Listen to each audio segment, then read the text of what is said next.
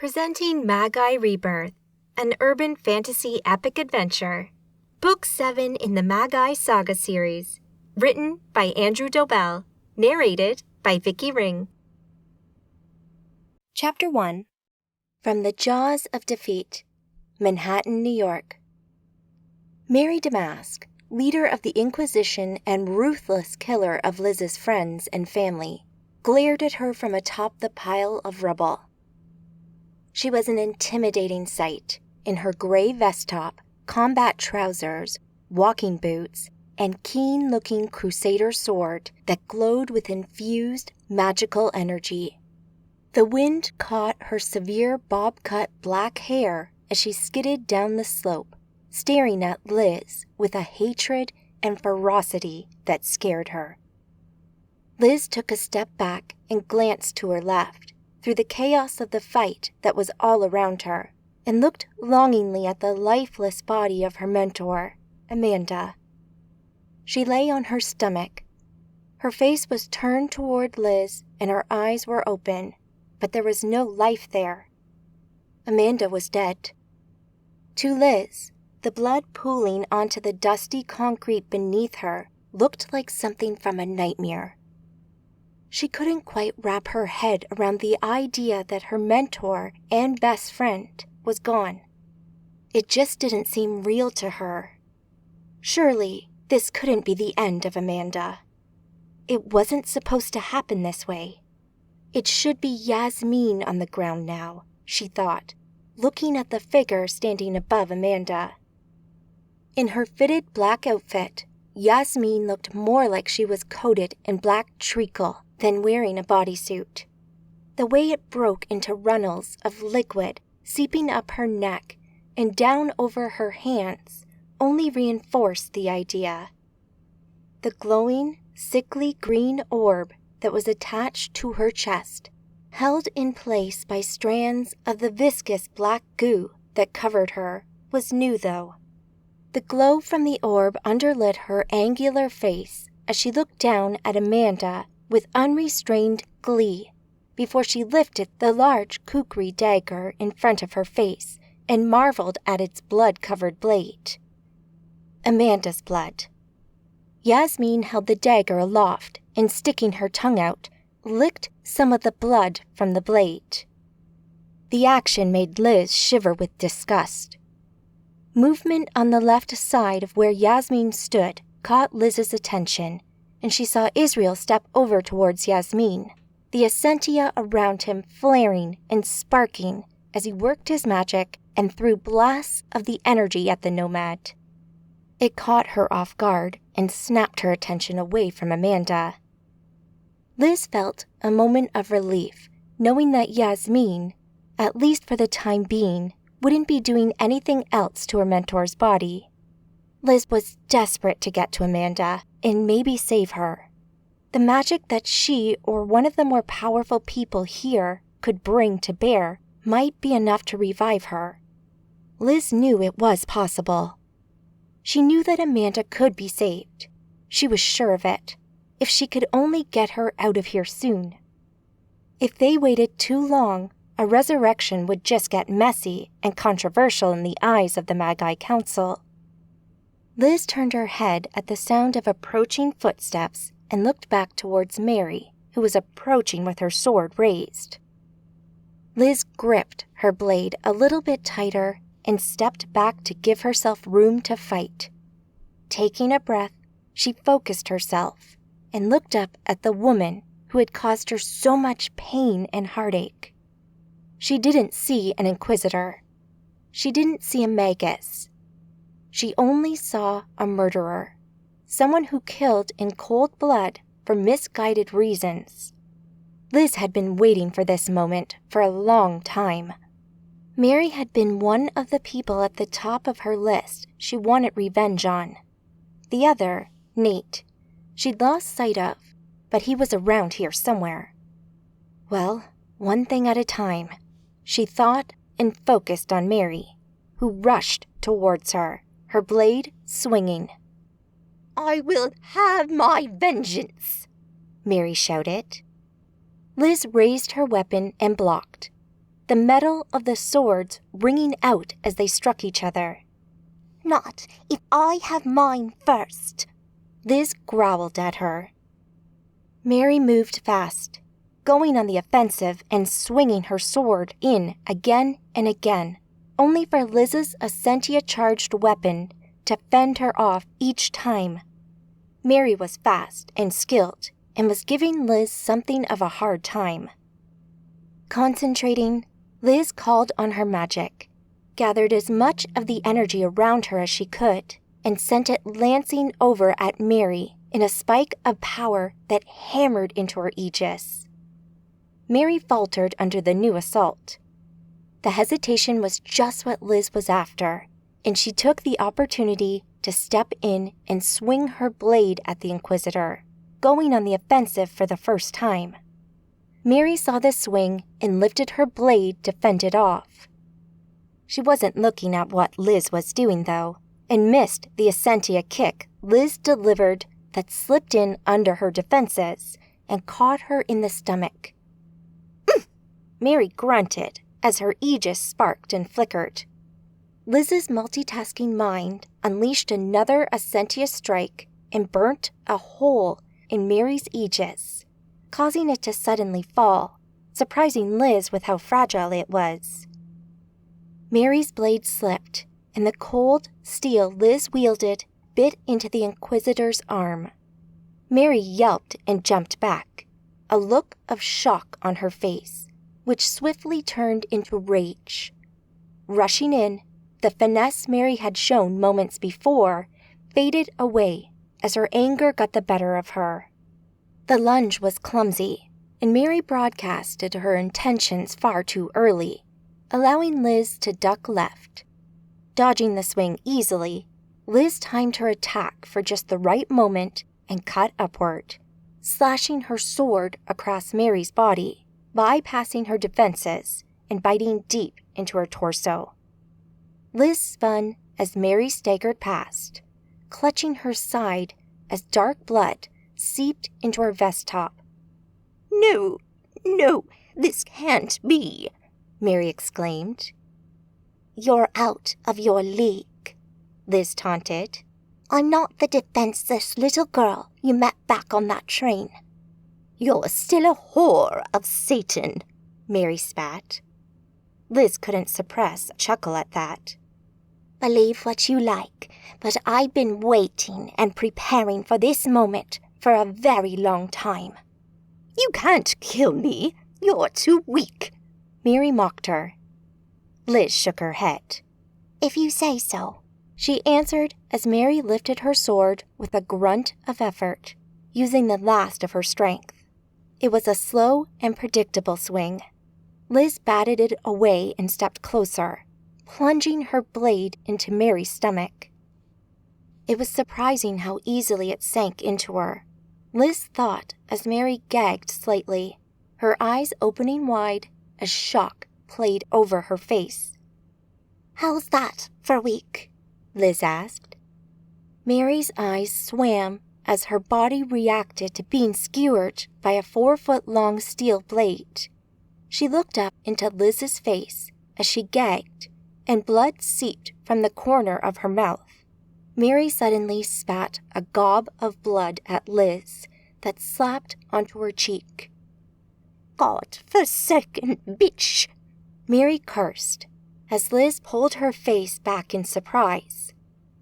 Goodbye, Liz said, her voice deadpan as she ripped her sword out sideways, slicing Mary's stomach open.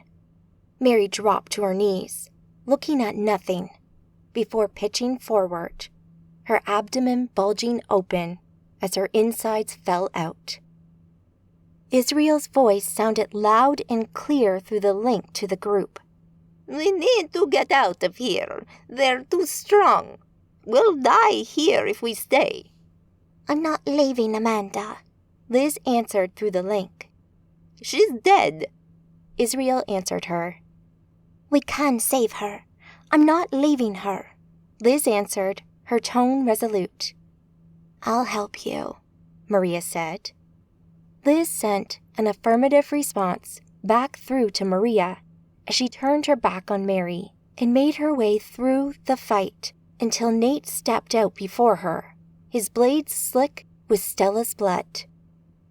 "Going somewhere?" Nate asked. Yes, through you, She answered, her words laced with threat as she glanced at the blood of Yo's assistant on his blades. He would pay for killing her. Essentia flared as he swung his machete. Liz parried as his magic crunched into her aegis. She hit back with an Essentia bolt of her own that dented his magical shield. "We'll see about that," he answered. we will, Said a voice to Liz's right as another blast of Essentia, followed by a snap of lightning, hit Nate with an almighty bang. Liz glanced right to see Maria had stepped away from the fight with Anastasia. She left that particular nomad to Sabine, who seemed to be more than capable of defending herself. Liz had seen Anastasia a few times recently. She was a member of Yasmin's Black Knight's coven and a deadly magus. Nate staggered back from Maria's attack, distracted, and gave Liz an opening. She lunged in, going to stab him as she had with Mary, but he was quicker than Mary and saw it coming, batting her blade away. Maria hit Nate again with several more Essentia strikes that landed into his aegis, wearing it down. Liz swung her blade at Nate's neck, only to be blocked. Liz's next swing slipped past Nate's defenses and slashed his chest. His aegis sparked as the magical blade bit through the shield for a moment and cut him. Nate reacted with surprise, while Maria hit him with everything she had, as if she'd been building up to this round of magical attacks. Nate's aegis couldn't take the onslaught. It buckled before collapsing around the nomad. Essentia flared out from him, but Maria countered it and stifled his magic as he tried to pour it away. Liz rushed in, taking advantage of his momentary distraction, and brought her sword down as hard as she could onto his head. Her blade sliced into his skull and buried itself a good 3 inches deep, stopping partway down his forehead. He stood there quivering for a moment, the signals from his brain going haywire until his eyes started to close and his body went limp. Liz planted her foot onto his chest and yanked her sword out of his head as he fell with blood pouring down his face. She looked up at Maria, who looked a touch shocked by Liz's actions. brutal. Maria said, blinking. Amanda, Liz said, not wanting to think too hard about what she had just done. Just the idea of it made her sick. Best to focus on something else. She wanted to get to her mentor and save her from a similar fate. Looking up, the fighting had shifted, and Aaron was now in the way, fighting one of Yasmin's knights, who she thought she'd heard referred to as Skrillex, a name she recognized from some of Amanda's stories. Maria's flux magic surged and wrapped around them as they ported the short distance to Amanda's body. Liz looked up and saw Israel still fighting Yasmin, though Horlock was standing beside him and helping now. Closer to them, Gentle Water and Balor were in a pitched battle with Kez, while Sabine, Maya, Tabitha, and Aaron were elsewhere in their own fights. Amanda, Liz said as she crouched down beside her inert body, her mentor's deep, burgundy hair spilt over the ground around her head like a fiery crown. Liz reached out to gingerly touch Amanda's back, but then she noticed she'd placed her knee down into the pool of blood that was still steadily growing from under Amanda, and pulled back slightly. oh jeez, Liz said, grimacing, looking back at Amanda in the oozing wound in the middle of her back. Liz used her etheric sight to look for any life signs, but saw nothing. Liz worked her magic, and reached out to the wound that cut through Amanda's chest. Muscles had been severed, her left lung punctured, and her heart had been cut almost entirely in two before the blade had burst out through her chest. Concentrating, she knitted the wound back together, healing the damage that had been done. Within a couple of seconds, her body was good as new, but she was still dead. Movement and rapid footsteps caught her attention, and Liz looked up. It was Gentle Water. He skidded to a stop, kneeling on the opposite side of Amanda, and reached for Liz's hand.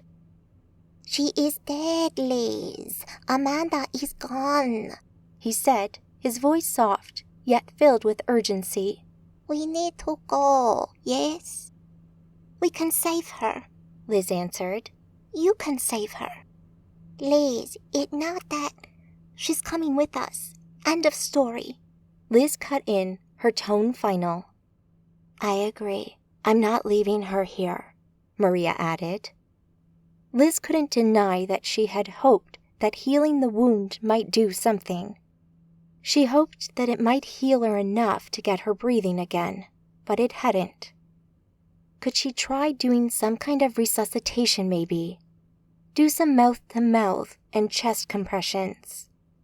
She took hold of Amanda's far shoulder and rolled her over, bringing her face into view, her eyes open and lifeless. Her stomach lurched as the reality hit Liz again. Was this it for her?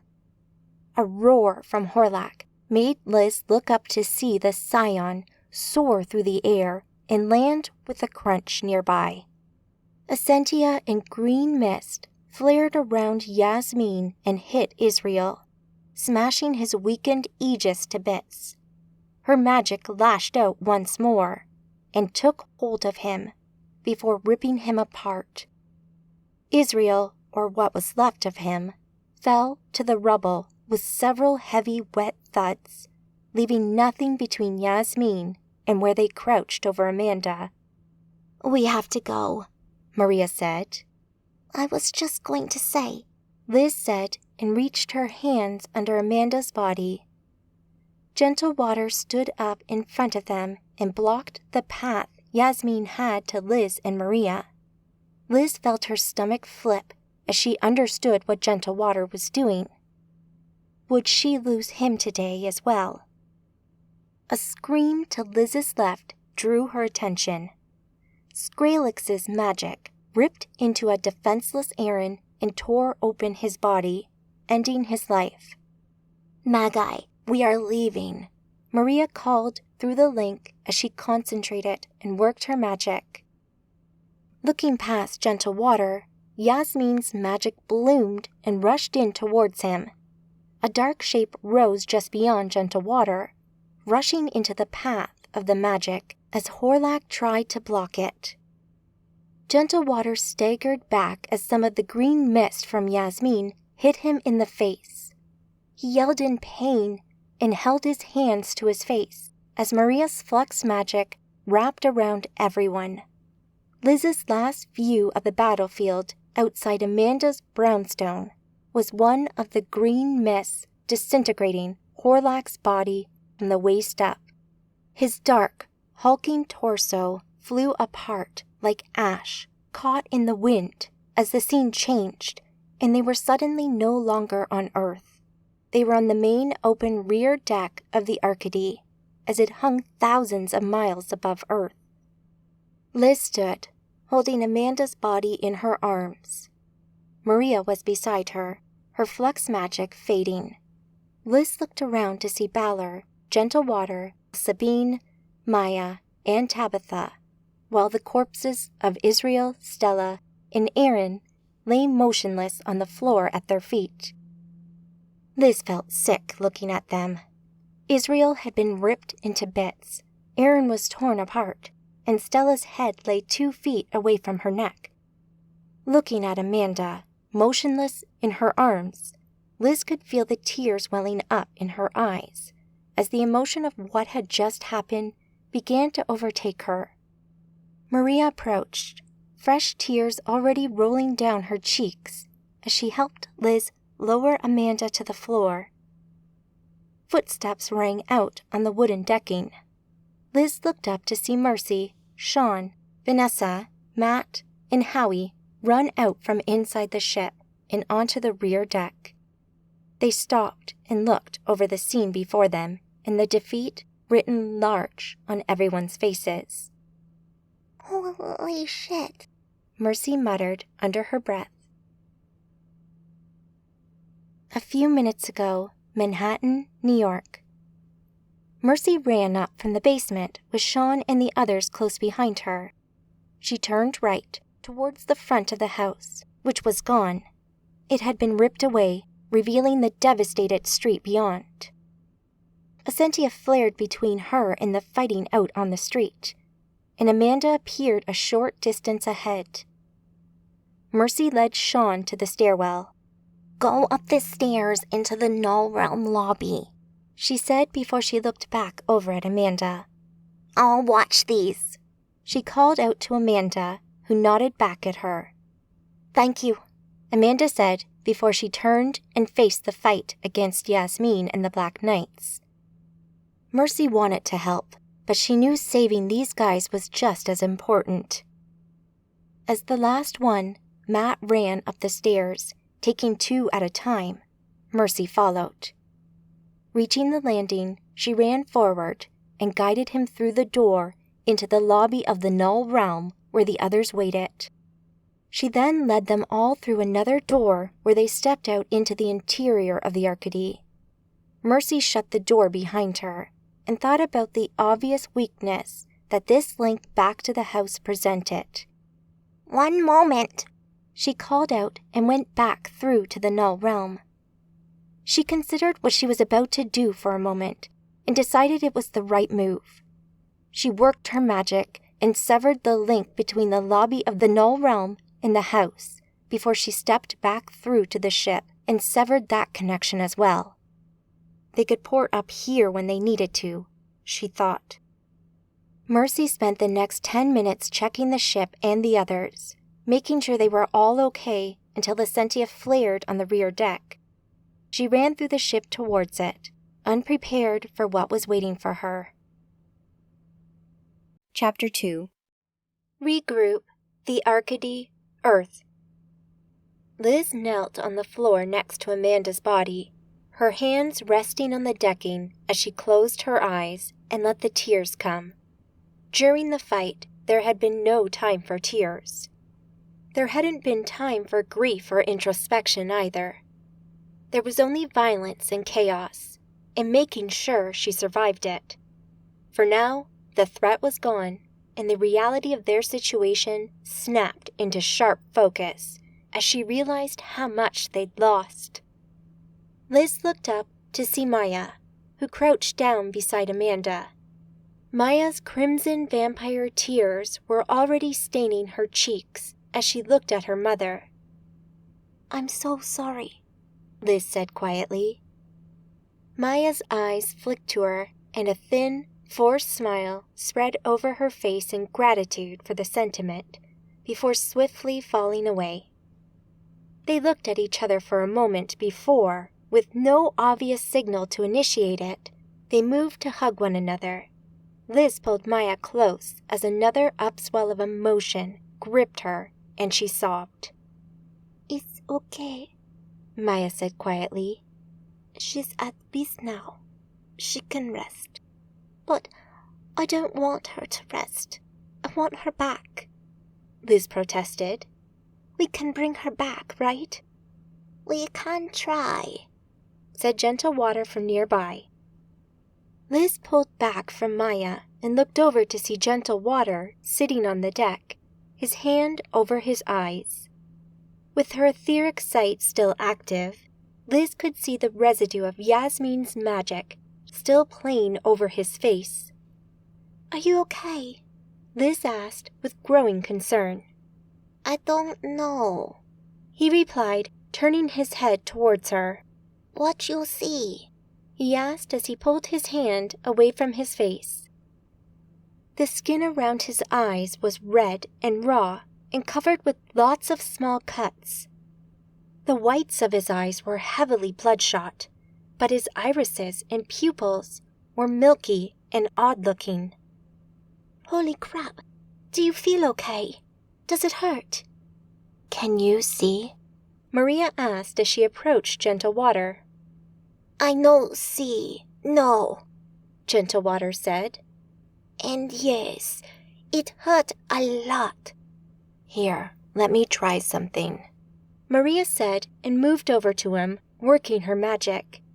As Liz watched, the wounds healed, developing into scars, but his eyes didn't change.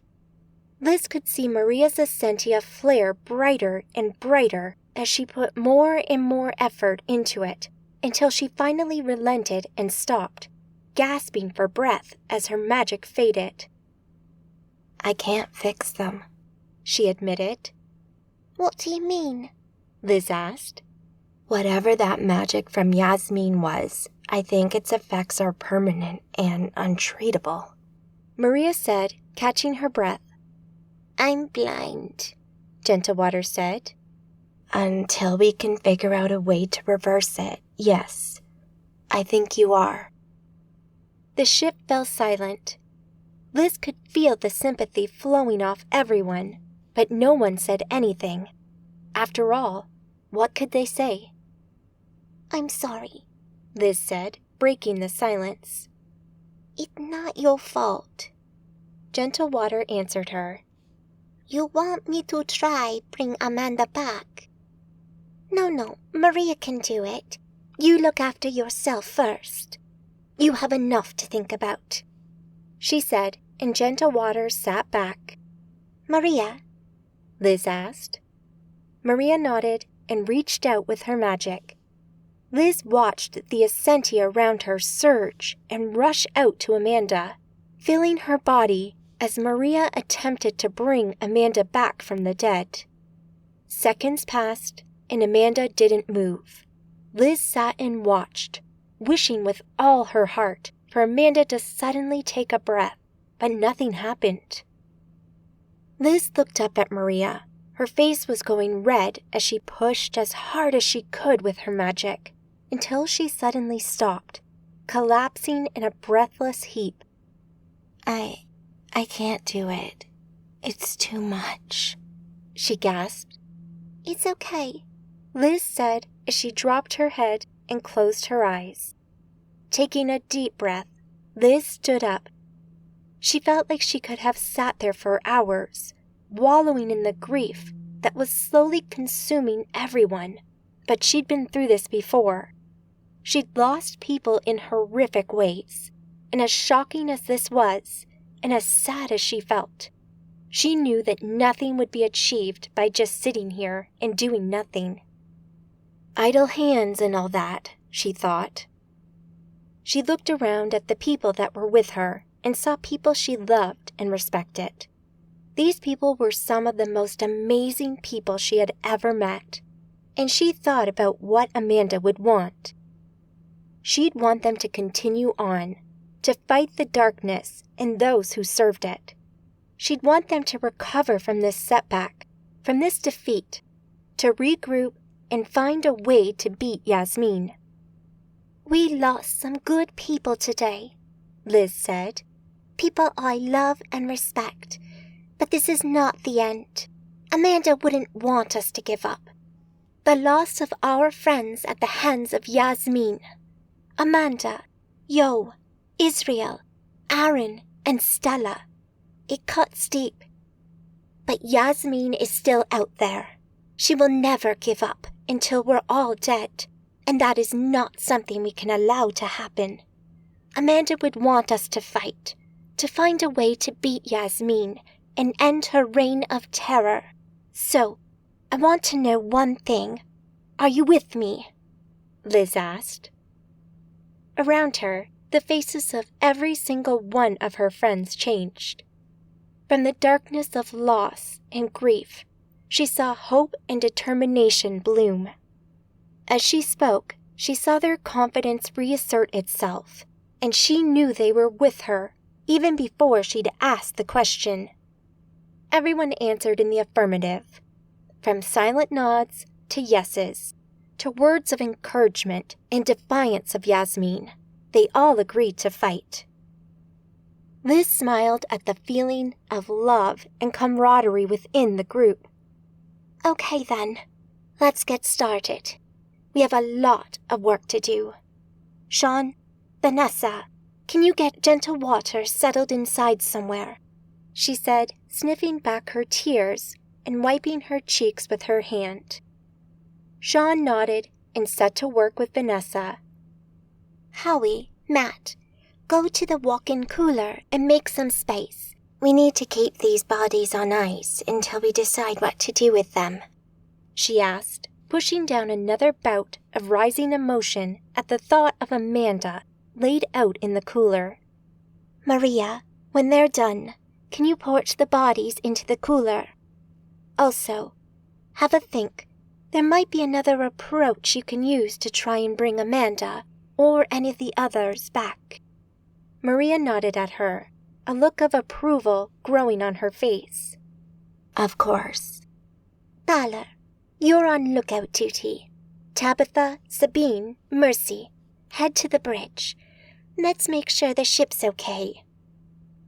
Everyone nodded and started to go about their assigned tasks.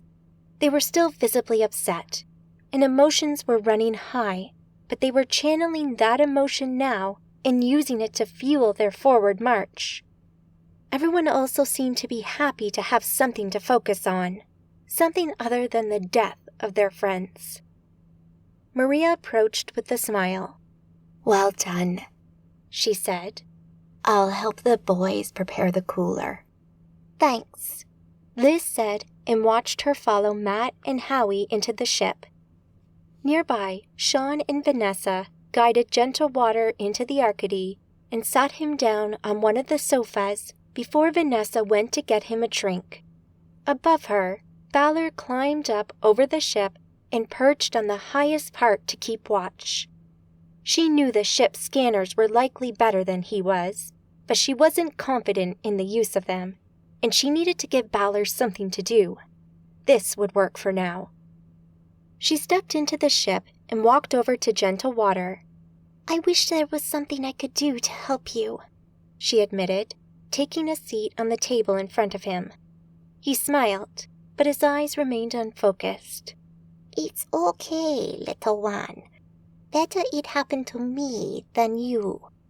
Don't say that, she answered. It shouldn't have happened to anyone. It shouldn't have happened at all.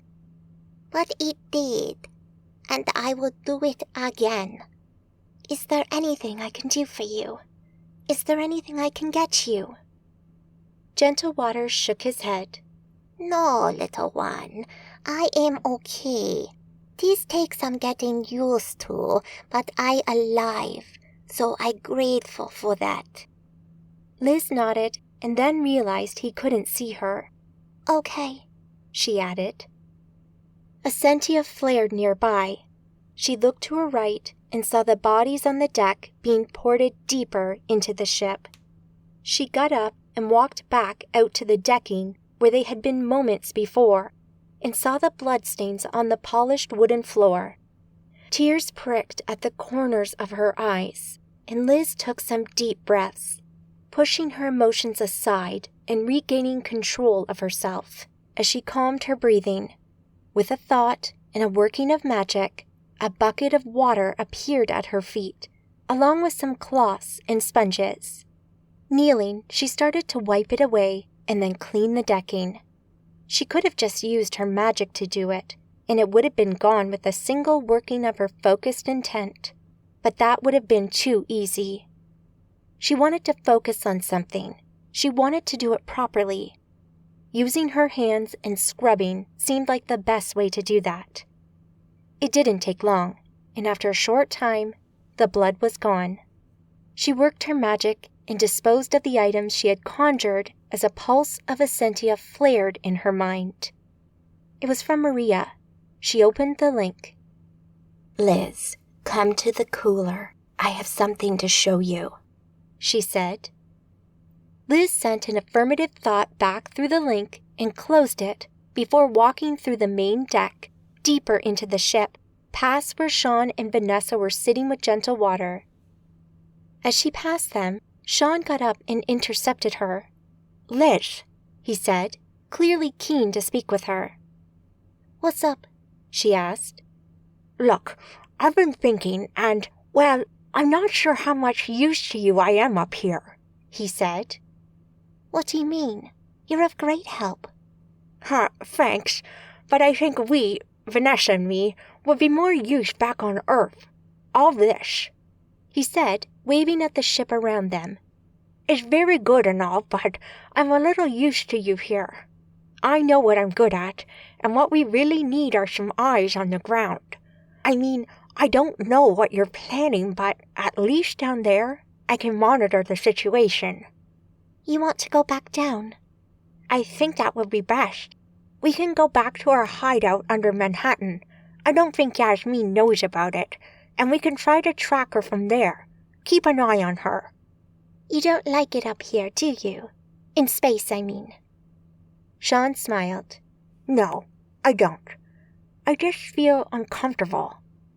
Liz nodded. It would be really useful to have someone monitoring Earth for us. And if you can track Yasmin. Sean smiled. So, we can go? In a bit, yes. Maria wants to see me, and then we need to figure out our next move. Once I know what we're doing, we'll port you back down, okay? Sean nodded, his body sagging slightly with relief. Excellent. Thank you. No problem, she said, and left him to return to Gentle Water's side.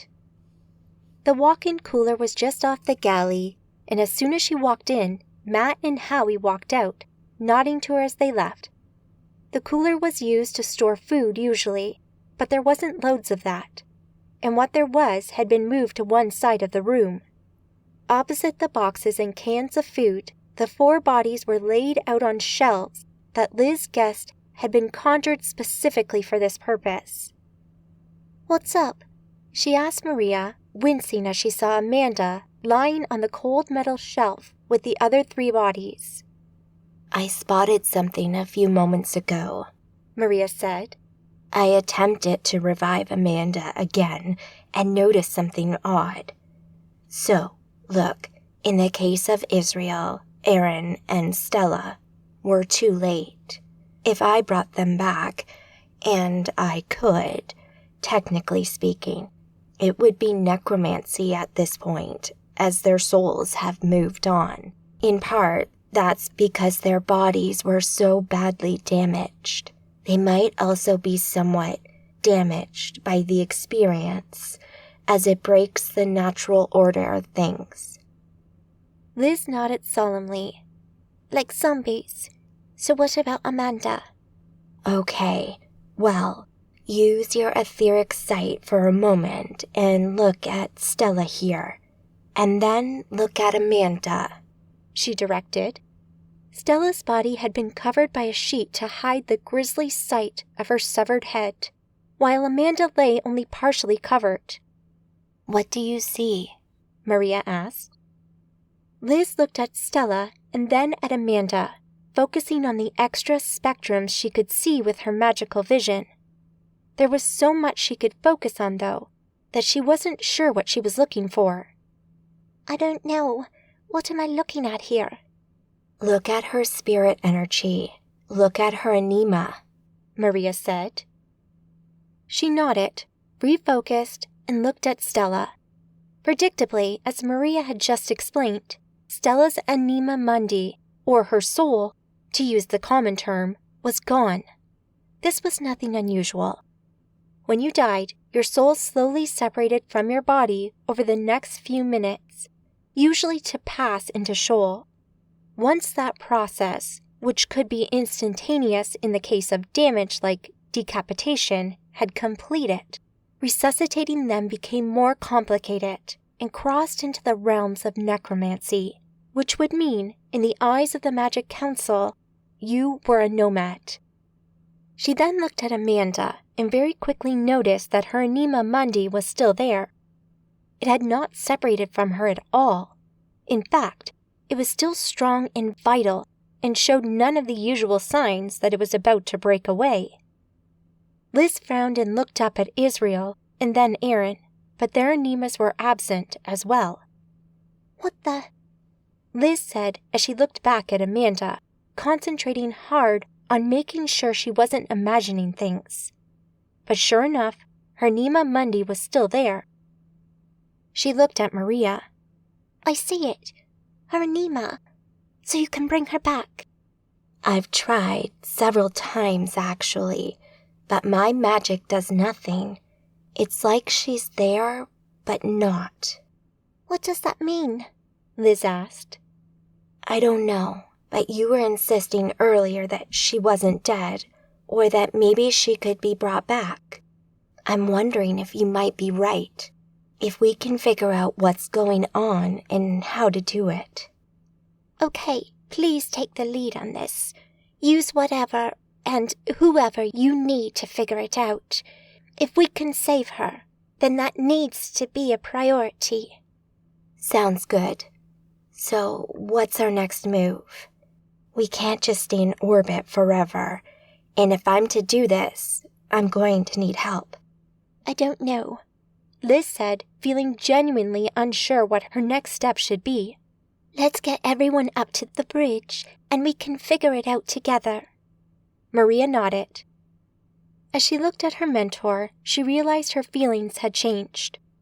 Where moments before there had been grief and loss and a growing sense of acceptance that she was gone, there was now a feeling of hope that this might not be the end for her. With a final glance at Amanda, Liz led her out of the cooler. Liz led Maria through the ship and sent out a ship-wide pulse of Essentia through their shared link, followed by a message for everyone to meet back on the main deck, mainly to save Gentle Water from having to navigate the stairs up to the bridge. 2 minutes later, everyone was ready and waiting. Okay, how are we all doing? Liz asked. There was a general murmur of everyone saying they were all right, which is about all she could expect, she guessed. No one here was likely to say they were really happy or anything, so she was pleased to get a generally affirmative reply. Mercy, how's the ship looking? She asked. Looks good to me, she answered, glancing at Tabitha and Sabine, who nodded their agreement.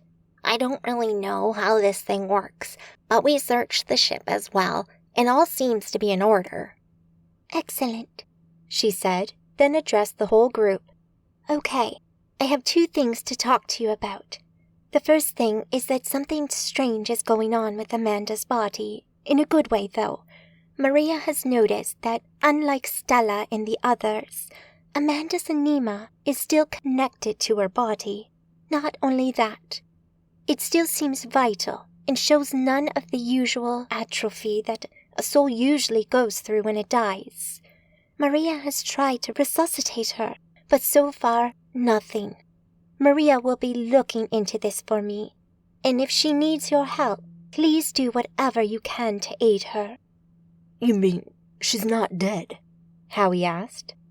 Technically, she is, as far as her physical life signs go, but what I'm saying is, there's still hope. We're not sure what's going on, but this is promising. She let that last statement hang in the air and listened to the murmurs around the room for a moment. Then she raised her hand to get their attention again. The room fell silent. But first, we need to figure out what we're going to do next. What's our next move? We're not staying here? Tabitha asked. I don't think that's wise, and I'm also sure it's not what Amanda would want. I think the Magi Council needs to know what happened, Maria said. Plus, they're an obvious place to go for help with Amanda. I agree, Gentle Water added. A general murmuring of agreement spread through the group. Liz nodded. Okay then, so we can go to Ultimate Thule, she surmised. All right, Maria, can you port Sean and Vanessa back to New York? They'll be monitoring the situation on Earth and seeing what they can achieve on the ground, she asked. Of course, Maria said. Liz looked over at Sean, who smiled back at her and nodded his thanks. "Good luck," Liz said to him. "We'll be waiting for you," Sean answered. Liz smiled, patting him on the shoulder before she headed up through the ship, followed by Mercy, Tabitha, and Sabine.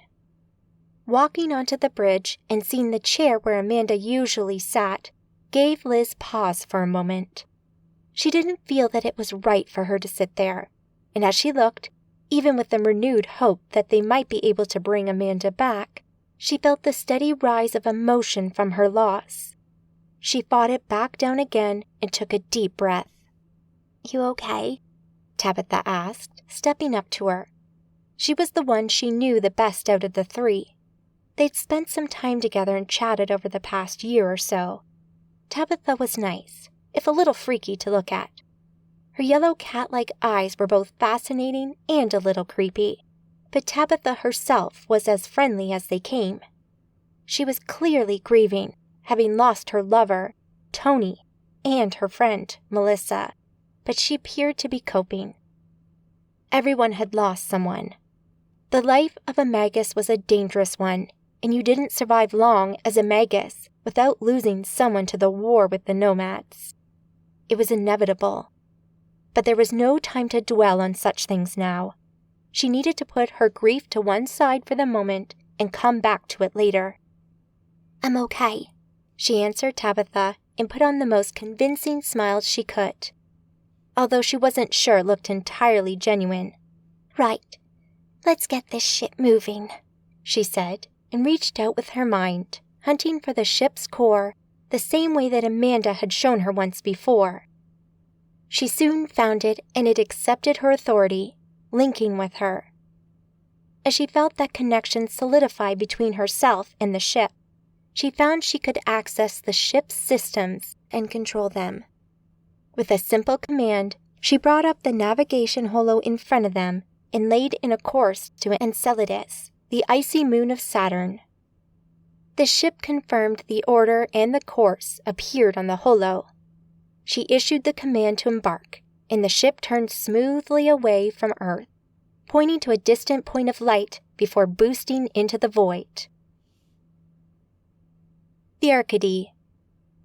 Matt walked towards the back of the ship with Howie keeping pace beside him.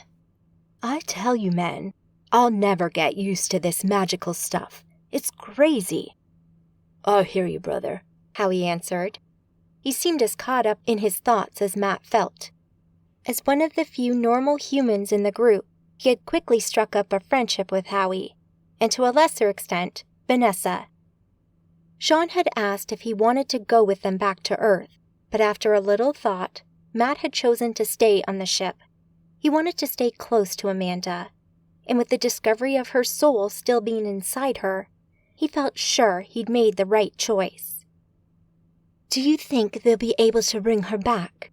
Matt asked as they reached the back of the ship. Howie didn't answer right away, and when Matt looked up, he saw a couple of tears falling slowly over his ebony cheek. "I don't know, man.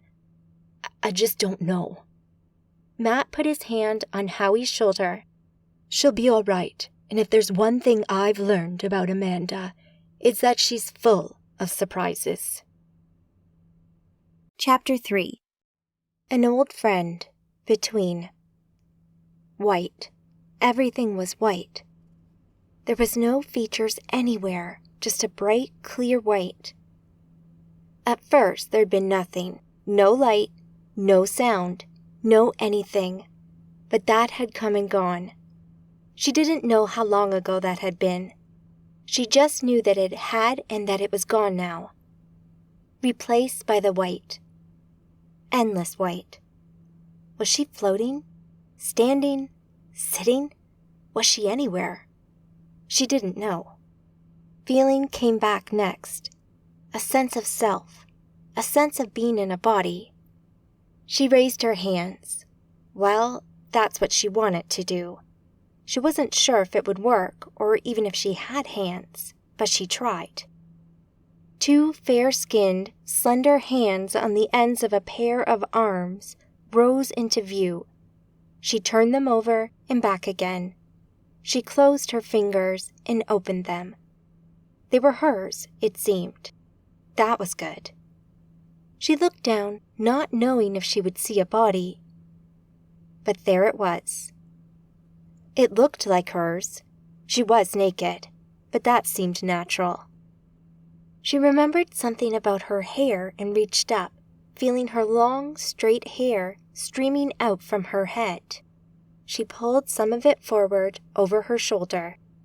Red, stark and bright against the white all around her. She was a redhead. Where was she? What was her name? Where had she been before this? Everything was hazy, indistinct, like a barely remembered dream that slipped further away every time she tried to grasp it. Was this the beginning for her? Was this where her life started? Had she even been alive before this? No, she felt sure she had been. She felt that there had been something before this, something rough, gritty, something painful. She didn't like that idea. This was much better. Here, she felt safe. Here, she was protected. She felt something underfoot, something hard and unyielding. Looking, she saw her toes touch something and pressed her foot down. This was the ground. She put her other foot down, and suddenly she was standing. She was upright, and it felt good. She wiggled her toes and splayed them. It felt real. Bending down, she touched the ground with her hands, pressed her palms down onto it. This felt right. This felt normal. Something made a noise. She looked up but couldn't see anything. What was that? She wasn't afraid. She didn't feel like she was in danger. There was only curiosity. She stood up and looked around, but everything was white. There was no markings, nothing to show where the floor ended. There was just endless white nothing. She heard it again, something like a voice, something calling to her. "Hello," she said, and jumped at the suddenness of her voice. She could speak. This surprised and thrilled her, and she couldn't help the smile that spread over her face. She needed to do it again. "Hello? Is someone there?" she asked, feeling jubilant. "Amanda," said the voice. It was like hers, soft and warm. Was that her name? Amanda. It felt right. It felt like hers. I think that's me," she said. A shadow grew in the white haze before her and coalesced from a blur to a sharp, distinct shape until a figure stepped out of the whiteness. "Amanda," the woman said. "She's pretty," Amanda thought, and felt sure she knew her. She pondered that for a second, and a name popped into her head. "Georgina." "Amanda," she answered. Amanda smiled. She remembered her. She remembered her life in New York. She remembered her friend, their friendship. It had been so long ago. She wasn't sure how long, but she knew it was an age ago. "What are you doing here?" "I'm here to show you a friendly face," Georgina said. "Where am I?" Amanda asked, looking around at the featureless white. "That's difficult to explain. You're between places, I suppose." "Between?" "It's not the best description, I know, but I'm not sure myself, really." "Have you been here long?" "Time is different here, so I don't know." Amanda remembered seeing her friend fade away and die as the hideous disease stole Georgina away from her. On instinct, Amanda reached out and took Georgina's hand. "I miss you," Amanda admitted. Her friend smiled back at her. "I've always been with you, Amanda. I've been watching you. I am so proud of what you've become and what you've done. You've come so far. You've done amazing things that I could never have dreamed of. My life was so small compared to yours." "Your life was important to me," Amanda said. Georgina smiled. "Thank you. I knew you'd want me to live my life, to grasp the opportunities that were given to me, and to run with it." "And you did. You did grasp them." "I tried," she said, as a feeling of what had happened to her bloomed into focus. She started to remember her life and her last moments. She remembered the fight. She remembered Yasmin and seeing that dagger explode from her chest. Her hand shot up to where the wound had been as she remembered it, almost feeling the pain once more. But it wasn't there. She was unhurt, but was she alive? She looked up at her friend. "You're ready," Georgina pronounced. "Ready?" "To meet her." "Meet who?" "You'll see," she answered, taking a step back and beginning to fade away. "Don't leave me," Amanda said. "I can't stay." "But I miss you." "I miss you too, but my time is limited, and you have so much to learn." "Will I ever get to see you again?" Amanda asked as Georgina's fingers began to slip from her grasp. Georgina smiled. "I'm always with you," she answered as she faded from view, leaving only the whiteness behind. I love you," Amanda called out, but there was no answer. The Arcady. "Wow," Matt exclaimed. "So you've known Amanda since before she was a Magus?" "That's right," Howie said.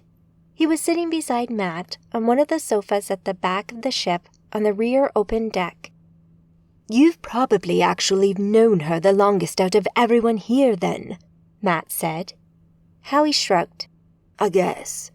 Although with all this time travel stuff, I guess it depends on your point of view. I certainly knew Amanda the earliest in her life out of everyone on this ship. Actually, I'm not sure of that. I met her when she was a baby," Matt said. "The day of her birth, in fact." "Ah, shit. Yeah, you did, man. That's messed up. I would have run a mile if some girl I'd never met before suddenly wanted me to help her give birth in a foreign country. Yeah, you got me beat there, man. Thanks, I guess. Nah, I was happy to meet her once she was all grown up. Baby's not your thing. Hell, man, I don't know. I'm still young. I've got time. I ain't in no rush. Well, I'm not as young as you, but I sympathize. I just don't think I'm ready for all that. I don't think Amanda is either. She's happy being a free spirit. She was happy. Matt corrected him as the mood turned somber. She didn't deserve to die, Howie said, the deep ache of loss panging in his chest. Few do. Do you think they can bring her back? As I said, the Magi are full of surprises, so who knows? Maybe. Chapter 4 Ultimate Thule, Enceladus, Saturn. Liz slowed the Arcady as it entered Saturn's system of moons. The colossal gas giant was a brilliant creamy orange, with its spectacular rings catching the light of the sun. The white, icy moon of Enceladus grew before them until it was the biggest thing in the front viewport as the ship rolled, putting the underside of its hull towards the approaching surface. "This is incredible," Tabitha exclaimed, watching with fascination as the ship moved towards the moon. Mercy and Sabine also agreed. "I've been here once before," Liz said. "but I don't think I'll ever take sights like this for granted." "Absolutely not," Mercy added. The ship dropped through the thin atmosphere, the details of its landscape coming into view as the ship zipped down towards the comparatively small castle that stood on its surface in the southern polar region. Nearby, the moon's plumes of water vapor and other particulates fountained up into the black void of space to fall back to the surface as snow, or be captured by Saturn's gravity, creating the Jovian's E-ring. The rough surface of the moon raced by below as the ship slowed and the spires of ultimate Thule, the Magi Council's seat of power, rose into view. A link blossomed into life in Liz's mind. "Welcome back. Is this Liz?" Trevelyan asked. Hi. Yes, it is. She answered, trying to keep her voice calm, but she felt sure that some emotion leaked through. "Is everything okay?" he asked. Not really. Liz answered, doing her best to keep her voice even. I'll tell you when we land. But it's not good news. "Very well," Trevelyan answered, and Liz felt the location of where she should land flow through the link. She followed the directions and brought the ship down onto the landing pad. The Arcady alighted smoothly, making Liz smile for a moment, pleased she was able to handle the ship. So this is Ultimate Thule? Tabitha asked. It's amazing. I mean, I'd heard of it, but seeing it is something else. Liz smiled for a moment, her companion's wonder amusing her. Come on, let's head outside, she said, and led the three women down to the main deck. Okay, we're here, Liz announced. I'm going to head inside and speak with Trevelyan, and whoever else is here. You're all welcome to come if you want, she said. Looking around, nearly everyone was nodding and muttering sounds of agreement that they would go with her. I stay here if that's okay, Gentlewater asked. I'll stay with them, Maya added. That's fine. Call me if you need anything, Liz said, to which Maya nodded. Okay, let's go. Liz led the way down to the main loading ramp and walked down it to see Trevelyan and Stephen Bathory waiting for them. Trevelyan smiled at them, but as he looked, she saw his grin fade. "Is Amanda not with you?" he asked. Liz sighed and looked at the ground for a moment. She could feel many of the others behind her react similarly. She looked up into Trevelyan and Stephen's confused faces. We have some news, she said. Can we head inside? Find somewhere to sit. Trevelyan frowned for a moment before he answered. Yes, of course. Follow me, he said, leading the way. Liz looked up to see the huge spires towering above them before the arch swallowed them up and they were inside the castle. Trevelyan led them through a short, wide corridor lined with doors and side rooms before they exited into the castle's main atrium. "Good flight over?" Trevelyan asked her as he led her over towards some seating nearby. There were a couple of other magi in the room, Liz noticed, seeing them glowing in her etheric sight. She quickly recognized them as Forrest and Stella Ward from the Magi Legion. Liz did her best to keep the surprise off her face, but wasn't sure she managed it, as the pair offered her cautious smiles of welcome. The flight was uneventful, thankfully, Liz answered Trevelyan as he motioned to the seats. Liz took one, with Maria sitting beside her. Trevelyan sat opposite. "What's going on?" he asked. "Where's Amanda?" Liz took a deep breath, doing her best to keep the emotion at bay as she answered his question. Amanda was killed. She wasn't sure how she managed to say it, but she did. "She's dead?" Stephen asked, disbelief making his voice rise. Liz nodded. Yasmin killed her a short time ago. "What?" Stephen half yelled. Liz looked up to see Trevelyan looking at her, his gaze hard. Tell me what happened, he said, his voice low and flat.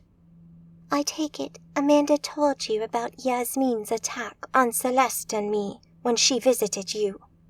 She mentioned it, yes, he said. Not long after that, we were with her to try and stop Yasmin getting her hands on the green orb. But we weren't successful. Amanda followed her alone into the abyss. I'm not sure what happened during that chase, but shortly after Amanda left, the rest of Yasmin's coven attacked the house. We fought them, and then Yasmin appeared, followed by Amanda. Liz took a shaky breath as she thought back to the events of the last few days, still feeling utterly bewildered. Are you okay? Maria asked her. I'm fine, Liz said, and looked back up to Trevelyan. Yasmin killed her during the fight. She and her coven also killed Stella, Israel, and Aaron. Damn it, Trevelyan cursed. She needs to be stopped, Stephen said. I have no idea how, Liz said. With that orb, she's more powerful than ever. There's always a way, Stephen countered. I hope so, Liz answered. I'm sorry for your loss. Forrest cut in, moving closer. But Stephen's right. There is always a way. Liz offered Forrest a thin smile. Forrest nodded. Look, I know we've had our differences, but things changed that day in the council chamber, and we want to help. I know we didn't really get along for the most part, but I'm hopeful we can change that. Thank you, Liz said, hearing honesty in his voice. So, Amanda's gone, Trevelyan said, sounding defeated. Maybe, Maria cut in. Sorry, what do you mean? We think there might be a way to bring her back. I hope you're not talking about necromancy, Trevelyan warned. You know full well that messing with the natural order of things is strictly against council rule. We know, Maria answered. But something is different.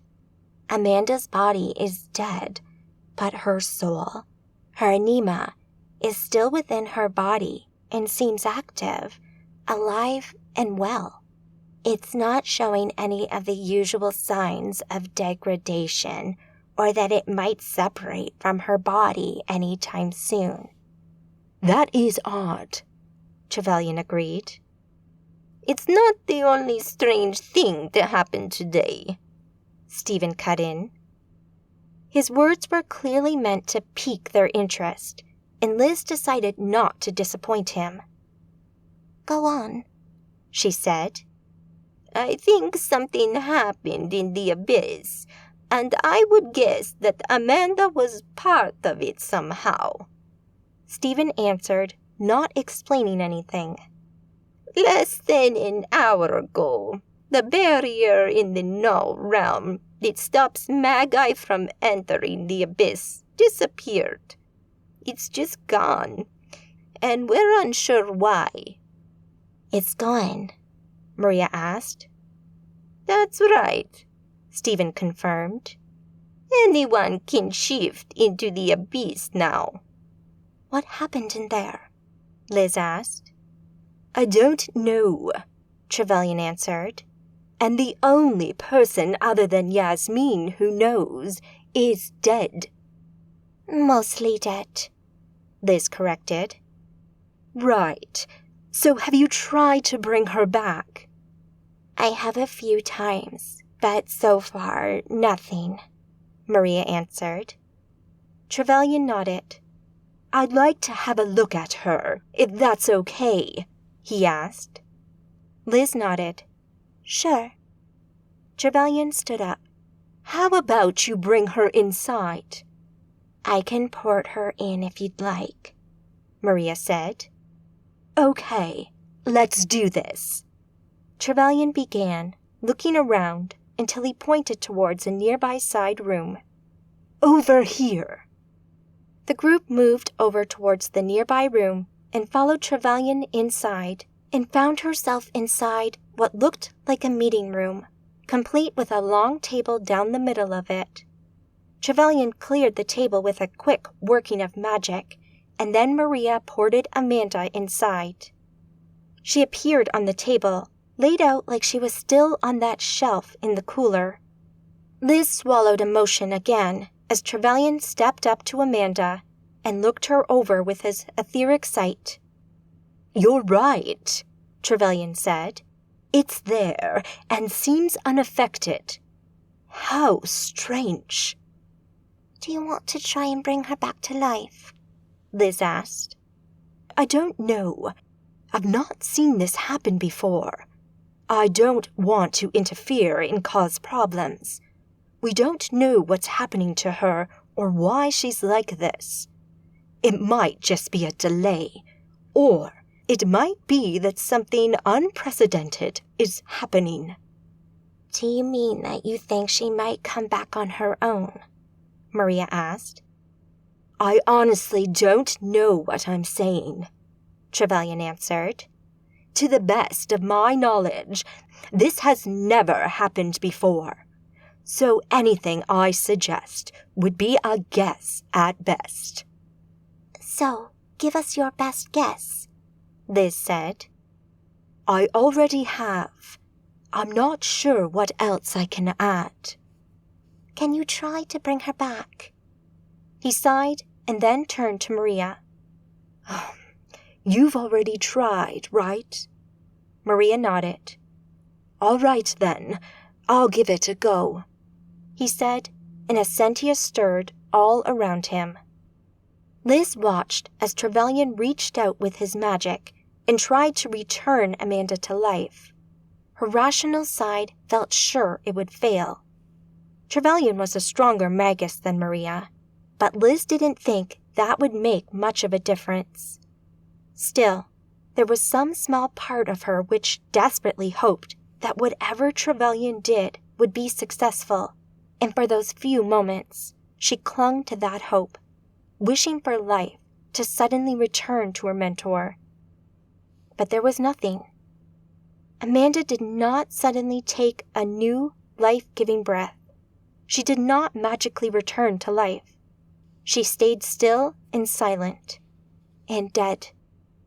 Trevelyan's magic faded away, and he took a breath, the effort of the magic tiring him. Nothing works, he said, looking defeated.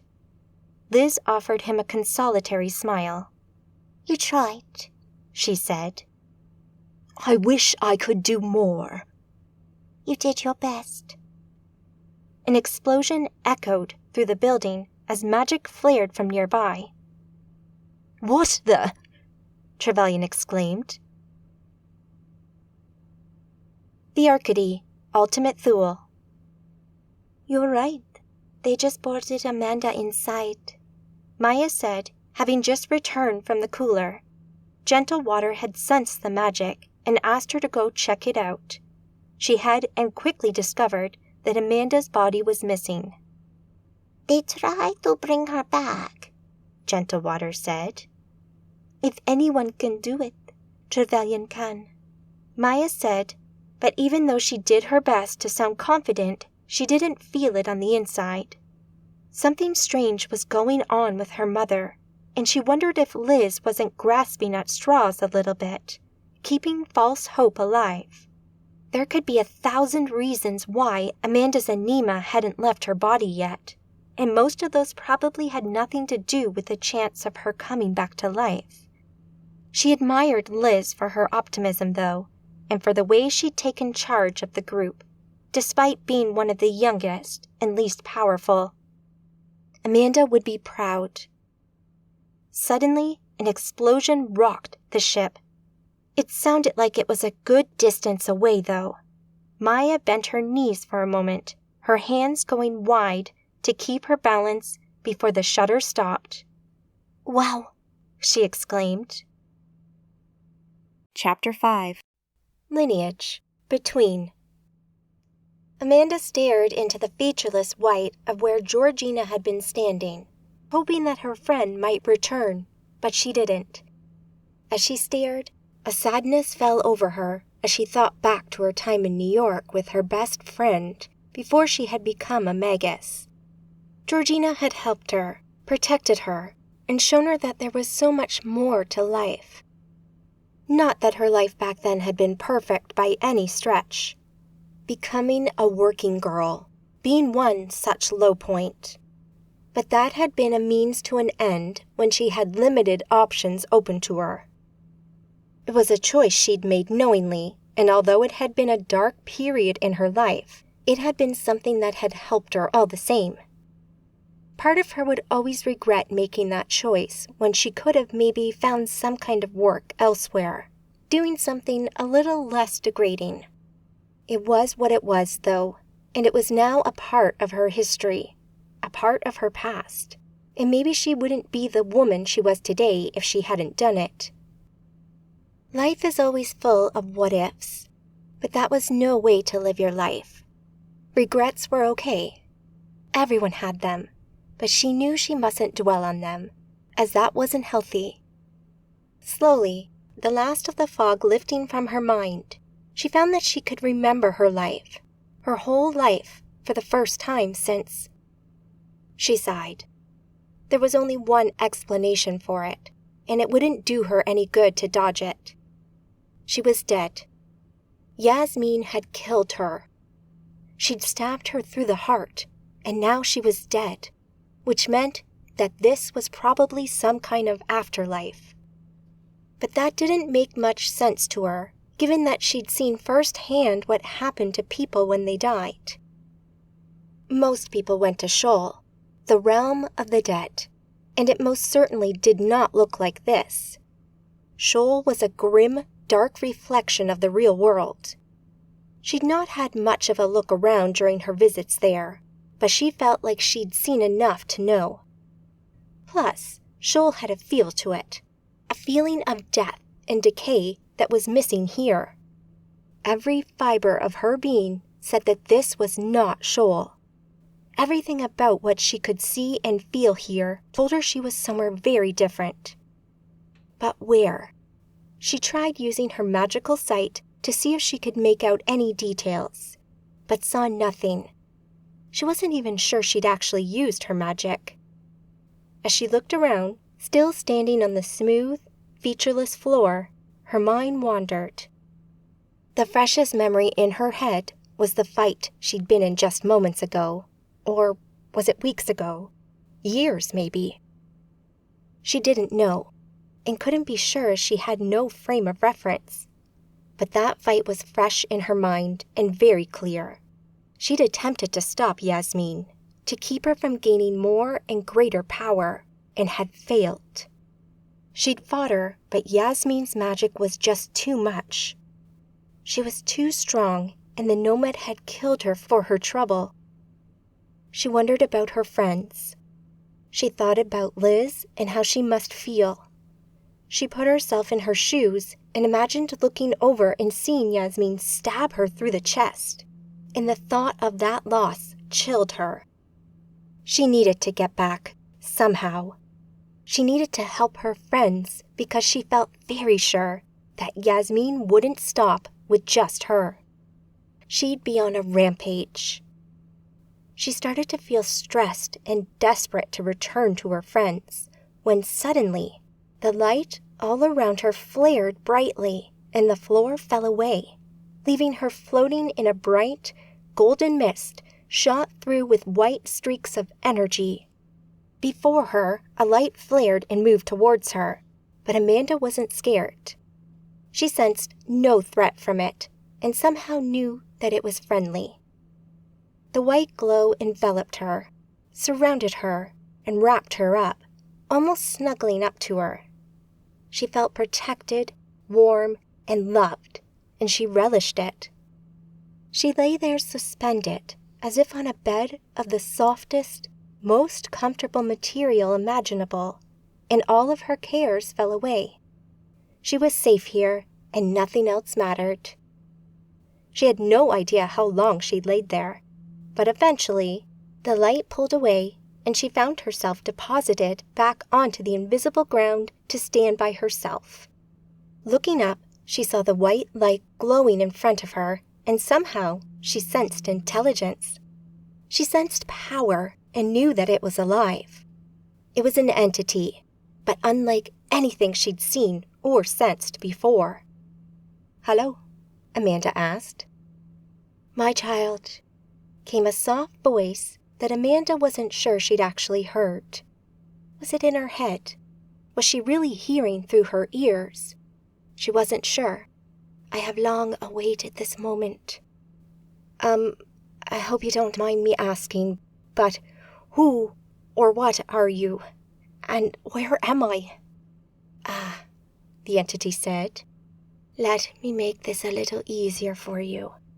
The light lessened and a figure emerged from the glow, coming into view. Its body remained almost luminous, as if glowing from within, but that wasn't the thing that captivated her the most. It was like looking in a mirror, but also not. There were differences there, subtle differences.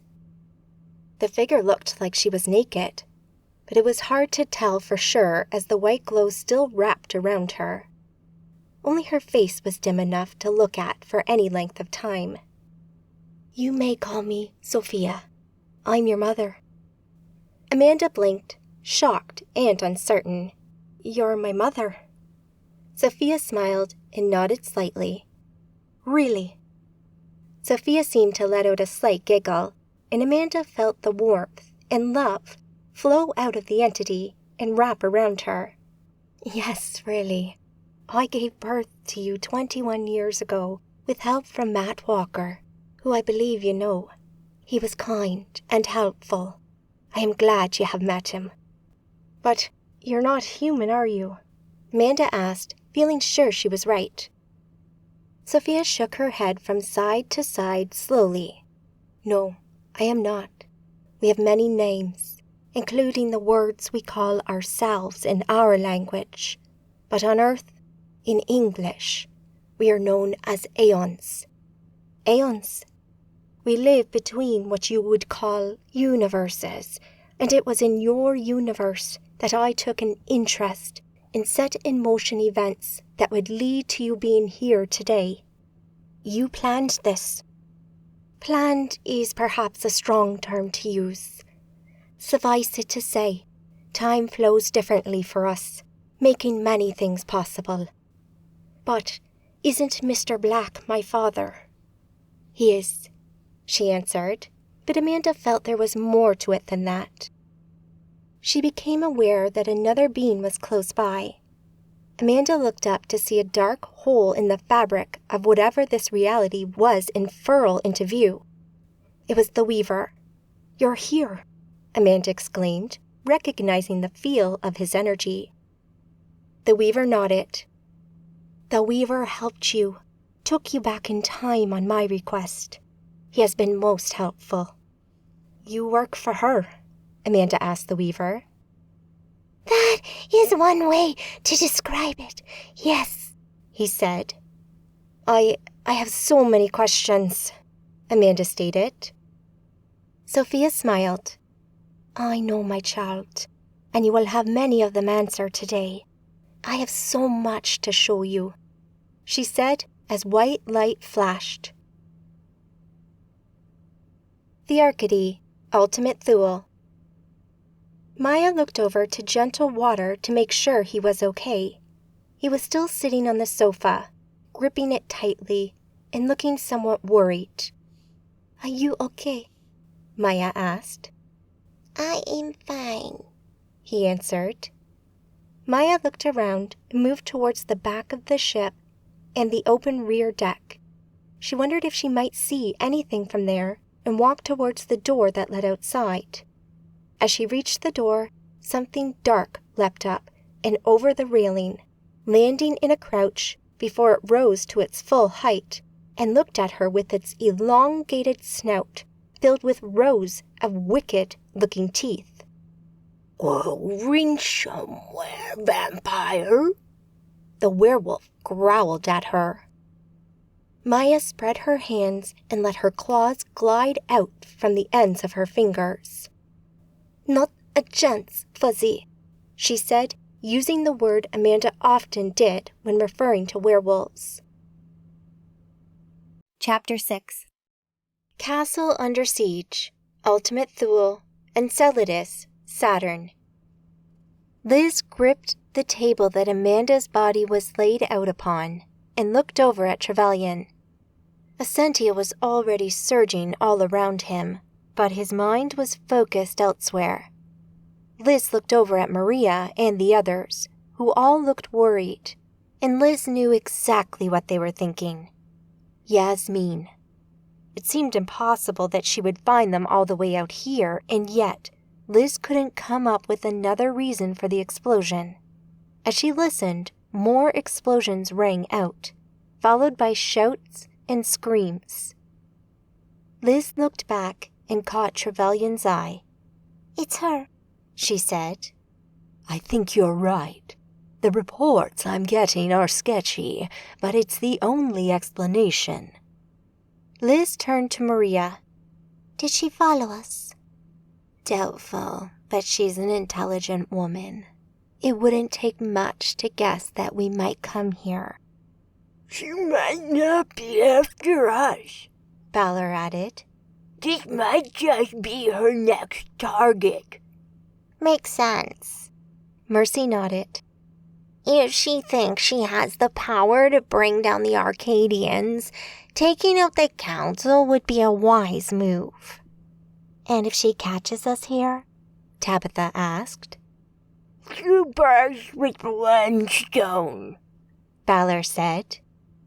Shit, Liz cursed. Let's not jump to conclusions, Trevelyan interrupted. It might not be her.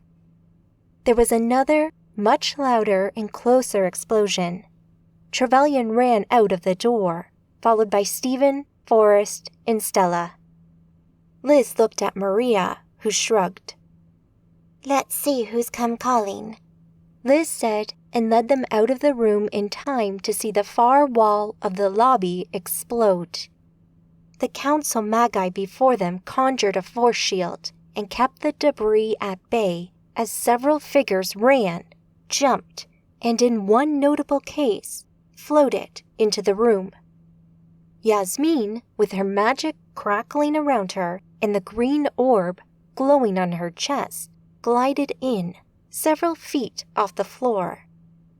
Liz's stomach flipped as she looked up at the smug, angular face and saw only her mentor's murderer. She felt the hate rise within her, but underlining that, there was fear, not only for her own life, but also for Amanda's vulnerable body. She would not allow Yasmin to desecrate her further. Part of her wanted to rush forward and attack Yasmin, to show her that they would not be cowed or stopped, no matter how powerful she was. But the rational side of her mind knew that would be instant death. As she watched, Trevelyan and Stephen let their magic fly as they attacked the nomads. Beside them, Forrest and Stella joined the struggle, unleashing their magic on the aggressors. Seeing the Legion Magi fight alongside the Council against a mutual enemy shed new light on Forrest and Stella Ward. Suddenly, she saw them as allies, people on the right side of the fight, even if they did hold some unflattering beliefs about her and her friends. They were Arcadians, and that was what was important. Stella was furious and rushed forward, only for Yasmin to turn her attention to the woman and blast her with an unstoppable wave of Essentia and energy attacks that hammered Stella's Aegis, breaking it down until it eventually collapsed. Stella died within moments of her Aegis failing. Forrest roared in fury and agony. Liz could feel his pain and anguish and recognized the same feelings within herself. She knew how he felt at that moment, and she wished there was something she could do to help him. Essentia flared all around them, and several other magi started to appear in the atrium. Liz recognized most of them as council magi, including Kai and Count Saint Germain. Some of them spotted Liz, but they all moved towards Yasmin and added their strength to that of Trevelyan's in the fight against the nomads. Watching in fascination and horror, Liz suddenly felt a hand on her shoulder. Liz, what do we do? Tabitha asked. Liz turned and looked at the blonde woman with her cat-like eyes and blinked. Right, yes, She stuttered as she looked around her at Maria, Balor, and the others. Through the door behind her, she saw Amanda's body laid out, defenseless, and knew there was only one thing they could do. Balor, She said to him. grab Amanda. We're leaving. Balor nodded and rushed back into the room before returning to the group with Amanda over his shoulder in a fireman's lift. It wasn't the most dignified way to carry her, but it was practical, and left one of Balor's arms free. Maria, can you port us to the ship? Of course, she said, and reached out with her flux magic. Liz felt Maria's magic rush through her, and the beginning of the feeling of dislocation fill her up, only for it to fade just as suddenly and fall away. Maria? Liz asked. Yasmin surrounded the castle with an aegis. We can't port out without breaking it first. Liz frowned. Which she's bound to notice. We can't stay here, Tabitha said. So we move, Sabine suggested. There must be corridors back here that aren't inside the aegis. Let's see what we can find. Do it. Liz agreed. Lead the way. Sabine nodded and set off towards a nearby archway that led to a corridor beyond. They jogged through it, but hadn't gone far when there was a flare of Essentia and a group of magi appeared before them. The woman at the forefront of the group had dark hair and swarthy skin, giving her a Mediterranean feel. She wore black clothing and a wicked smile. "Going somewhere," she said, her Italian accent coloring her words. Liz stopped and took a backward step. Nomads, she whispered to Maria beside her. Yes, that's Raffaella Tanzi. She's been known to infiltrate the Vatican. Wonderful, Liz said, and looked back over her shoulder to see Kez, Yasmin's right-hand woman, leading another couple of nomads into the corridor behind them. Without really thinking about it, Liz and the others split and moved to either side of the group, surrounding Balor, Matt, and Howie, who stood in the middle. Maria stood beside Liz as they faced Kez. We wondered where you'd taken Amanda, Kez said with a cruel smile. Well, away from you, Liz answered. Not far enough, it turns out, Kez answered as her Essentia flared and lashed out. Kez's magic hit Maria and Liz's aegises. Liz was forced to pump more Essentia into her shield to keep it erect. Maria opened the link to Liz as the magic flew. Merge your aegis with mine. Concentrate on repairing it, and let me deal with Kez, she suggested. Liz sent an affirmative thought back and reached out with her magic, effortlessly merging her aegis with Maria's and extending it out to cover Balor, Matt, and Howie as well, who were crouched behind them, trying to keep out the way. Balor cradled Amanda's body in his arms, doing his best to protect her. Liz felt a rush of pride and emotion to see him doing what he could to protect her. Kez blasted them with more Essentia, forcing Liz to concentrate on the shield, and it took all her concentration to keep the aegis fueled and working. She sensed that Maria was helping too, using one or maybe two of her multitasking minds to aid Liz. Having just edged into the rank of knight, Liz was only capable of splitting her mind into 2 parts, although she recently found that with some concentration, she could sometimes manage 3. Liz glanced behind her to see Mercy, Tabitha, and Sabine taking on Rafaela and the 2 other nomads. They were holding their own, but the struggle was intense. Liz knew they couldn't keep on like this. They were being pushed to the limit. She noticed Balor move and pass Amanda over to Howie and Matt, who took hold of her between them. What are you doing? Liz asked. Liz can keep her safe, and you need some help, Balor answered. Liz looked at the 2 riven men and saw Howie, who was bigger and stronger than Matt, heft Amanda up onto his shoulder, much like Balor had first done. I've got her, he said. Okay, Liz answered. Balor nodded and then leapt past Mercy, Sabine, and Tabitha and barreled into the nomads, his claws flashing. After a moment, Sabine moved up to stand beside Liz and added her magic to the defense against Kez, allowing Maria to go entirely on the offensive. Movement behind Kez caught Liz's attention, and after a moment, as one of the nomads there fell, she saw Forrest Ward throwing magical attacks at Kez. The onslaught from Kez lost some of its potency as she defended herself, while the other nomad with her turned and attacked Forrest. Maybe we'll get out of this after all, Liz thought, but there was still the issue of getting out of the castle entirely. Escaping this fight was one thing, but Yasmin was the real enemy here, and avoiding her would be the real trick. Essentia bloomed behind Liz. She felt astral magic reach into the material plane. Liz turned to see energy flare and a figure emerge from the glow.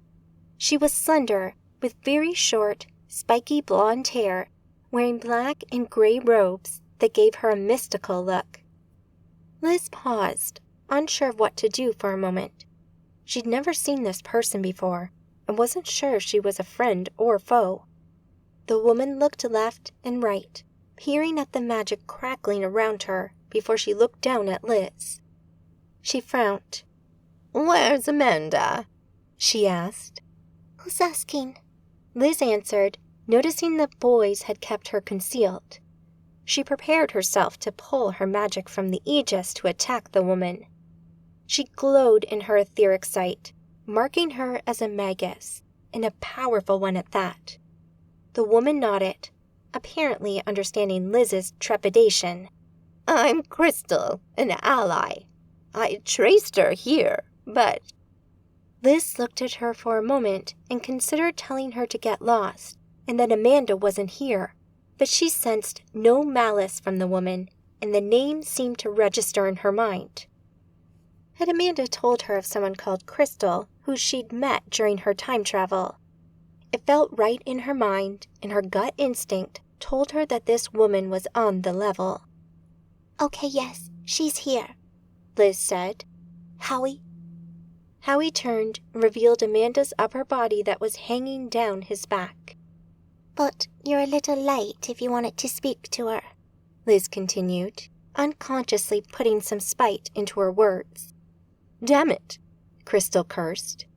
She looked down at Amanda, and then at the situation around her with Liz and the others fighting the nomads.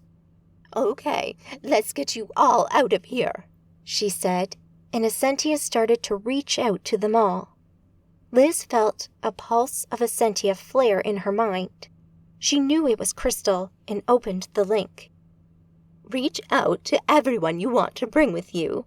I'll do the rest, Crystal said. Understood, Liz answered, and then expanded the link with Crystal to Maria, Voodoo, Balor, and the others. As she did it, and Crystal's magic flowed out to them all, she looked to her right and saw Kez turn and attack Forrest with a renewed focus, destroying his Aegis before her superior magic started to tear him apart. As the astral magic flared, Liz bid goodbye to Forrest.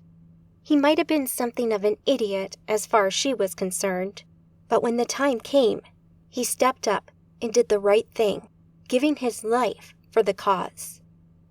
The astral magic grew and the scene inside the castle disappeared as she felt herself being pulled through the null realm and into the etheric. She wondered where they were going. The Arcady, Ultima Thule. The werewolf leapt at Maya, its claws raking at her as it attacked. Maya parried the attack, but the creature knocked her into the ship. She landed on her back. Jumping on her, it clamped a hand around her neck before swiping at her again with its other claw, slashing her face. She felt blood pour from the cuts as the thing roared at her. It went for her again, but this time she caught the thing's wrist in her hand, her claws biting deep into its flesh. She smiled wickedly at the beast. My turn. Chapter 7. Beginnings, Between. The flare of white faded and the world around her grew dark until it was entirely black. Amanda couldn't see Sophia or the Weaver until she suddenly sensed a presence in her mind, a sense of being very close to someone.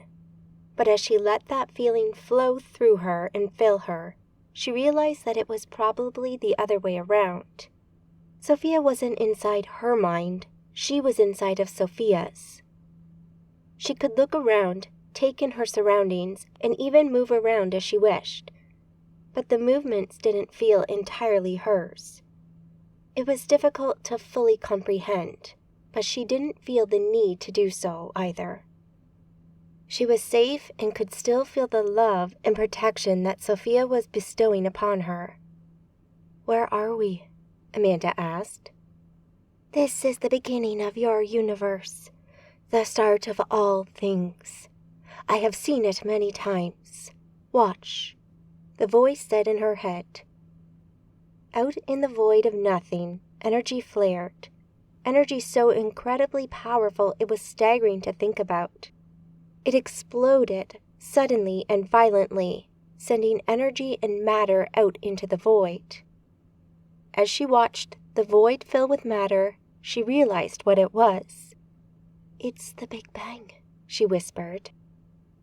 Amanda felt a feeling of warmth and an affirmative thought envelop her. The energy and matter filled the void, and over time, she found she was watching the formation of galaxies, and then within those galaxies, stars and the systems of planets that encircled them. Sophia moved in towards one system, and together they watched a star burst into life. Interstellar gas collapsed in on itself. The burst of light was intense and rippled out into the accretion disk that surrounded it. She was watching the process sped up, as if on fast forward, but it was still amazing to see. Slowly, larger objects formed in the disk, and she saw the slow birth of what soon became apparent was her home, the solar system, and within it, Earth. "This is incredible," Amanda said. "I never tire of seeing this. It's one of the most beautiful sights anywhere." Sophia agreed with her. Looking back, she could see the growth of the third planet out from the central star as it slowly picked up more and more mass as it moved around the disk. The vision faded, and the glow of white light slowly took its place, leaving her hanging in white nothingness. "There have been many important moments in the history of the Magi," Sophia said. "Their early fight against the Archons and their tourney was a struggle for survival, both for the Magi and humanity. Early in that fight, some of the Magi looked beyond Earth." Sophia explained as the view changed, and she found herself hovering over a range of mountains, their peaks covered in snow. She floated, descending to the ground until a settlement in the upper reaches of the mountains came into view, and she soon stood amongst a handful of buildings. The buildings were well made for such a remote location. She sensed magic and knew that many of the people here were Magi. Her view slipped into one of the buildings where she found a gathering of people, mainly Magi, wearing clothing that was both ancient and well-crafted. These were Magi items. The group was talking in a language she didn't know, but after a moment, understanding filled her mind and she knew what they were saying. There are other worlds like this one, and they're uninhabited, not just around this sun either. The stars you see at night, they are suns like ours, and they have planets like this one, said one man who was dressed more practically than the others. You heard Zara Restex, said another man, referring to the first.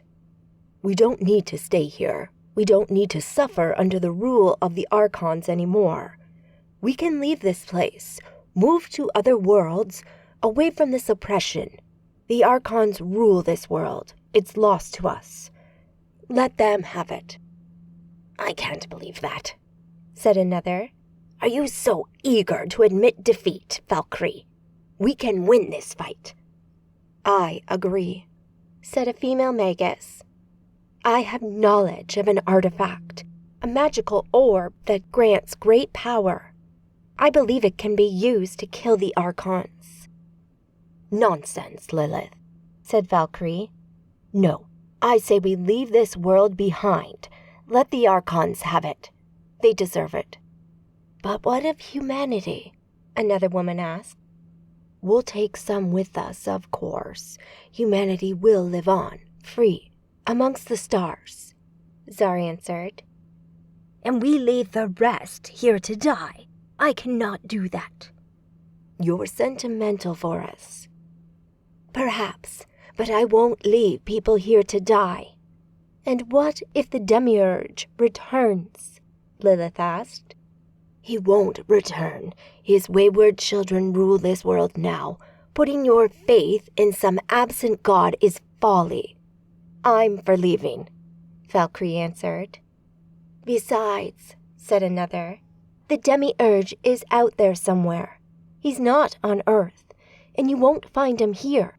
You have more chance of finding him out there, amidst the stars. Yes, Valkyrie answered. Tempest understands. What about you, Xentis? And you, Pala, Imperia, Arctur, Trax? Are you with us? The Magi who Valkyrie addressed looked at one another and nodded, slowly at first. But as a broader consensus was reached, they grew more confident, much to the dismay of Lilith, Boras, and a few others. The view shifted, and Amanda saw the creation of the first etheric craft, built from wood, rope, and a host of other materials that should never work in deep space. But when the magical core was enchanted, the ship became so much more. The first ship became a template, and they created many such crafts until they were ready for their trip to the stars. They left soon after, leaving some of their friends behind as the first Magi traveled to the stars.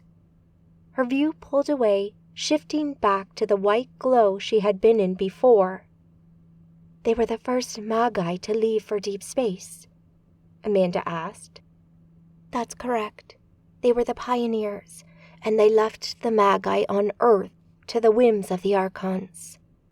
The Magi on Earth fought them, though, right? They did.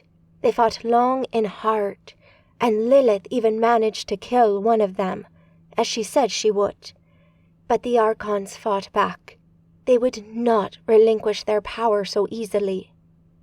The view shifted once more, the white glow fading away to reveal the opulent interior of what Amanda could only imagine being an ancient palace of some kind.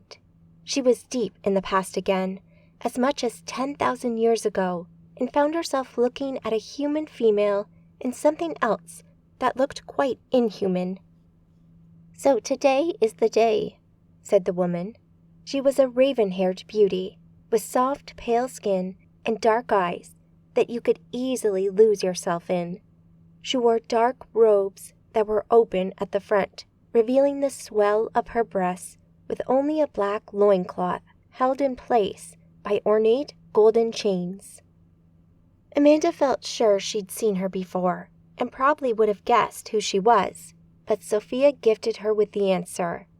This was one of the Archons, and her name was Lilitu, the creator of the vampire bloodline of Scions.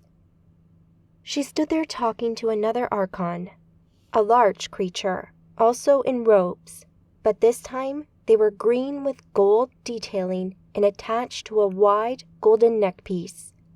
The Archon's head was a smooth, alabaster white and elongated with a tall cranium.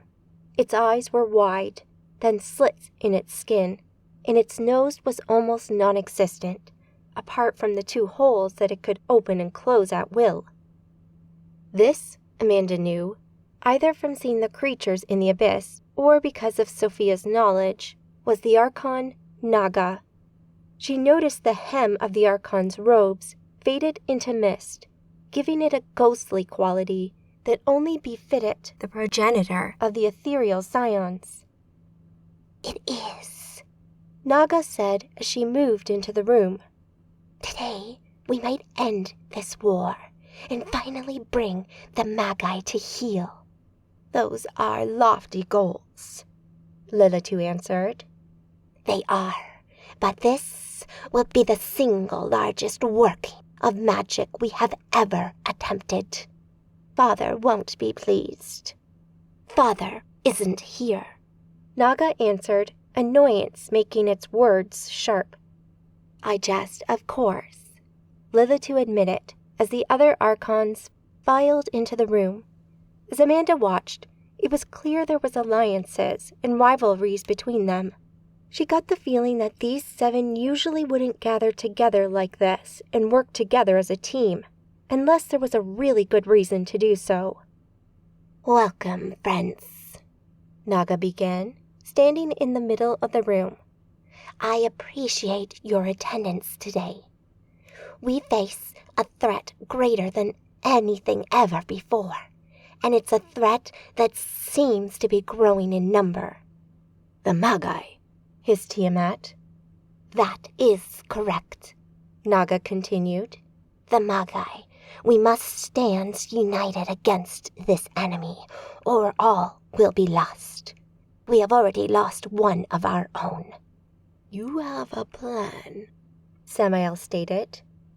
"I do, but it will take all of us working together to enact it." "Well, we're here, aren't we?" Enkidu rumbled impatiently. "You are, and I appreciate you all coming. So, as I said, if we work together, it is my belief that we can weaken the Magi's connection to Essentia. We can remove their ability to work magic, leaving us as the sole users of this power." "You can do that?" Lilitu asked. "I am relatively confident, yes." "And if it doesn't work?" Oni asked. "Then we will have lost nothing, but we have the chance to gain everything." "What do we do?" Tiamat asked. Naga smiled. It was not a pleasant sight, Amanda thought. "Open your minds to me. Link with me, and I will show you the way," Naga said, and Essentia flared. The view faded back into white. "Did the ritual work?" Amanda asked. "Partly," Sophia answered. "The magic the Archons used That day became known as the Sundering, but it didn't work as well as Naga and the others had hoped. It weakened the Magi, reducing their innate strength, their connection to Essentia, but it did not separate them from it. But it also ensured fewer humans became Magi. Did it get all Magi? No. The Magi who had left Earth behind escaped this effect, remaining as strong in their magic as they had ever been. But the ritual did force many more Magi to leave Earth behind and head to the stars, following the rumors of those early pioneers. So, are all Magi on Earth sundered Magi? Most are, Sophia said, and Amanda got the feeling that she might be one such exception. The moment that the thought entered her mind, she felt Sophia send an affirmative response to her telepathically. You are right. You are not sundered. Your connection to Essentia is strong, and you learn quicker than any other Magi. Amanda nodded, and she knew that this was true. So, what does this mean? That's for you to decide, Sophia answered as a feeling of love and acceptance flowed into her. The Arcady, Ultima Thule. With a solid grip on the werewolf's arm, Maya twisted it violently. The crack of the bone breaking and popping out of its joint sounded loud and clear. The scion howled, but Maya held on, and with a push, she flipped over and was suddenly on top of it. Still keeping one of its hands pinned, she slammed the claws on her hand into the bottom of the creature's lower jaw and ripped it out, pulling the jawbone, part of its throat, and tongue with it. Blood went everywhere as the scion struggled beneath her, but Maya wasn't done with it yet. Anger had taken over, and the attack by this servant of the nomads had pushed her over the edge. She had enough, and this thing would pay. Maya slammed her fists into the werewolf's head, splattering blood everywhere as her supernatural strength allowed her to crush the thing's skull. She hit it again and again, but it had stopped moving. Slowly, her rage abated and she sat back, looking at the mess she had made of it. Feeling better? Gentle Water asked. Maya looked at him for a moment and then laughed. A little, yeah. Chapter 8. Into the Abyss, the Fortress of Aben Mark, Etheric Realm. The flash of light faded from Liz's eyes and she found herself standing within what looked like another castle, but this one was different in style. The bricks were bigger, smoother, and darker, and they were standing in a large, wide room upon what looked like a metal summoning circle inlaid into the floor. Nearby, large rectangles of stone stood on their ends, with glowing energy inside which pulsed with flux and astral magic that had a signature Liz had never seen before. Suddenly, worried that some of her friends might not have made it, she looked over the group. Maria and Sabine stood next to her. Matt and Howie, still carrying Amanda, stood behind them. Beyond them, she could see Mercy and Tabitha, and finally, Balor. Liz sighed with relief and looked over to Crystal. Thank you. I'm not sure we would have gotten out of there if you hadn't turned up, she said. My pleasure, Crystal said. Glad I could help. Where are we? Liz asked. We call this place the Fortress of Aben Mark. You're in the deep etheric. The deep etheric? You mean the abyss? Correct. I'm the custodian of the Sentinels. We watched over the Archons in their prison until very recently, which is why I came to find Amanda. But I was not expecting this, she said.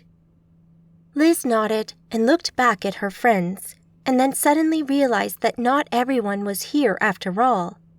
Maya and Gentle Water were still on the Arcady. Oh, crap, Liz cursed. What's up? Sabine asked.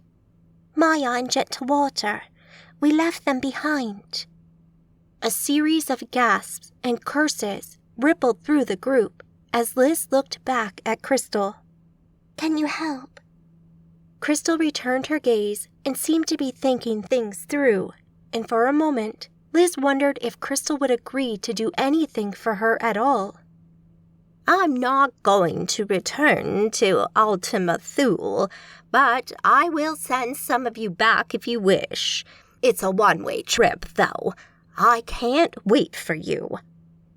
Liz pressed her lips together in consternation and turned to her friends. I'll go, she said. No, Liz, Mercy cut in. Amanda needs you. You stay here. I'll go with you. Sabine joined in, stepping up beside Mercy. Count me in too, Tabitha added. Are you sure? Liz asked. Mercy nodded. Yeah, we'll be fine. We'll get to the ship and fly right out of there. All right. Crystal. Crystal nodded and worked her magic. Essentia flared brightly, and suddenly the trio was gone. Good luck, Liz muttered as she stared into the now empty space where they had been. Liz, is it? Crystal asked. She turned to look at the sentinel and nodded.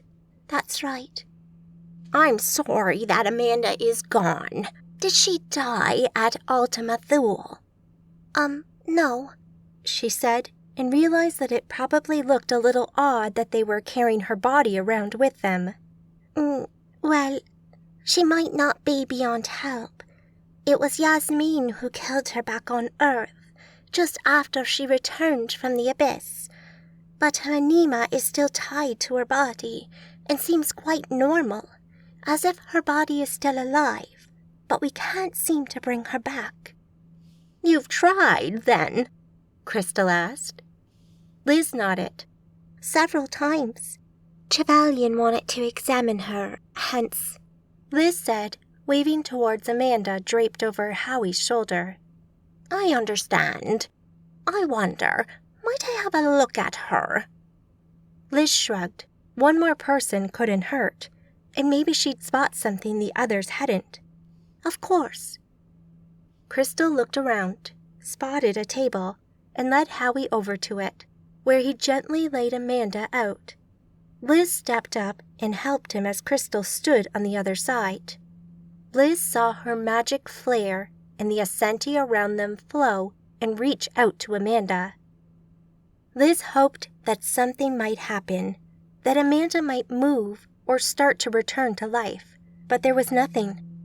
Liz's more rational side knew nothing would change, but each time someone looked at her, that hope burnt bright.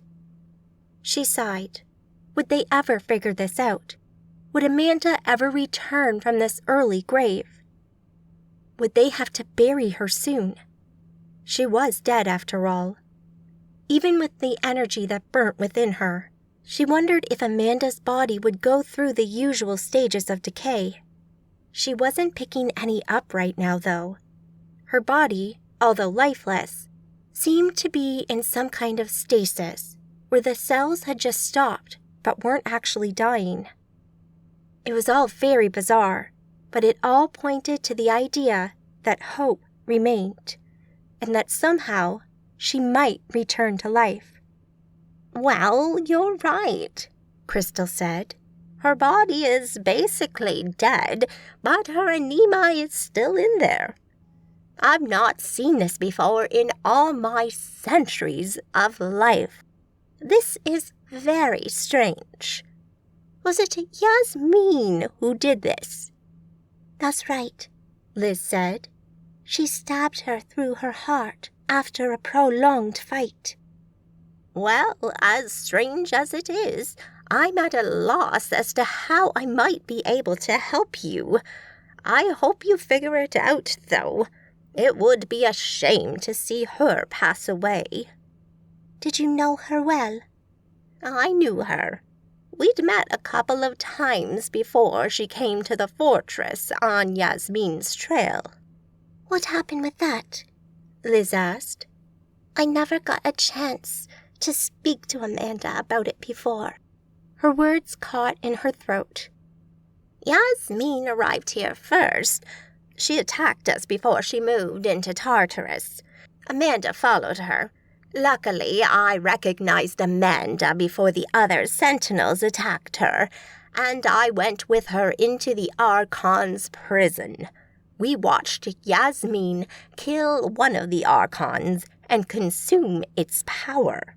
That Archon's death freed the others, breaking the magic that held them here. That's when Yasmin returned to Earth. And attacked us, Liz added. As you say, Crystal confirmed. Liz looked around at the room and noted the disarray it was in. Some of the walls had collapsed, and there was even a dead body off to one side with a sheet over it. She did all this? Liz asked. Crystal looked around the room and then returned her gaze to Liz. No, this wasn't Yasmin. She did kill many of us, but this wasn't her. This is actually the reason I came to find Amanda. I figured she'd want to know what happened. If I ever find a way to bring her back, I'll be happy to pass on the message, Liz answered. Crystal nodded. Of course. Not long after Amanda left, the Archons came back and rampaged through the fortress. They killed many of us, but their actual goal was to liberate some of the magical artifacts that we keep here. We couldn't stop them. They're too strong, and they're not even fully rested and back at their full potential yet. Artifacts? Maria asked. Magical items, many of them from millennia ago. We have always strived to protect humanity from the influence of the Magi, and whenever possible, that meant confiscating and storing the more dangerous or powerful items. How dangerous?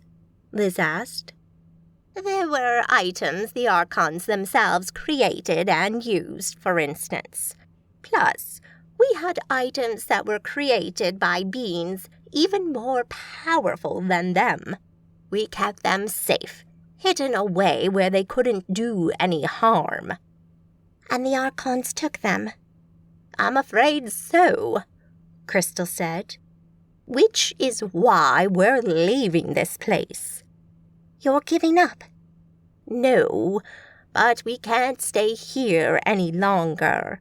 We were here to guard the Archons, but they're gone now, released into the world, and the null barrier is gone. It's only a matter of time before the nomads or Arcadians find this place. So, we're moving on, but we're not leaving Earth behind. Our mission to protect humanity remains, but we have other goals as well now. Which are? Maria asked. I hope to tell you one day, she answered with a smile. But please, if you ever do revive Amanda, tell her what happened here and that we're still around. We're never far from Earth. As Liz listened, a growing sense of unease took root when suddenly the wall to Liz's left exploded inwards as something large and gray smashed through it and landed amidst the rubble. The thing stood, and Liz felt nauseated just looking at it.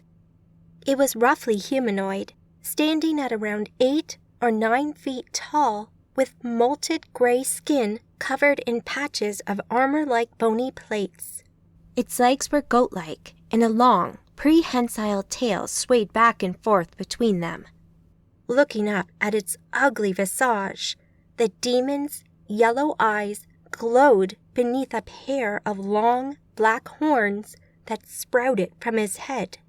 As it leered down at her, more of them, each one more horrific than the last, climbed in through the hole in the wall. There was a mix of male and female body parts on them, including several that had both. 6 of the things centered the room and stalked forward. Abyssals, Crystal muttered.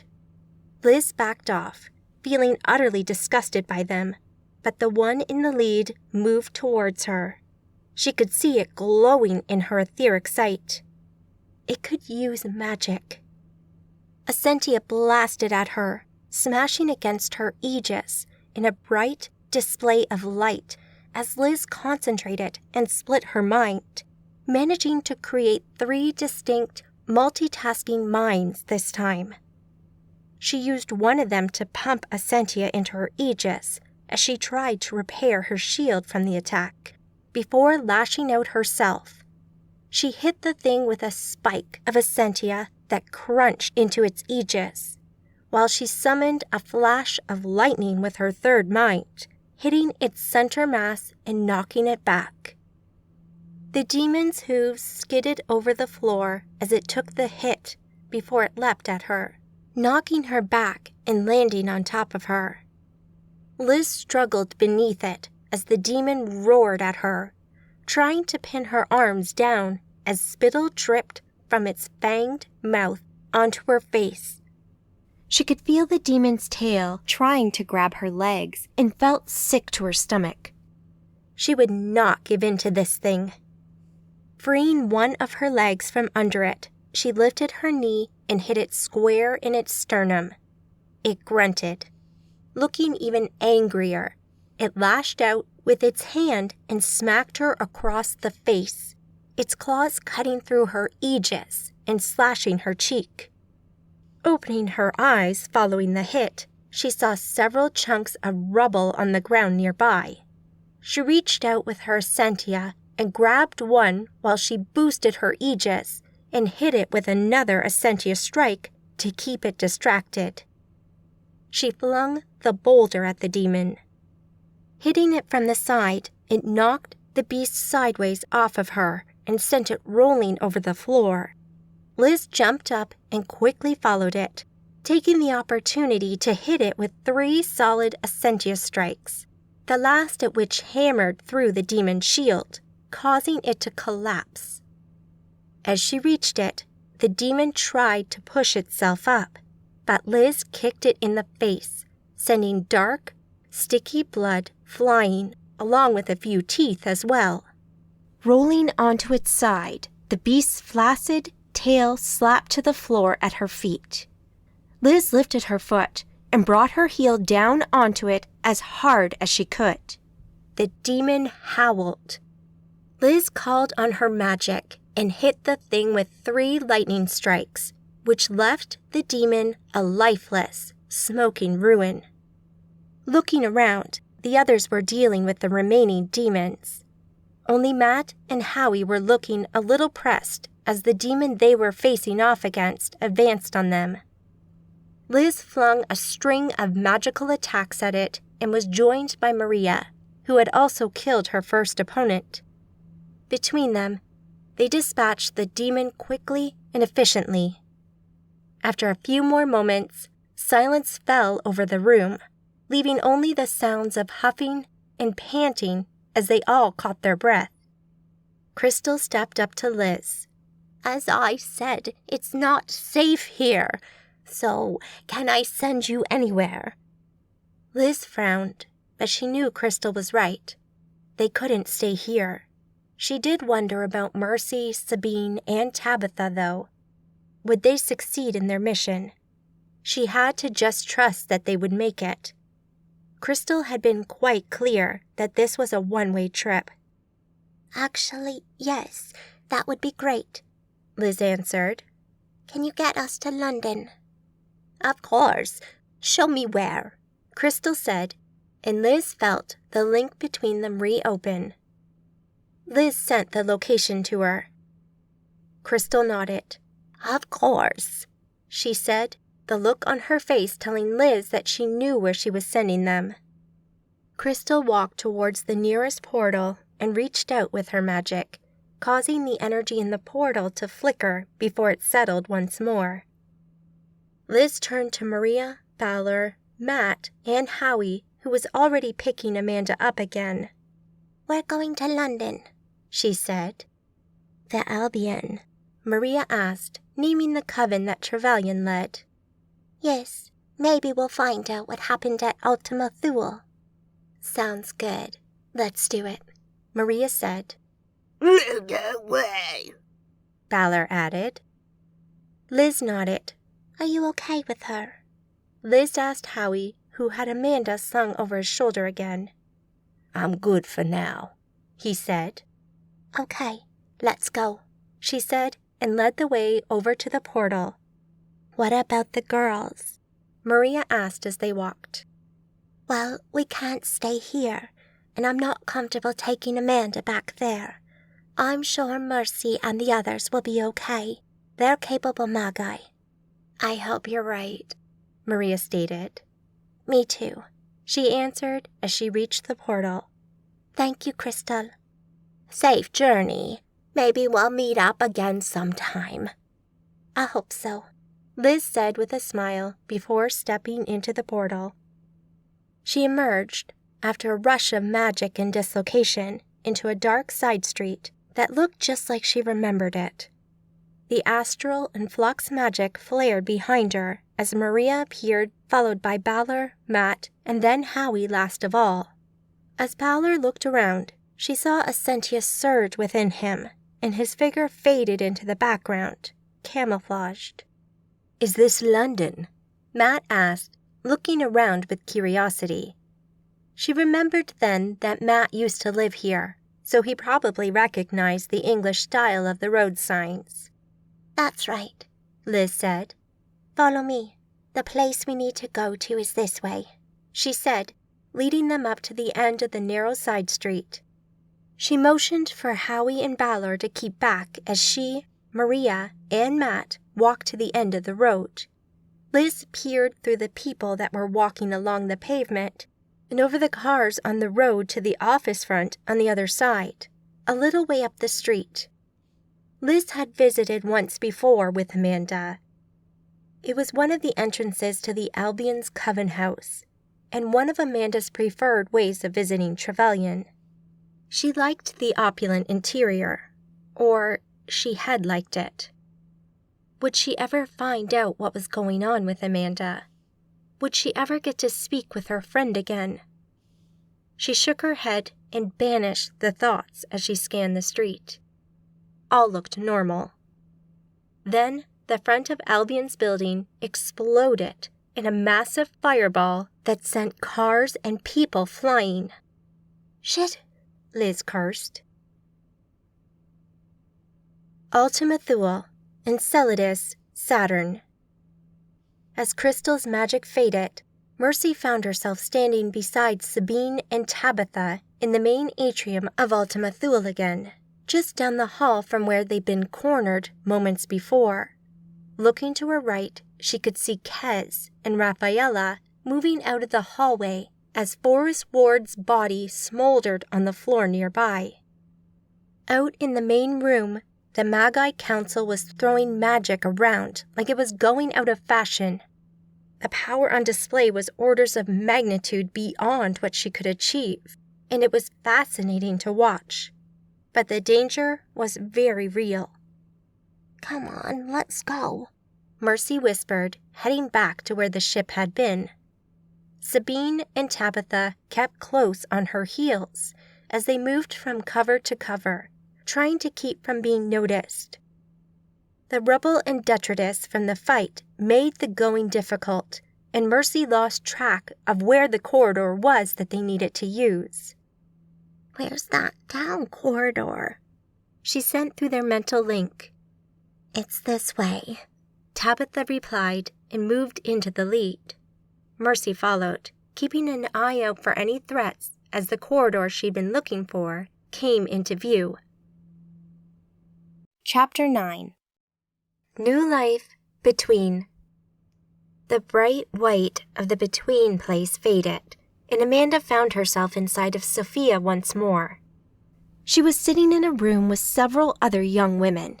They were all wearing lingerie or in various stages of undress. She looked around, a little surprised by the environment. The room looked dated. It was poorly lit, with a single bulb that was shrouded with a shade, causing curious shadows over the walls. The girls around her were chatting idly, but not with her. From somewhere close, in a nearby room, she could hear the distinctive sound of people making love. Was this a brothel? She looked down and noticed she was in a set of black and green lingerie, complete with stockings and high heels. Her red hair fell over her shoulders, contrasting with the color of her clothing. She looked around the room, feeling surprised, but also with a sense of déjà vu as she remembered her days on the streets of New York. There was an old cathode ray tube television on a retro-looking wooden cabinet. It was on, but the sound was off, leaving it to play in the background. 2 metal antennas stuck up from the top of it, making it look like an alien robot. The hairstyles on show here were big and dated as well. She wondered what year this was, but couldn't get a clear read on it with her magic. Although she seemed to be an accepted part of the room, she felt somehow separate from it, like she possibly wasn't meant to be here. Or maybe she was the new girl. What was Sophia showing her? Did Sophia do this? The door on the far side of the room opened and an older woman, perhaps in her 40s or 50s, stepped in, followed by a man in dark clothing. Girls, look lively now. We have a new visitor. Come in. Now, these are the girls we have available to you tonight, sir. Please take a moment, have a chat with them, and let me know who you'd like to get to know a little better. Can I get you a drink? No, thank you, he said, stepping into the light. Amanda recognized him immediately. She'd seen him before, both like this and when he was much, much older. It was Mr. Black. Very well, the matron said and gestured into the room. Mr. Black stepped forward, his eyes sweeping over the girls, until his gaze settled on Amanda. Or was it Sophia? He smiled at her. She smiled back. He reached out with his hand, and she took it, standing up before him. Did she do this, or was it Sophia? Was she controlling this, or was she just watching through Sophia's eyes? She felt like she was there, in the room, and could feel everything. She could feel the pinch of the slightly too small clothing she was wearing, and the touch of Mr. Black's fingers on her hand as he smiled at her. What's your name? He asked. She smiled and went to say Amanda. Sophia, she said instead. She'd not meant to say that, but maybe she was just living these moments and experiencing them as Sophia had. She wondered how much she'd experience. As much as you'd wish to know, said her mother's voice inside her head. I wanted you to know that for the short time I was with your father, I shared something special with him. I experienced love, passion, and more. She had to admit she wasn't sure how much more she wanted to experience, given that these were her parents. But this wasn't her. This was her mother, and these were her memories. She chose to watch for a little longer. And what's your name? Sophia asked Mr. Black in return. The man paused for a moment. Black. It's Mr. Black. It sounded like he'd just come up with that name then and there. How very mysterious, she said. He smiled at her, then looked back at the matron. I'll take Sophia, he said. Sophia, the matron said, sounding a little confused, but then looked at her. Oh, yes, Sophia. Sure, go ahead. She'll show you to your room. Enjoy. Thank you, he said and turned back to Sophia. Lead the way. Sophia nodded and followed her instinct, leading him out of the room and into a dim corridor lined with red wallpaper. The stink of cigarette smoke was everywhere and smelled repugnant to her. She led Mr. Black into another room. It was small, with a single bed and incense sticks smoking on the bedside cabinet. He closed the door behind him and stepped up to her. I know I had to choose you the moment I saw you, he said. She smiled. Lucky me. So, what are you looking for tonight? Something to take my mind off things, he said and moved to sit on the bed, his attention elsewhere for the moment. Both Amanda and Sophia knew why this was. This was the night before he used the time device. He'd been chosen to go back in time through the time device the Weaver had created for his family. He'd take the Lazarus scroll back with him and use it to hurt Horlak, stopping him from meeting his ancestors and enslaving his family for generations to come. He'd come here to forget this burden for a few hours, to enjoy one of life's pleasures before he stepped into unknown dangers and put his life on the line for his family. Sophia smiled and approached him. Knowing where it was going, Amanda pulled back, feeling uncomfortable experiencing anything more. She still got flashes of them being intimate and the love Sophia poured into him. For that brief moment, it was just the two of them in the whole world, and nothing else mattered but that moment and their feelings. As she waited, she felt the presence of her mother bloom in her mind and speak to her once more. You need to know this, she said. Opening her mind to her mother, Amanda felt Sophia reach inside of herself with her power and find the eon offspring she held within her. It lay dormant, silent, but filled with potential, and she moved it, infusing it into the egg she held in her physical body, joining it with the newly fertilized embryo. She had created a new life. As the potential life grew within her, it joined with the Eon child, and the two became one. She knew right away it was a girl, but then it was always going to be female. Eons always created pairs of children, one male and one female. It was the way of things. But this life was different. This life was not just Eon.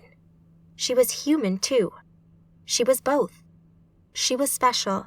She was her daughter. She looked down at Mr. Black and smiled. It was done, and things would progress as they needed to. Amanda felt the scene pull away as the white glow faded back in, and she felt herself separate from Sophia for a moment. I just experienced my conception through your eyes, Amanda stated, as the realization of what she was started to dawn on her.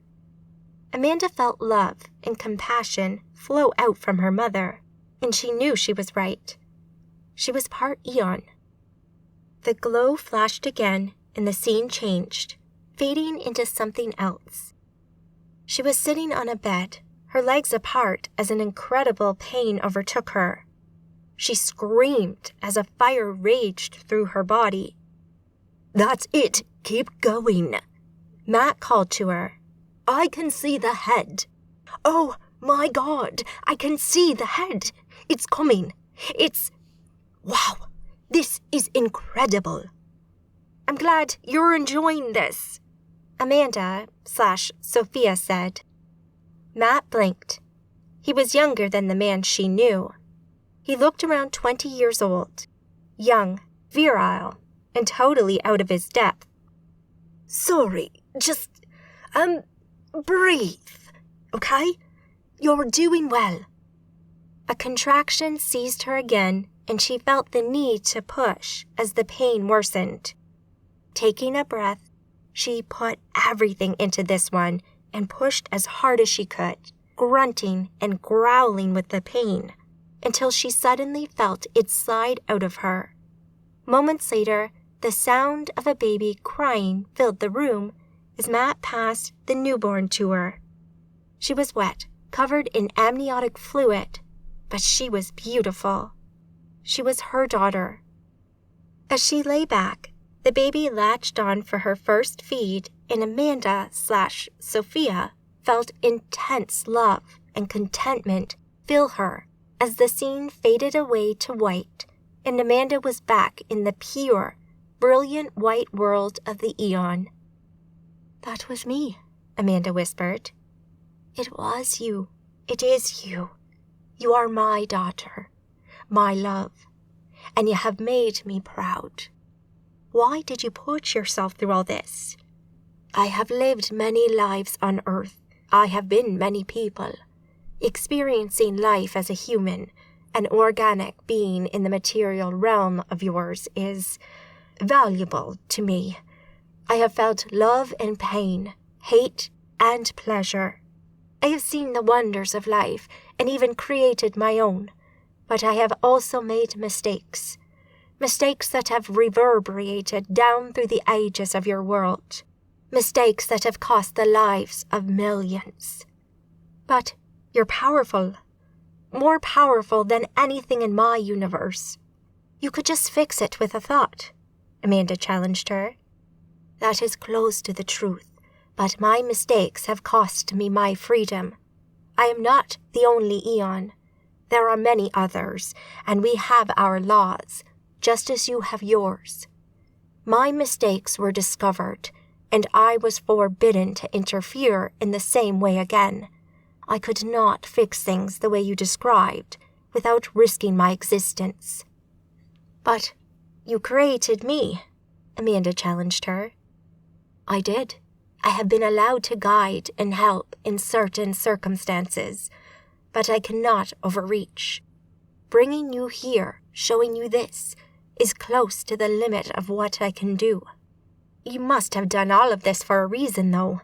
If I am part Eon, you must have had a reason for creating me.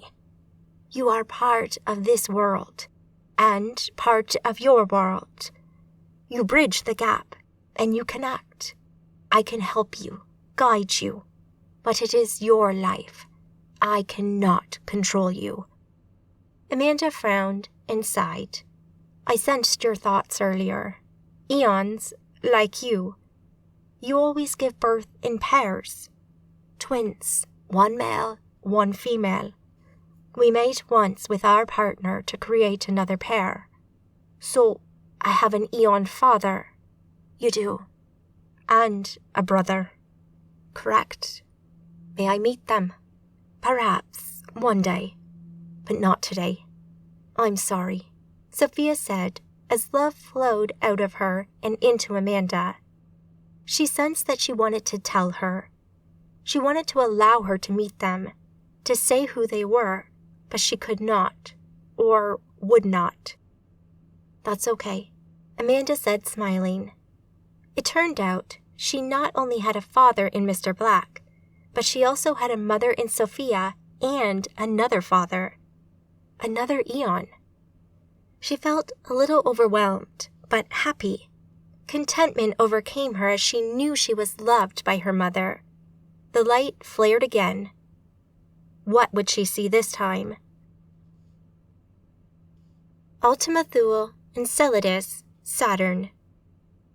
Tabitha led Mercy and Sabine around the pile of rubble and brick, bringing their exit into view. "Here we go," Tabitha said, leading the other two women over to the corridor. She stopped at the edge of the archway and peered around the corner, her keen cat eyes seeing clearly in the darkness beyond. At the end of the corridor was the door leading outside, but before that, her etheric sight picked up the signature of Yasmin's aegis, glowing in the dark. "We're here, but that aegis is still in the way," she said, turning to her friends. "Let's go down there. We'll deal with that in a moment," Mercy said. Sabine nodded her agreement. "Okay," Tabitha said and stepped out with Mercy close behind her. As they moved up the corridor and left the atrium behind, they sped up, becoming less sneaky, moving out into the passage. Two figures stepped out of a side corridor, frowns on their faces. Tabitha stepped along with her two friends. Some more Acadians thinking they can escape," one of the two men said. "Nomads," Sabine hissed. Tabitha pumped Essentia into her aegis. It looked like they weren't getting out of here without a fight. Chapter 10. Duat, London, England. Liz stared at the fire across the street as it consumed the front of the building and could feel the mystical element to it. This fire was caused by something magical. She wasn't sure what, but its cause was clear. As she watched, a couple of people staggered out of the front of the building coughing, their bodies covered in dirt and smoke. They were also glowing, marking them as magi. She peered at them and felt sure she'd seen them before. She couldn't name them, but she felt certain they'd been a part of the attacking forces she'd seen at Ultima Thule. They were nomads. Maria grabbed her arm and pulled her back away from the street. "Nomads, 2 of them. I saw them," Liz answered and moved back up the alleyway, pulling Matt along with them. "Trouble?" Balor asked, his deep voice filling the alleyway. "Nomads again," Liz said. "What do we do?" Matt asked. "We need to get somewhere safe," Maria said. Essentia flared close by. Liz turned and looked up the alleyway, and so did everyone else. Standing a little way up the side road was a single figure in a long black dress and long glossy black hair with a severe fringe that framed caramel skin on a stunning face. For a moment, Liz thought it was Yasmin, but a second glance told her she was mistaken. "Who are you?" Liz called out. "The cavalry, and it seems like I am just in time," she said. Liz frowned and pumped Essentia into her aegis. "Nice line, but I have no idea who you are, and right now my trust is running low." The woman smiled. "I am Nefertiti, a friend of Amanda's and no friend of Yasmin's." "Is that right?" "You can believe me, and I can get you out of here, or you can deal with them," she said and pointed past them. Liz glanced up the street to see the 2 nomads standing at the end of the road, looking down at them. "Shit!" Liz cursed and turned to face Nefertiti. She didn't like accepting the help of someone else, but what other option did they have? They could port away, run, but Yasmin was clearly actively hunting them, and would probably find them eventually. She was starting to feel a little desperate, wanting to have some time, any time, to just stop and rest and think things through. It had been one thing after another so far. They were on the run, and Yasmin was 2 steps ahead each time. She hated to admit it, but they did need help. "Maria." "Mandy did mention Nefertiti to me a few times. I say go for it." "Okay, fine. Let's get out of here," she said. Nefertiti smiled. "My pleasure." Essentia surged out from the woman, wrapped around them, and the familiar feeling of porting washed over Liz. Light flashed behind her eyelids, the air snapped, and the scene changed. Liz looked around. They were standing in a large, sandstone room, perhaps 30 by 40 feet across and deep. Ornately decorated pillars surrounded the room, while a sunken area in the middle contained soft furnishings. There were several doors around the walls as well. Howie placed Amanda's body on the nearby sofa with a grunt of effort. "I'm sorry I startled you, but we had to move fast," Nefertiti said. "I've been watching the places that I knew Amanda might show up, and when you appeared in London, I came as fast as I could because I knew Yasmin's forces were there." Liz eyed the woman. She glowed brightly in her etheric sight, marking her as a powerful magus. Liz knew that Amanda had met Nefertiti before. but she couldn't be sure this was Nefertiti, or that she was here to help. I'm sorry, but I'm a little on guard at the moment, Liz explained. Understandable, Nefertiti said.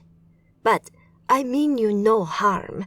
Amanda saved my life yesterday when Yasmin attacked me, and I owe her a debt of gratitude that I intend on repaying. Yasmin attacked you? Nefertiti nodded. In one of my other, less well-hidden homes. She came for the information I had on Shaitan's whereabouts. Needless to say, she got it. Luckily for me, though, Amanda arrived before Yasmin could finish the job. Liz smiled inwardly to herself. That was the Amanda she remembered. She was always keen to help, always willing to put her life on the line to save others. Liz couldn't help but feel a pang of emotion. I see that I was not in time to save Amanda herself, though, Nefertiti said, looking down at Amanda's body. Yasmin killed her, Matt said from nearby after a couple of seconds' pause when it became clear no one else was going to explain what had happened. And yet you carry her with you. Why is this? Nefertiti asked. We're not sure she's dead. Well, her body is, but her anima as if she's still alive. Nefertiti said. Curious. We've had several people look at her and try to bring her back, but with no luck. A soul does not linger without reason, Nefertiti said. You are wise to keep her with you. I suspect Amanda might not be gone for good, she said. I hope so, Liz said, feeling the tears well up in her eyes. She blinked them back, wiping one away that fell down her cheek. Please, I have imposed too much. You are safe here. Yasmin has not found this place yet. You will find bedrooms through these doors, and feel free to wander the halls outside. You are safe here. Rest. Get your energy back. I will see you shortly, Nefertiti said with a smile and left the room through a pair of large double doors. Liz watched her go before she moved to a nearby sofa and collapsed onto it. I'll move Amanda into one of these rooms, Howie said, picking her up and carrying her off. Liz nodded and let him go. She felt incredibly tired and drained. These last few hours had been so intense, and for the first time, she actually felt, at least to some degree, safe, and her body started to relax. She'd done all kinds of crazy things during her time as a Magus. She remembered the early days in New York when Lucian had been trying to drive them out of town, like when he'd chased them up the highway on Amanda's motorcycle. Amanda had steered her Fireblade expertly through the traffic, and despite being under assault by Lucian and his coven, they survived. She remembered the crazy fight on the atoll against Mr. Black's scions and the nuclear blast that followed. That was insane, and yet, they hadn't just survived, they'd won. And then there was the kidnapping by the Legion and the torture she'd endured at the hands of those misguided Magi. All of it paled in comparison to this. It seemed that Amanda's luck has finally run out and destiny had come calling. She questioned her own actions. Had she done enough? If she'd gone to help Amanda earlier in the fight, would that have been enough to tip the scales in their favor? Would Amanda have been able to fend Yasmin off in time for them to escape, or maybe even beaten her? She had no way of knowing. "Penny for your thoughts?" Maria said, sitting down beside her. She looked up at Maria. She was a pretty woman with her chocolate hair and soft skin. She could see why Amanda liked her so much. She was enough to turn any woman gay. She laughed at her thoughts and felt the tears glide down her cheeks. "I'm sorry," Liz said. "I don't mean to cry." "It's okay, Liz. I'm feeling emotional too, but you've taken on a lot. You've stepped up and taken charge, and it can take a lot out of you. It's not that, Liz said. I wonder if I did enough, you know? Don't. Stop that right now. You've been amazing. You've done everything you possibly could and more. Amanda would be so incredibly proud of you. You can't live your life thinking what if. What's done is done. We all could have acted differently, but we didn't know what was coming. We didn't see how things would turn out. But what's important is how we deal with it. It's how we react to the cards that have been dealt to us. And you have been amazing. Liz smiled, and the tears fell freely as Maria leaned in and hugged her close. Thank you, Liz said. No, thank you. You stepped up when no one else did. That's Amanda's influence. Matt walked out of the room where he'd helped Howie place Amanda's body on the bed and saw Maria holding Liz, who was visibly upset. Matt turned to Howie. Fancy exploring the place, he said in a whisper. Howie nodded. Sounds good. Matt led the way to the closed wooden double doors and walked through them into the corridor beyond, closing the doors behind them. The hallway was decorated in a similar ancient Egyptian style as the room they had just left, with sandstone pillars, drapes, and rugs on the floor. Matt picked a direction and walked. She's done well, Matt said. Who, Liz? Yeah, she has. She's a tough one, that's for sure. Scary when she gets her fight on, too. You're telling me. Did you see what she did to that demon at Crystal's place? Howie asked. No. She destroyed it, so yeah, don't cross her. Any idea where we are? No, none. Well, Egypt maybe, but I'm basing that on the choice of decor, so who knows? Matt shrugged. We could be in Scotland for all I know. Sure could. What do you think of the babe who got us out of London? Nefertiti. Well, you know who that is, don't you? Not really, dude. Should I? You don't know your Egyptian history? Matt asked. Not so much. She was a queen of Egypt some 3,000 years ago. If this is the real Nefertiti, that is. A queen? Cool. That's what piqued your interest, not the 3,000 years old bit. Howie shrugged. Magi, man, they're into some crazy shit.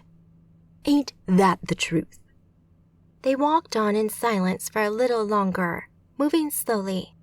They didn't want to get back too soon. So, how are you holding up? Matt asked. Yeah, I'm okay. It's tough at times, you know.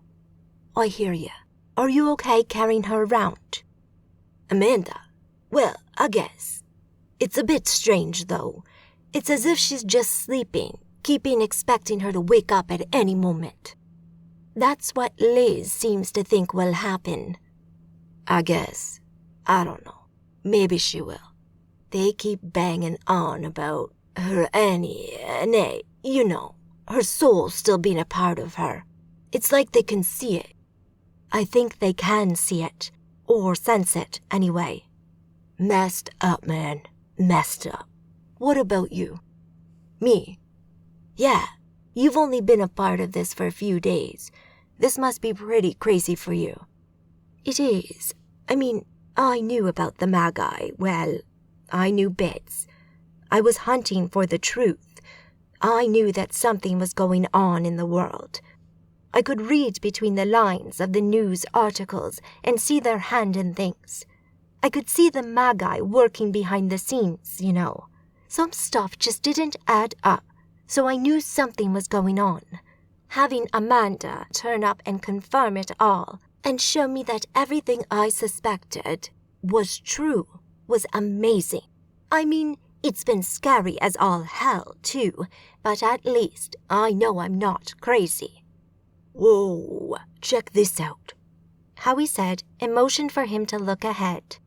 A woman was walking towards them, and as she saw them looking, she started swinging her hips a little more and smiling at them.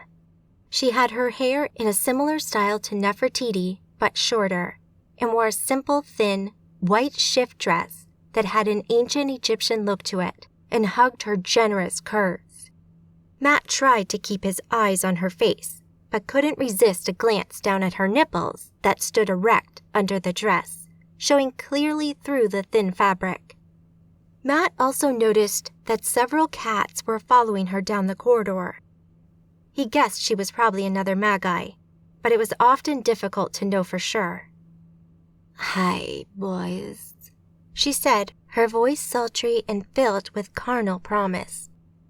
"Hi," they both answered in unison. The girl giggled. Matt loved the sound of her laugh. They all stopped as they reached each other. The woman's eyes flicked between him and Howie. "You do come with the others, then? Nefertiti never mentioned that 2 handsome young men were in the group." "We did, yes," Matt said, keeping his gaze fixed firmly on her eyes. "Maybe Nefertiti wanted to keep us for herself," Howie teased her. Matt rose an eyebrow at the comment. It sounded cheesy as hell to him. "Well, I've found you now, so shall have to share." She purred and ran her hand over Howie's chest. "Ooh," she gasped as she felt his pectorals. "Lovely. Should I leave you two to get a room?" Matt asked, rolling his eyes. The girl looked over at him. "Jealousy is never attractive, you know," she said before she leaned a little closer. "Besides, there's more than enough of me to go around," she whispered under her breath. "Is that right?" Matt answered, nervousness making his palms sweat. "Well, I'd best be going. I'm Bast, by the way." "Howie, and this is Maddie." "Well, boys, lovely to meet you. Perhaps I'll see you again sometime," she said, winking at them over her shoulder as she swanned off down the hallway. Matt turned to Howie. "Matty," he asked. "What? It sounded fine to me." "Okay, whatever. But you mark my words, she's trouble. A sexually confident woman is trouble. Very attractive trouble, perhaps, but still trouble." Howie laughed. "Jeez, and I thought you Brits were the chilled-out liberal ones. Don't be so uptight, man. What you call trouble, I call a damn good time." "Shit, dude. You're just imagining what she'd look like on the end of your dick, aren't you?" Howie laughed. "So what if I am? Is everything about sex?" "No, but she was clearly coming on to us. And you know what they say, once you go black." "You did not just go there." Howie laughed. "Shit, man. You're too easy. Too easy." Matt rolled his eyes and started walking again. Anastasia looked up at the burning building, the orange flames billowing up out of the windows into the hot Cairo night as she smiled, enjoying her handiwork. This had been a moment of fun, like many other moments these past few weeks. But she had to admit, she was once more harboring doubts about Yasmin and her goals. Taking on the Archons had been a lofty but respectable goal, but Yasmin had taken it on alone, and now it seemed that with only one of them dead, she'd abandoned the hunt. Instead, she was hunting for Nefertiti, who was protecting Amanda's coven. As a darker, troubled mood settled over her, she turned and walked between 2 buildings and away from the conflagration that was engulfing the suspected entrance to Nefertiti's null realm. There had been a portal there, however, and so it would be on to the next location as Anastasia considered her next move. She had plans ready out there, away from Earth. She looked up at the twinkling stars, knowing that her ship, the Obsidian Fire, and her coven were waiting for her. But she couldn't return to them empty-handed. as she rounded a corner, a shadowy figure stood in her way, surprising Anastasia, who took a step back. How had she not known there was someone here? The figure stepped from the darkness, and a light from the fire played across the face of an alien-looking scion.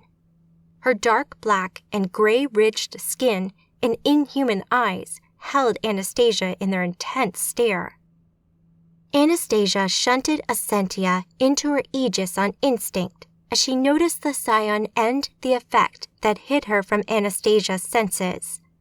She wasn't just a scion, she was a capable magus as well.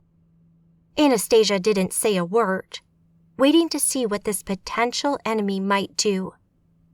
The creature, which looked feminine from its shape, raised her clawed hands and held them palms out. I wish to talk. Who are you? My name is Laika. I saw you fighting in New York where Yasmin killed the redhead. I wish to talk. Anastasia frowned at the scion. Why? I believe we can help one another. Really? Anastasia asked, noting the undulating tentacles that sprouted from the thing's back. How? I need to remain close to Yasmin, the holder of the orb, and I think that maybe you have need of some support, shall we say. Anastasia narrowed her eyes and considered the scion's words. Perhaps. Liz sat up in bed and wiped the sleep from her eyes. She stretched, took a moment to wake herself up fully, and looked around the room. Like the other rooms she'd seen in Nefertiti's coven house, it was constructed from blocks of sandstone and intricately decorated with designs and imagery from ancient Egypt. She'd slept for over 10 hours, and as she finally came around, she felt refreshed and not quite as low as she'd felt yesterday. She got up and got herself dressed before venturing out into the central communal area to find Balor, Maria, and Matt sitting and talking as they relaxed. Morning, sleepyhead, Maria said with a smile. Hiya, Liz answered. Did you guys get some sleep? Yeah, Maria answered. We did, Matt added. Not as much as you, though. I was exhausted, Liz explained. That's not surprising, Maria commented. Any news? Liz didn't expect anything, but wondered anyway. No, Maria said. Nothing yet. Liz nodded, conjured herself some breakfast on a nearby table, and sat herself down. It felt good to get some food into her, and once she'd finished eating, feeling much better.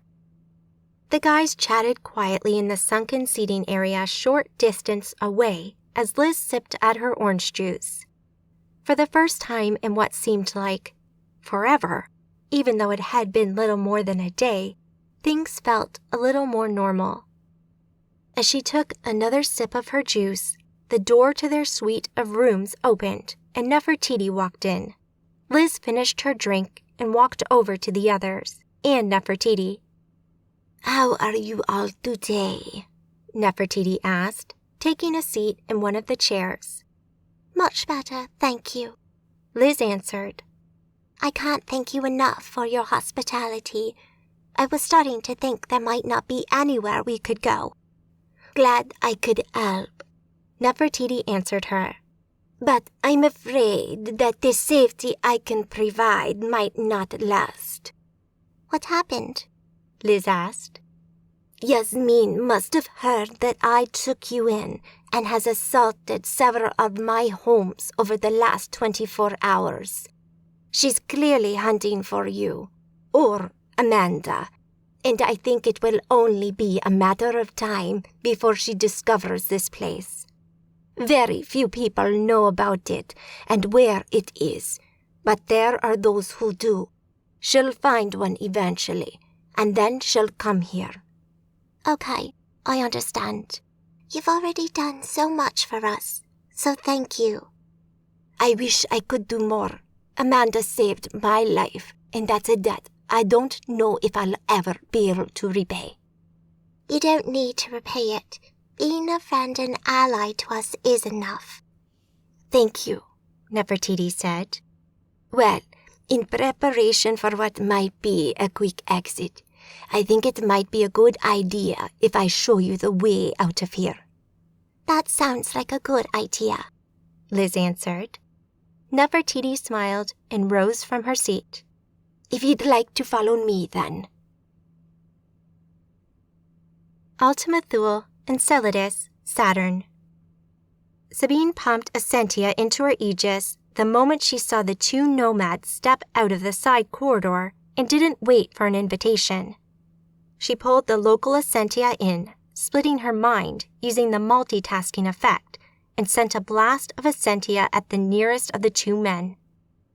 It splashed against his Aegis in a light show of pyrotechnics in her etheric sight as Tabitha and Mercy worked magic of their own.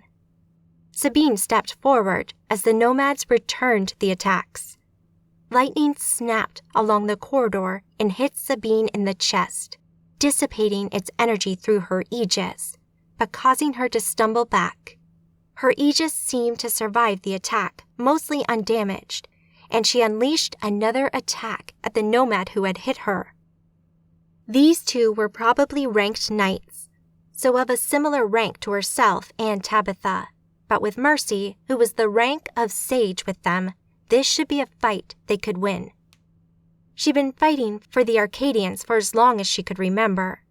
She'd enrolled in the Arcanum's Black Ops division as a teenager and trained with them for several years before she went through her epiphany and had been given the choice of leaving the Arcanum or not. She'd chosen to leave. The Arcanum, although it employed Magi within its ranks, was primarily a Riven group, so when she became a Magus, she knew she'd have to rethink about her future. She relished this chance to let loose on some nomads, though. After her kidnapping at the hands of Nymira, she'd been keen to get back into the fight and get a little payback. These past few hours had given her plenty of chance to do that. Beside her, Mercy threw her magic at the pair of nomads, her attacks hitting them hard. Chapter 11. Prophecy and Legacy. Between. The white glow faded, and Amanda found herself standing on a rooftop. The building she stood on was made from rough stone and wood, with a large settlement all around it. All the buildings were squat, mainly 1- or 2-story affairs that were built from stone, with wood used for things like doors and windows. As she looked around, her attention moved to the people, who were dressed in long tunics and coats of linen, wool, and animal skins, walking amidst the buildings. It looked like something out of the Bible, maybe. Again, her magic didn't seem to work too well, and she was unsure where or when she was exactly, but she saw nothing that was in any way modern at all. She noticed that she was wearing the same type of clothing that the other people were, including a headdress that fell over her shoulders. The air was warm but dry, and if she had to guess, she thought that she was probably somewhere in the Middle East, probably in the biblical era. She couldn't be sure, though. As she looked down at the street, she noticed that a man had stopped in the road below her and was looking up at her. She smiled down at him, and he smiled back. She looked at him with her etheric sight and noticed he was glowing. He was a Magus. As she watched, he looked around and then walked between the buildings and disappeared from view. She wondered who he was, and after a moment, she heard movement behind her and saw him climb up over the side of the building. "Hello," she said, but it sounded different, and she realized she wasn't actually speaking English. "What is your name?" the man asked, again not in English, but she understood him perfectly. "I am Aline," she said, and felt surprised at the name she'd used. She knew she was also still Sophia and Amanda as well, and suddenly it all became clear to her.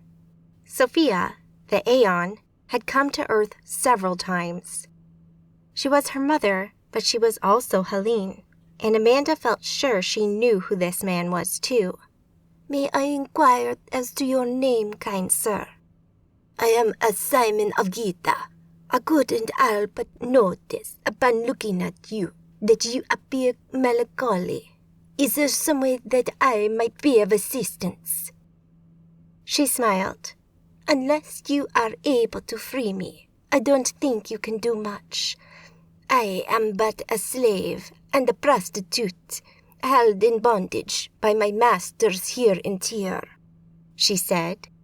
Then I wish to free you, if you would indulge me your time, for I find you to be a rare beauty. That would be most kind, sir, but would I not be your slave then? I promise that if you will give me a week, should you choose to leave, I will not stop you. I only ask for you give me a week of your time, he said.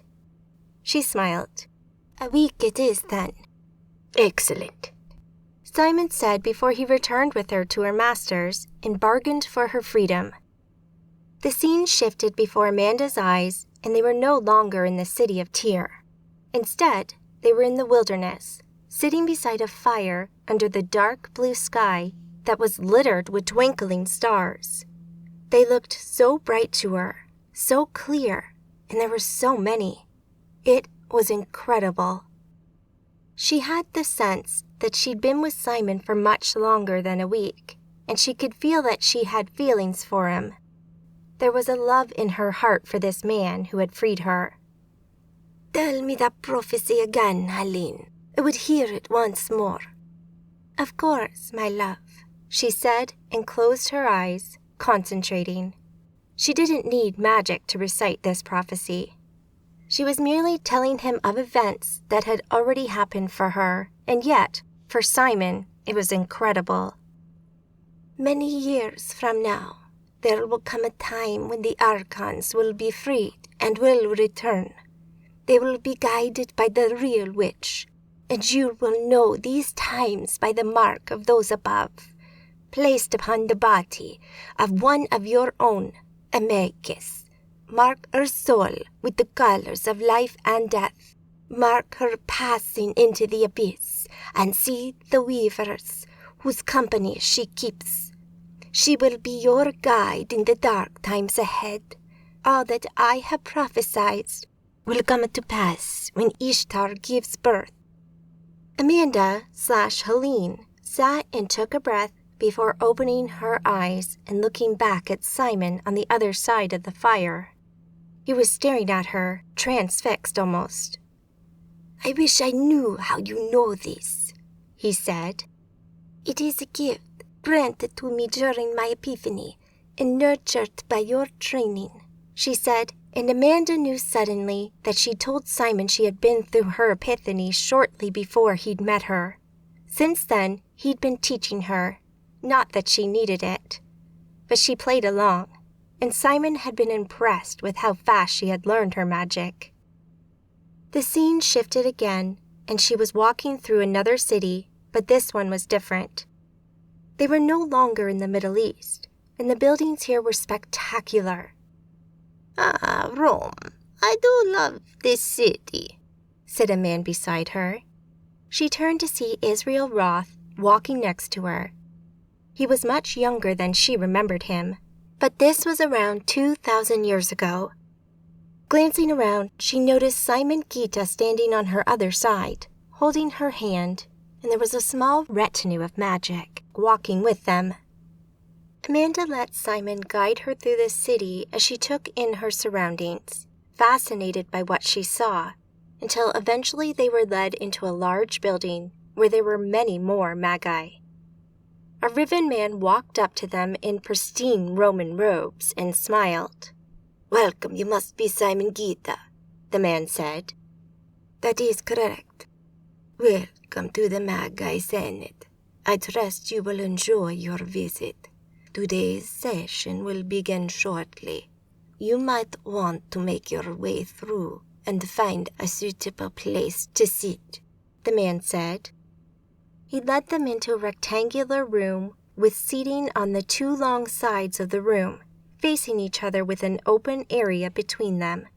Amanda/Helene sat beside Simon, and as they waited, the other Magi moved into the chamber and either sat or stood. As the room filled up, she heard Simon gasp quietly beside her. "What is it, my love?" she asked, looking at him. "He's here," he said. "Who?" "Peter."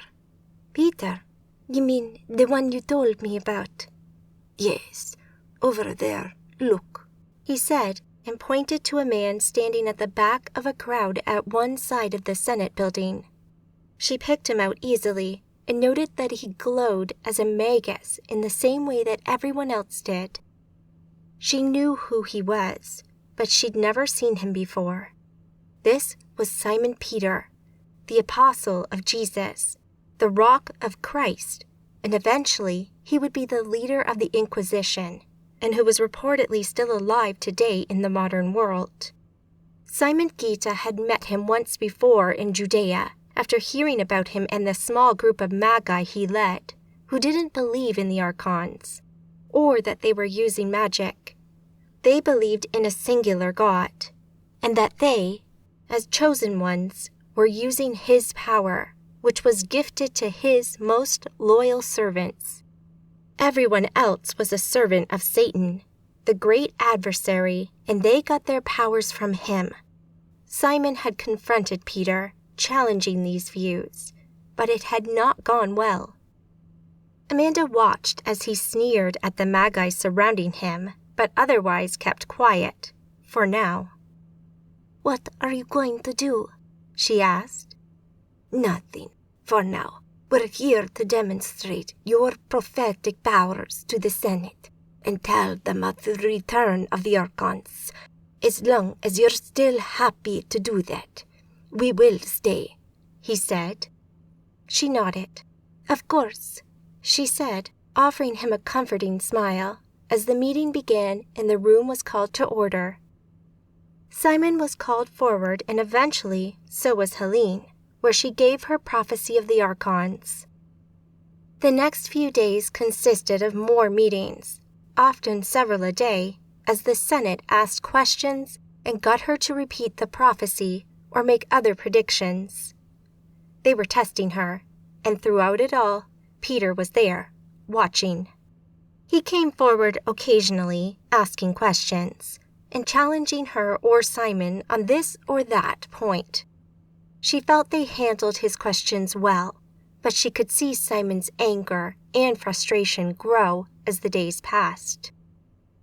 A more worrying development was that the mood of the senators seemed to turn, going from either ambivalent or favorable, and shifting towards a more hostile stance.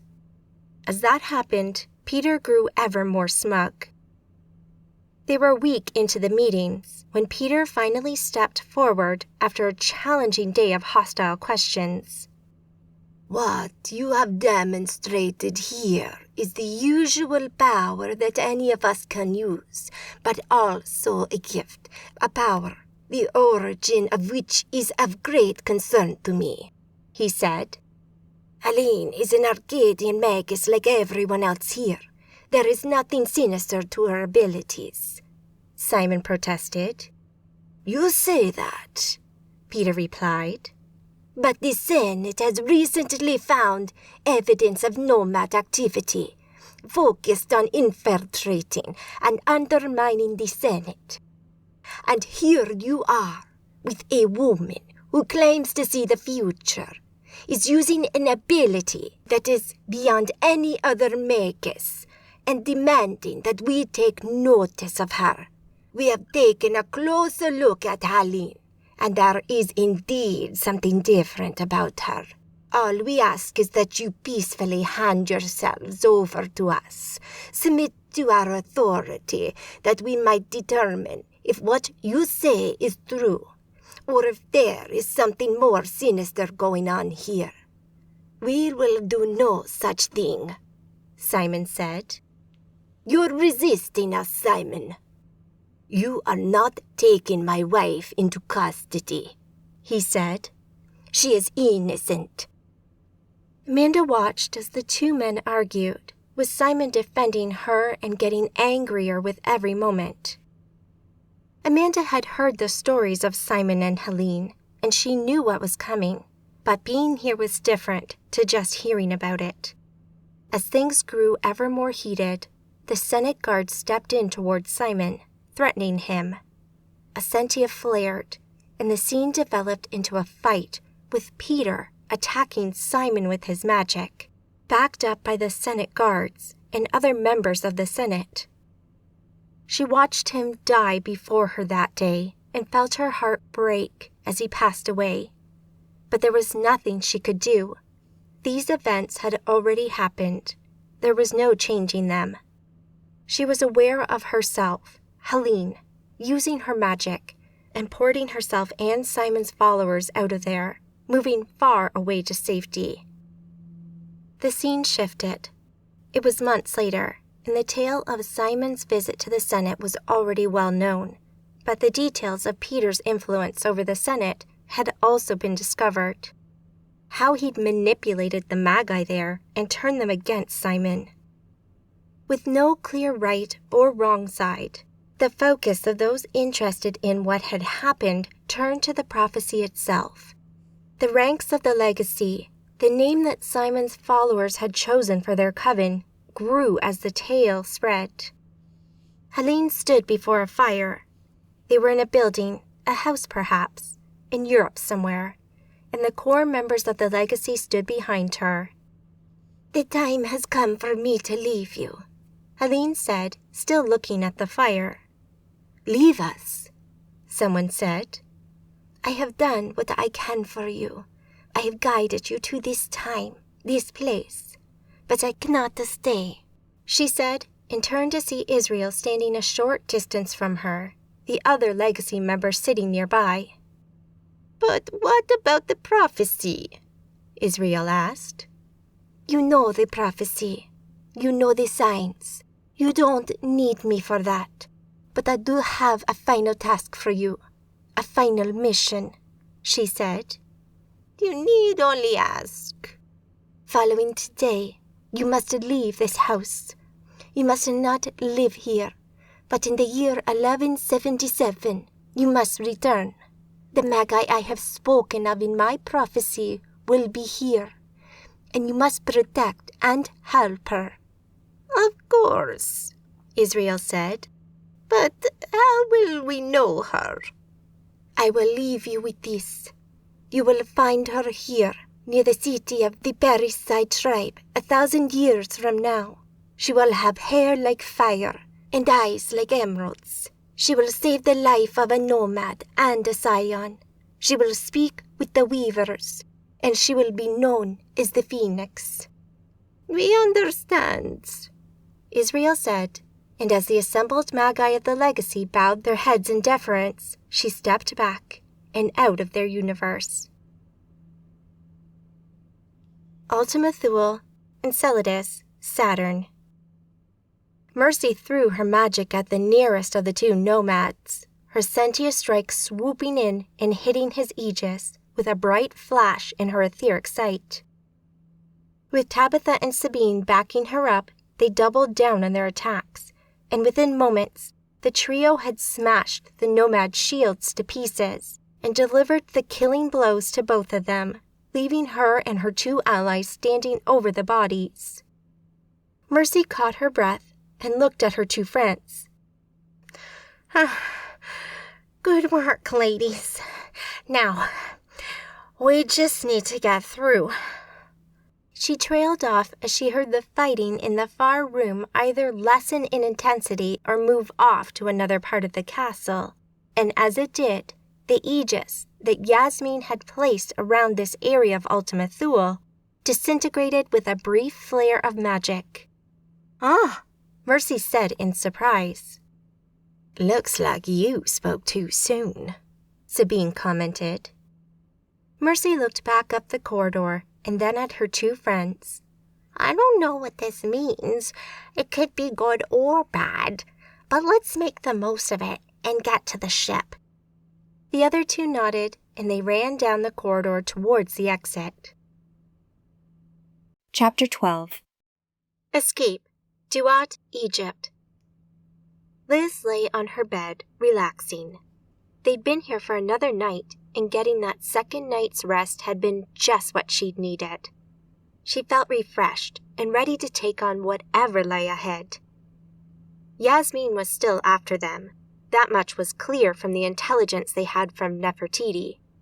She was hunting through Nefertiti's lairs and would make it here eventually. Here, as it turned out, was actually a null realm and not even in the material realm at all. She guessed they were in Egypt, but while Nefertiti had told her that some of the exits went to Egypt, many did not. But this provided a problem, as they were unable to open a mental link to any of her friends in the material realm, such as Sean, Maya, or Gentle Water.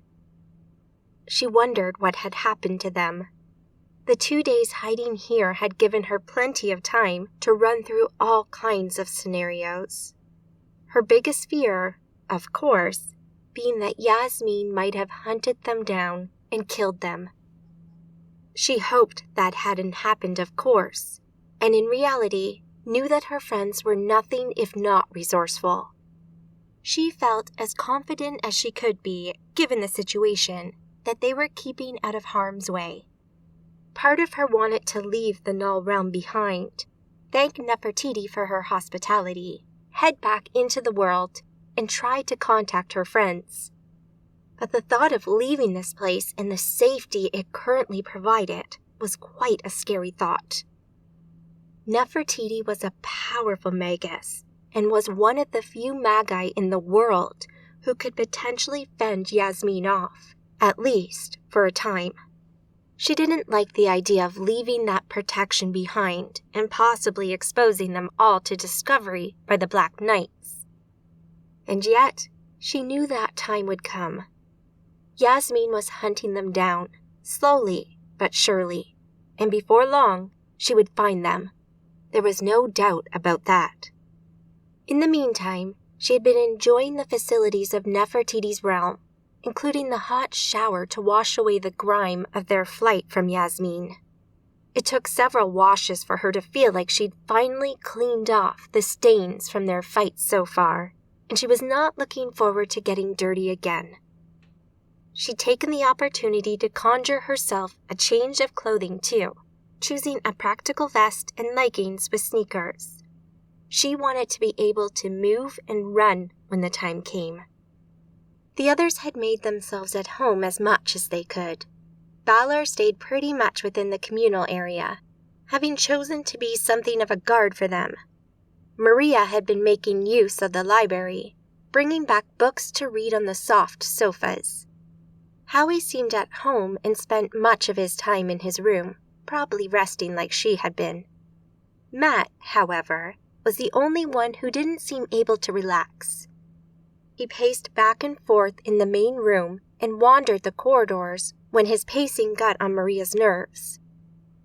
There wasn't a computer here or access to the net, which she guessed was what was really annoying him. He loved the online world and had mentioned a few times that he was keen to get back to it. He'd said something about a new online world called the Hypernet, but she had no idea what that was.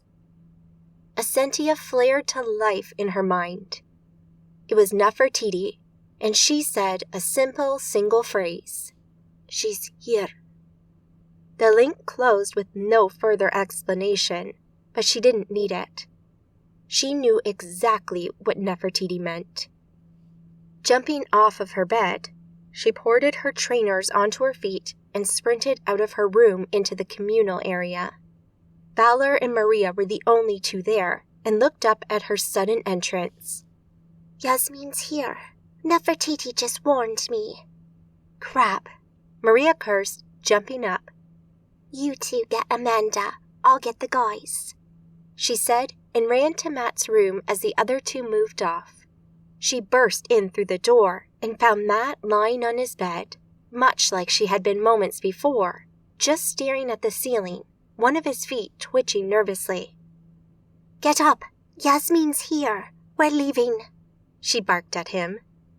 Shit, really? Oh crap, oh crap. He started to mutter to himself as he jumped up and gathered his things. Liz ran out and around to Howie's room, bursting through the door which had been locked. The metal bolt fractured the door frame as she kicked it open and ran in, only to find Howie in bed with one of Nefertiti's apprentices. Liz was reasonably sure her name was Bast. What the hell? Howie yelled. Whoa, hi there. Come to join the fun? Bast asked, apparently not at all embarrassed by the interruption. Oh, shit, Liz said. Sorry, guys. We've got to leave. Yasmin's here. Oh, crap, Howie said. Bast jumped off the bed and picked up her dress. I knew I should have answered Nefertiti's link. Get dressed and get out here. You have 20 seconds. Liz ordered and strode out of the room, shaking her head. Bast ran out just behind her and sprinted across the room to the double doors and disappeared through them. Matt stood in the middle of the room, watching her go with an incredulous look on his face. What the? Don't ask, Liz said, unable to hide the slight grin that pulled at the corner of her mouth. She turned as Howie clattered out of his room in his underwear, pulling his trousers on while cursing. Shit, crap, god damn it, come on. He swore as he pulled them on. You dirty dog, Matt commented. Fuck off, man, Howie answered. No, I ain't letting this one go. She wanted it, man. She couldn't leave me alone.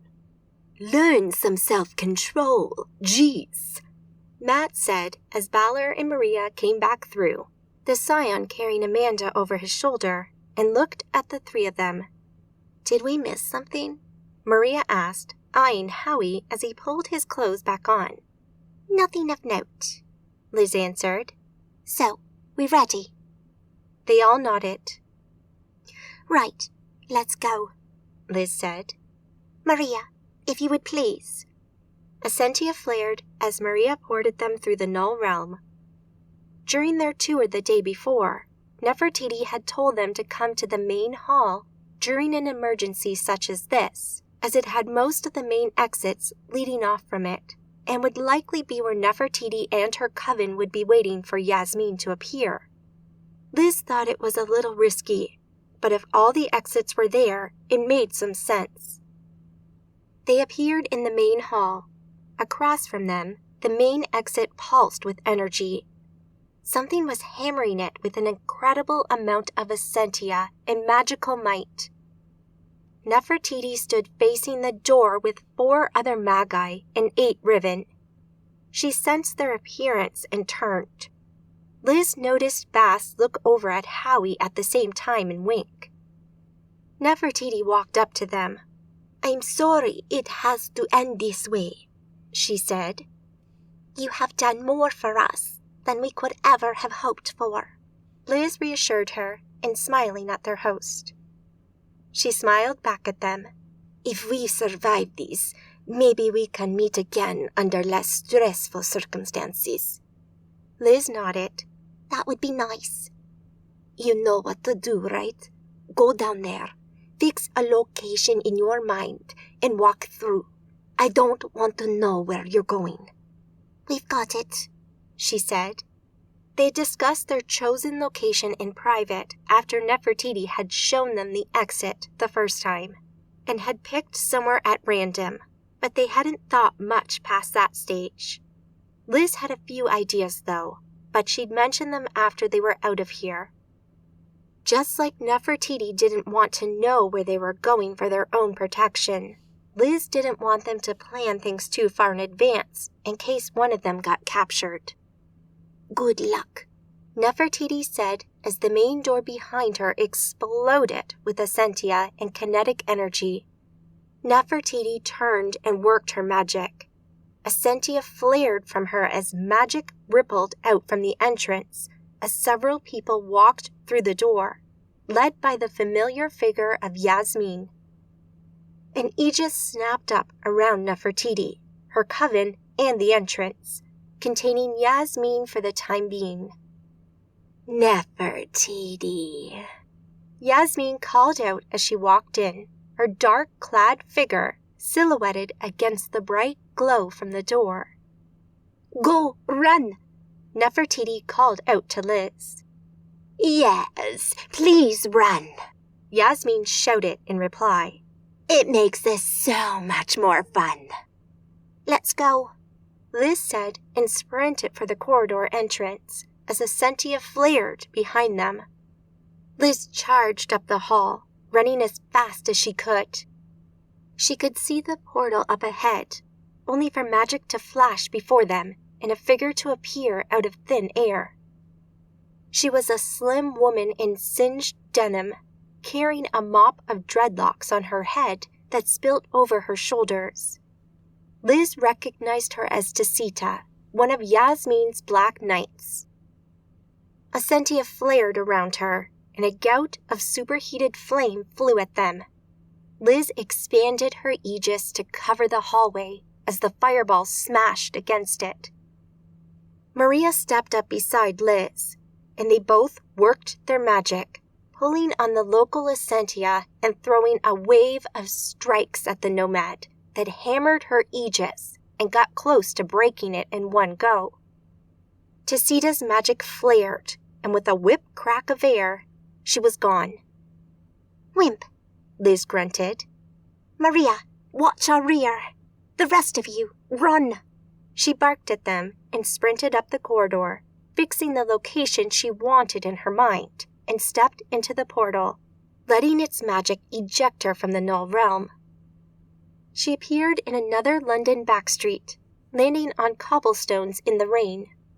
She looked around, but there was no one nearby. She could see a typical busy London street at the end of the road, but the view of it was partially blocked by a parked car and some rubbish dumpsters. A sentia flared behind her as Balor, still carrying Amanda, appeared, followed by Matt, Howie, and then Maria. They landed on the ground, puffing and panting as they tried to catch their breath. We made it, Matt stated. We did, Liz answered. I don't think we should stay here, Maria suggested. If that nomad, Tasita, Liz supplied. If she got a glimpse inside any of our heads, she'll know where we're going. We need to move quickly. Agreed. I have an idea, Liz said. Care to share it with the group? Maria asked. Liz focused and sent the details through a private link to Maria. She was probably being paranoid, but it just made sense to keep this information between those who had an aegis erected and who were unlikely to have someone reading their minds right now. There you go. Do your thing. On it, Maria replied and worked her flux magic once more. Light flashed behind her eyes and the air cracked.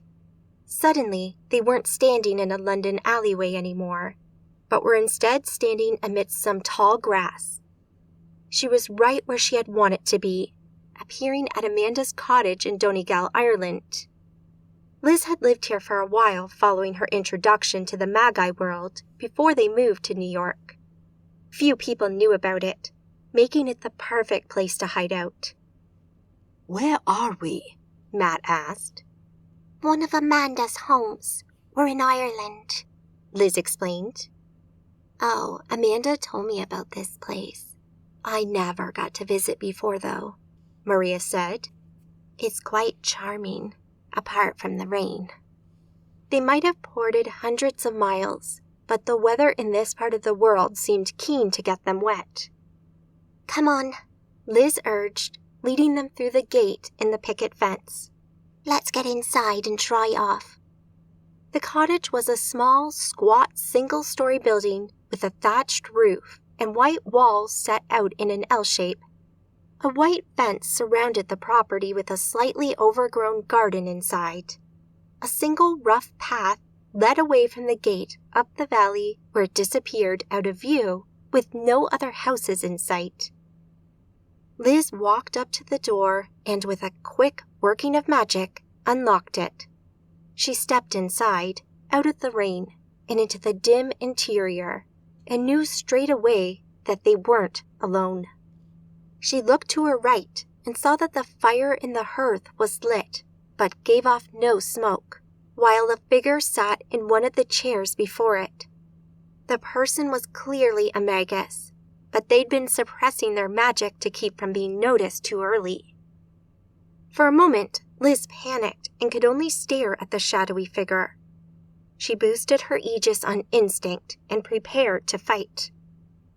The figure leaned forward, the light from the fire finally hitting his face and picking out his features. Liz let out a sigh of relief as she recognized him.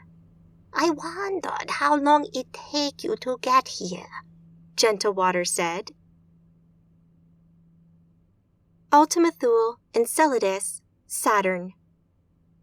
Tabitha followed Mercy out of the end of the corridor to find the Arcades still parked in the same place they'd left it, on one of the landing pads around the base of the castle.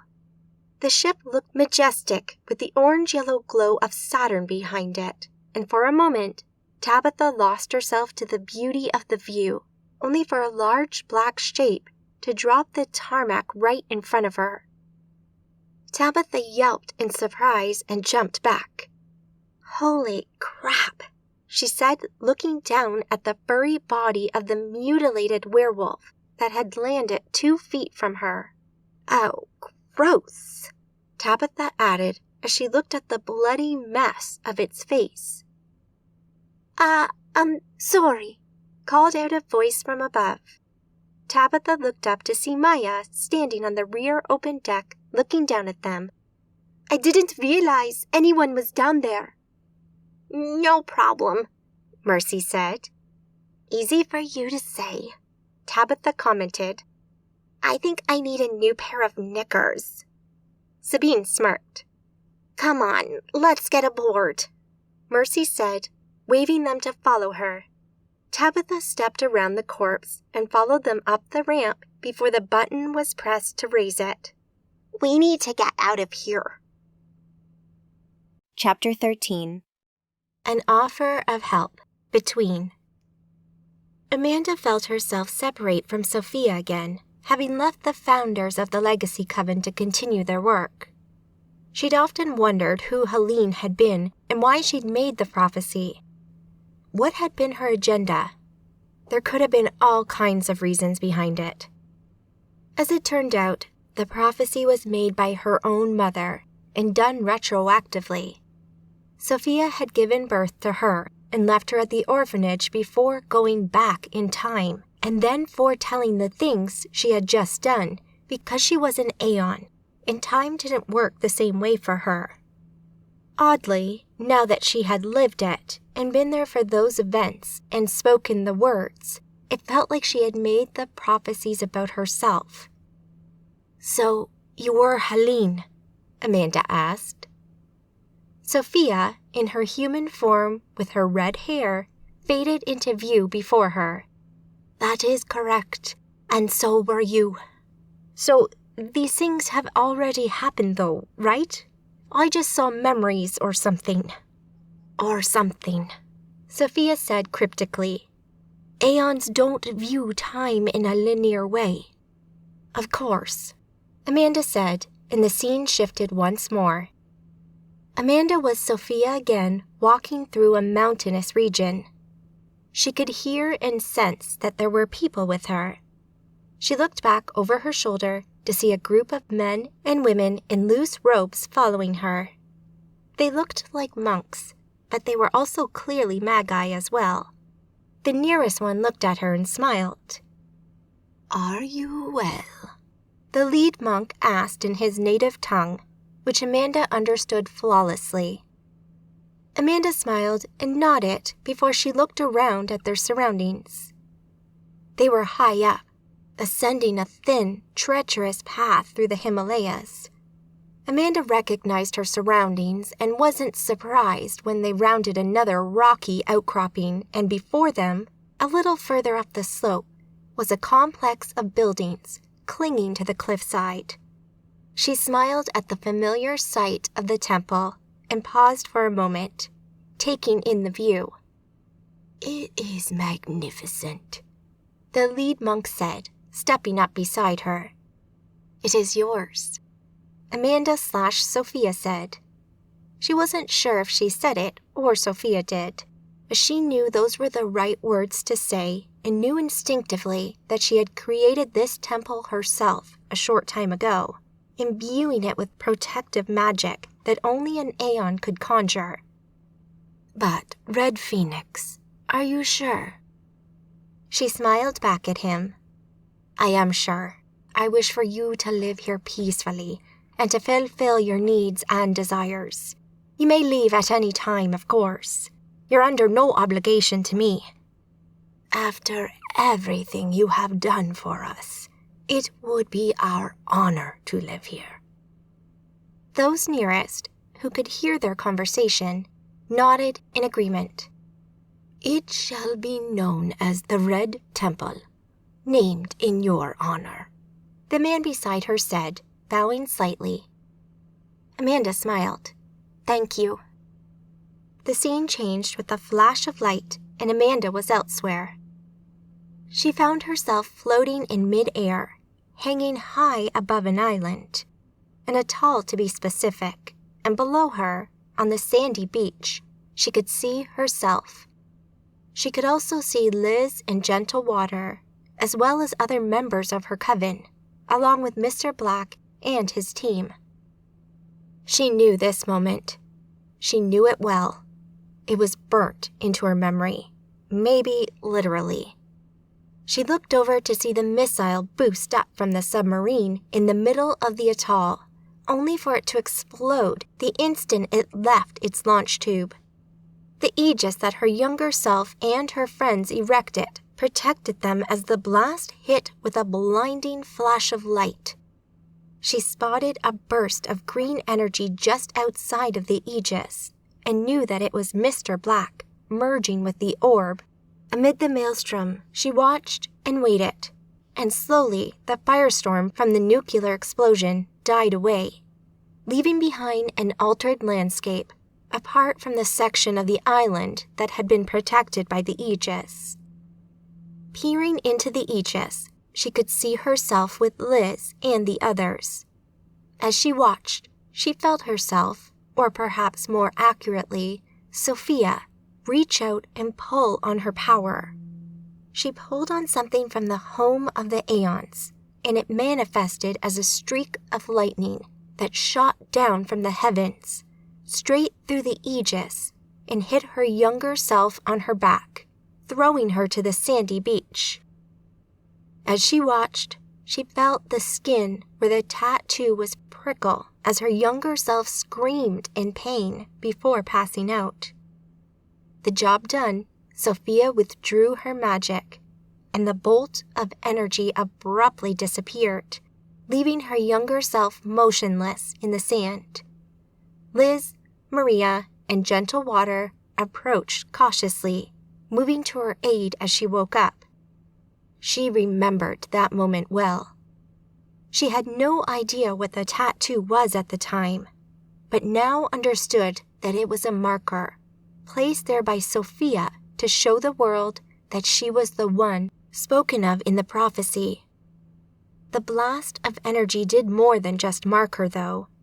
Seeing and feeling the event from Sophia's side, she knew that Sophia had invested some of her power into Amanda. She had boosted her magic and made her stronger. Now that she knew she was part Aeon, she had a sense of what Sophia was doing. She was waking Amanda's Aeon side. She was forcing her daughter to step into the shoes that she was always destined to wear. Amanda crossed her arms and rubbed her hands over her tattoo as she watched the scene below her fade away. As she returned to the Aeon realm, she looked down at the part of the tattoo that she could see and felt suddenly closer to her mother. This tattoo was part of her heritage, and she felt more connected to her mother now than she ever had before. She could feel the love from her mother flow into her once more. For the first time in her life, she had some kind of understanding of where she'd come from. She had a mother, and that alone was more than enough for her. "Thank you for showing me this," Amanda said as she looked up at the figure of Sophia that had formed before her. Sophia smiled. "I am glad we could finally meet. I am curious, though. Why now? Why bring me here and show me these things? I died. Am I to live here with you and Georgina now? No, my child. Your life is not yet ended. Your work is not yet done. This is but the beginning of your journey. The first step in a long walk through the troubles to come. The Archons have been freed. They are a danger to your world, and there are bigger threats yet to come. Your world needs you." "I'm going back."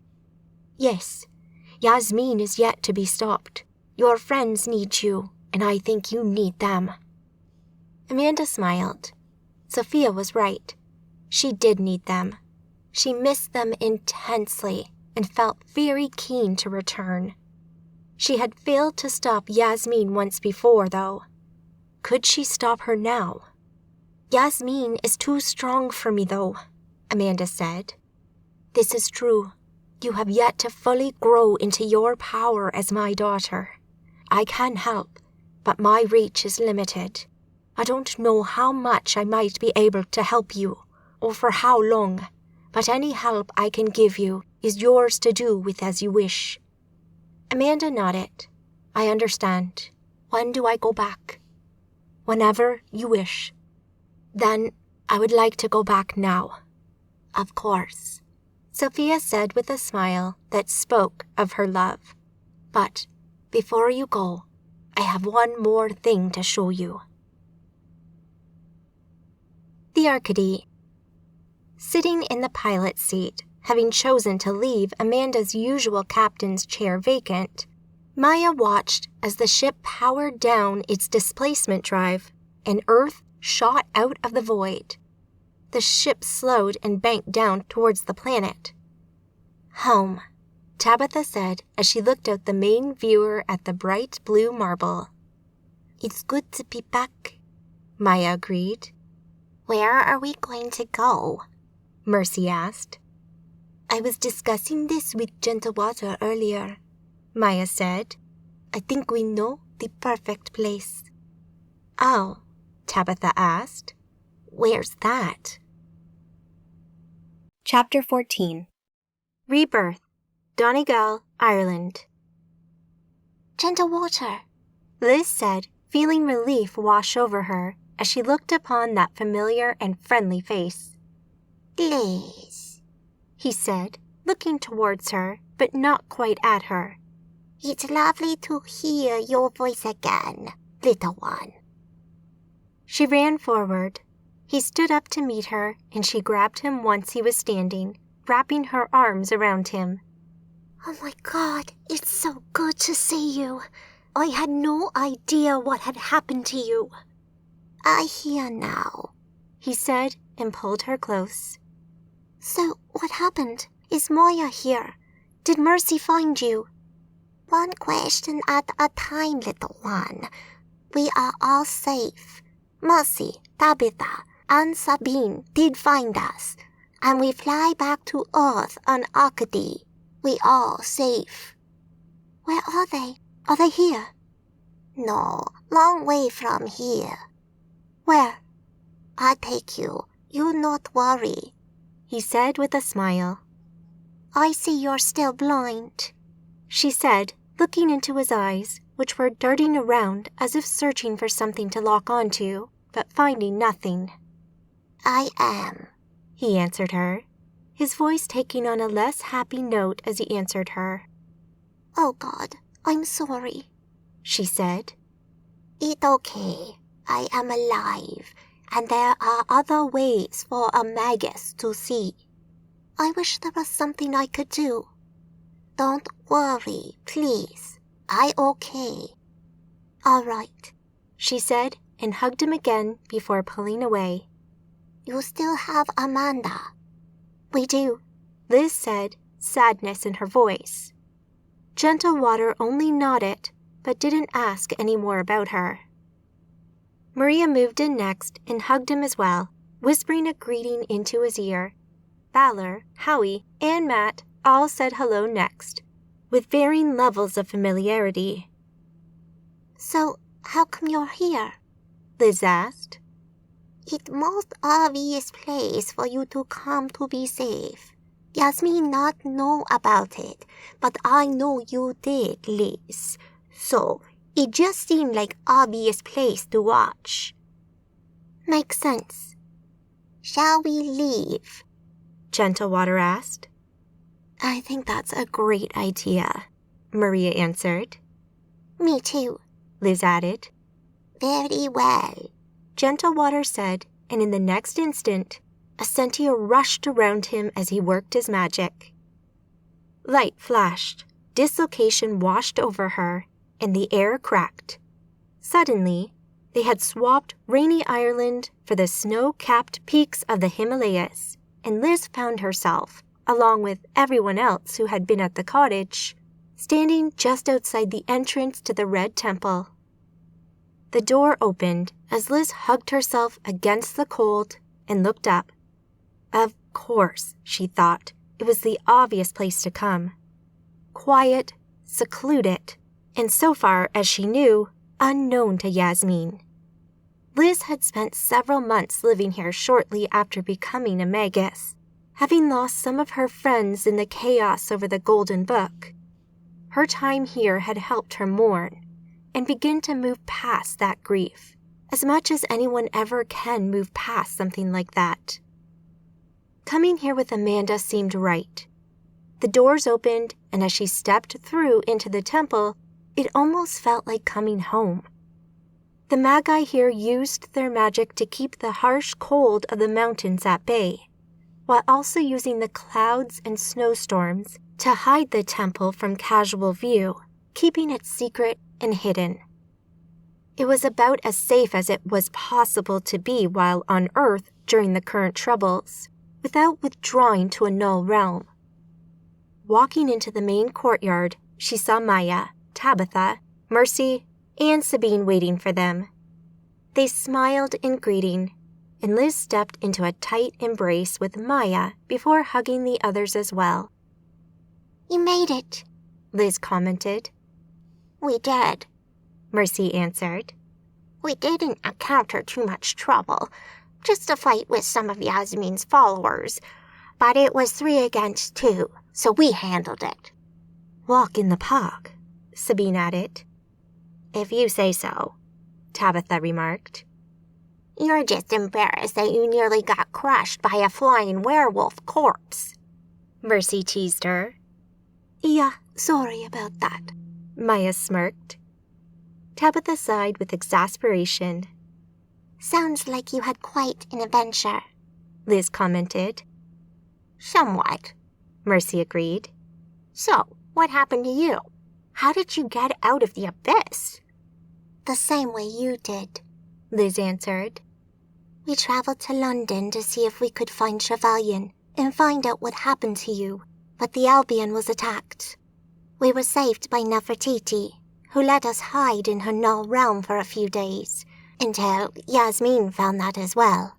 Then we traveled to Ireland and found Gentle Water. You stayed with Nefertiti? Maya asked, sounding more than a little surprised. We did, Maria confirmed. She said she owed Amanda a favor. Well, at least you're safe, Maya said. Come on, let's get you inside. Balor, come with me. I know where we can put my mother. Liz watched Balor walk off after Maya towards where she knew Amanda's room had been when she had lived here. Looking around, she noticed the Arcady parked in a lower open courtyard.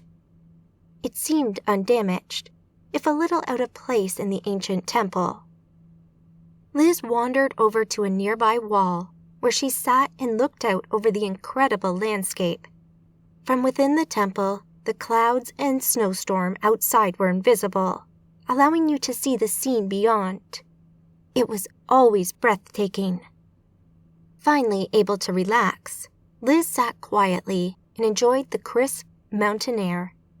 She wondered if this is how their life was going to be now, living on the run from the nomads. Even if they somehow managed to deal with Yasmin, their lives would never be the same again with Amanda gone. She glanced up into the temple and saw Balor step out of Amanda's old room on one of the upper levels. So many people had seen her now, including some of the most powerful Magi on the planet. If they couldn't bring her back, then who could? Maybe it was a lost cause and they should accept that Amanda was gone for good. Perhaps it was just a strange quirk that her anima hadn't left her body. Maybe it was just unusually slow to depart into the realm of the dead. It wouldn't be the first time that Amanda had done things differently than everyone else. As she sat in thought, Gentle Water approached and stood close. She could sense the Essentia around his head. He might be physically blind, but his magic allowed him to see as well as anyone else. I sense you are a little lost, young one, he said. Perhaps a little, she said. I know we had no time to process what happened to Amanda. She gone and might never return. This takes time to adjust to. But remember, you have friends here. She smiled. I know. If she is truly gone, I'll just need some time to deal with it. This isn't something I can forget in a few days. I understand. I feel same. Liz nodded and put her hand on Gentle Water's, enjoying the connection it gave them. She hoped it wasn't the end for Amanda. She'd been integral to her life the past couple of years, and she had trouble thinking of anyone else who might be able to stand up to Yasmin. If she didn't come back, she didn't know what would happen. The white light faded and shifted into darkness as an intense pain flooded her chest. Amanda gasped and sucked in air, feeling incredibly stiff as her eyes flicked open. "Ugh," she grunted. Even her eyes hurt. They were dry and scratchy. She reached out and gripped the sides of her bed and concentrated. Focusing her magic, she willed her body back to full health. She felt the magic wash through her, melting the pain away over the next few seconds until it was almost nothing. Slowly, her breathing returned to normal, calming down and settling into a steady rhythm. She opened her eyes again and blinked. Carefully, she sat up and looked around. It took her a moment to realize where she was, but recognition blossomed within her after a few seconds. "The Red Temple," she whispered. Her voice was a little croaky. She coughed and conjured a glass of water in her hand. She sipped it, enjoying its cool, soothing feel as she drank. Putting the glass down, she noticed the deep red stain that covered the chest of her strappy top and the tear in the fabric between her breasts where the dagger had cut through.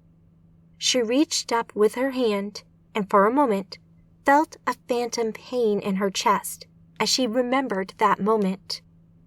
But she was alive. She had survived, and she was back. She took a deep breath again and smiled to herself. She was looking forward to seeing the look on Yasmin's face when she next saw her.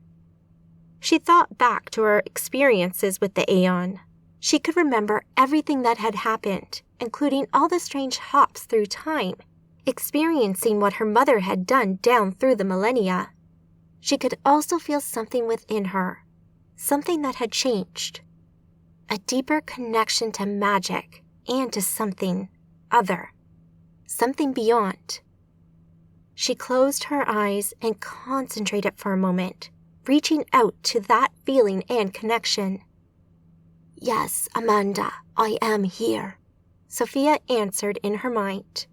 "Remember, I don't know how much I can help you, but you have reserves of strength and power you are not even aware of yet, and will one day grow into.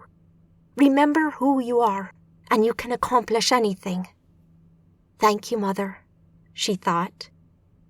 Sophia answered with a wave of love and confidence that washed through her.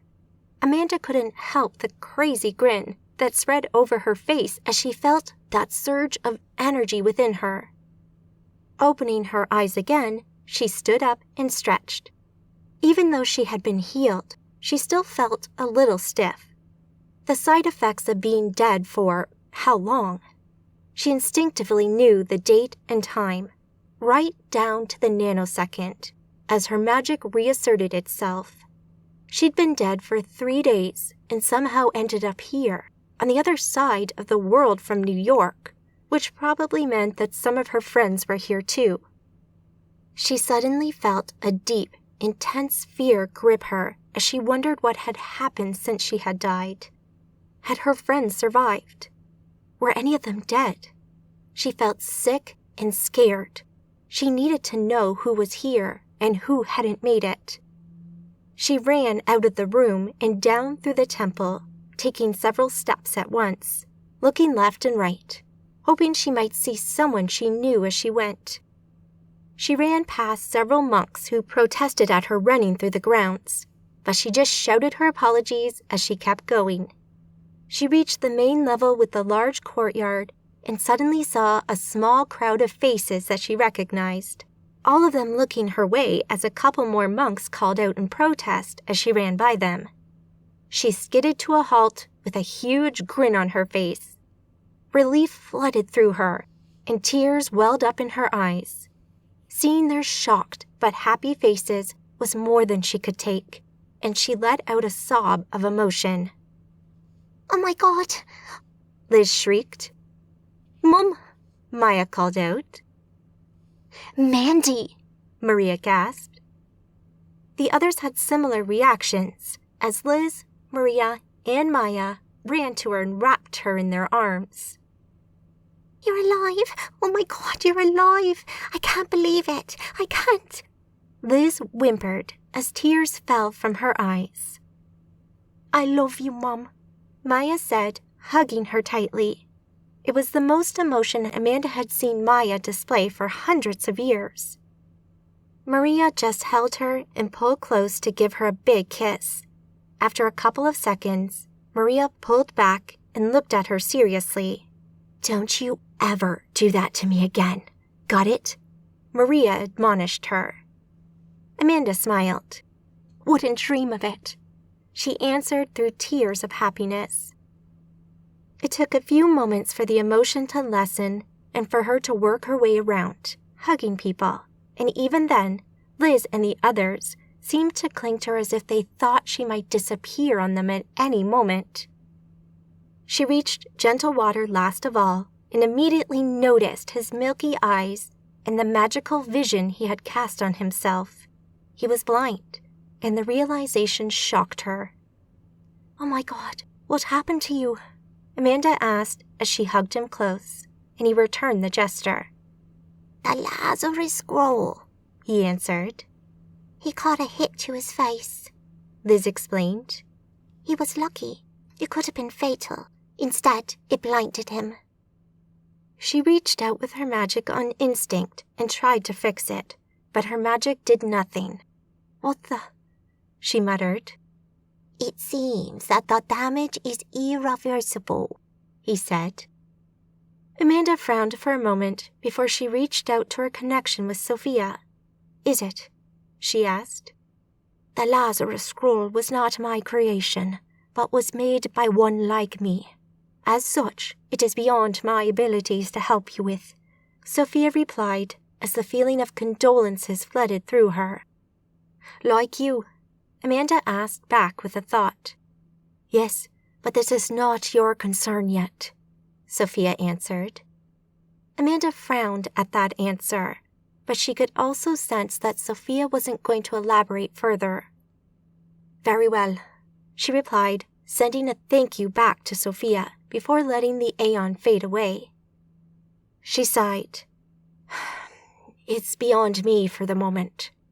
Amanda said to Gentle Water, I'm sorry. It's okay. I live and am well. That is true, and it's wonderful to see you again, she said, pulling him in gently for another hug. I wish I could say same, he answered her, mirth in his voice. You're joking about it already. Okay, old man. Gentle Water smiled. Amanda couldn't help but return the smile. It was just so good to be back with her friends. She felt like she'd missed so much, though. So, don't keep me in suspense. Who's going to tell me what happened and how we all ended up in Tibet? Well, sure, we can do that, Liz replied. But before we do, we did just leave Nefertiti fighting Yasmin. What? Amanda asked. Nefertiti took us in, helped us, but Yasmin tracked us down and attacked her null realm. She's probably still there. It was only 5, maybe 10 minutes ago. Where are they? Amanda asked, keen to go and help the Egyptian Magus if she could. Amanda.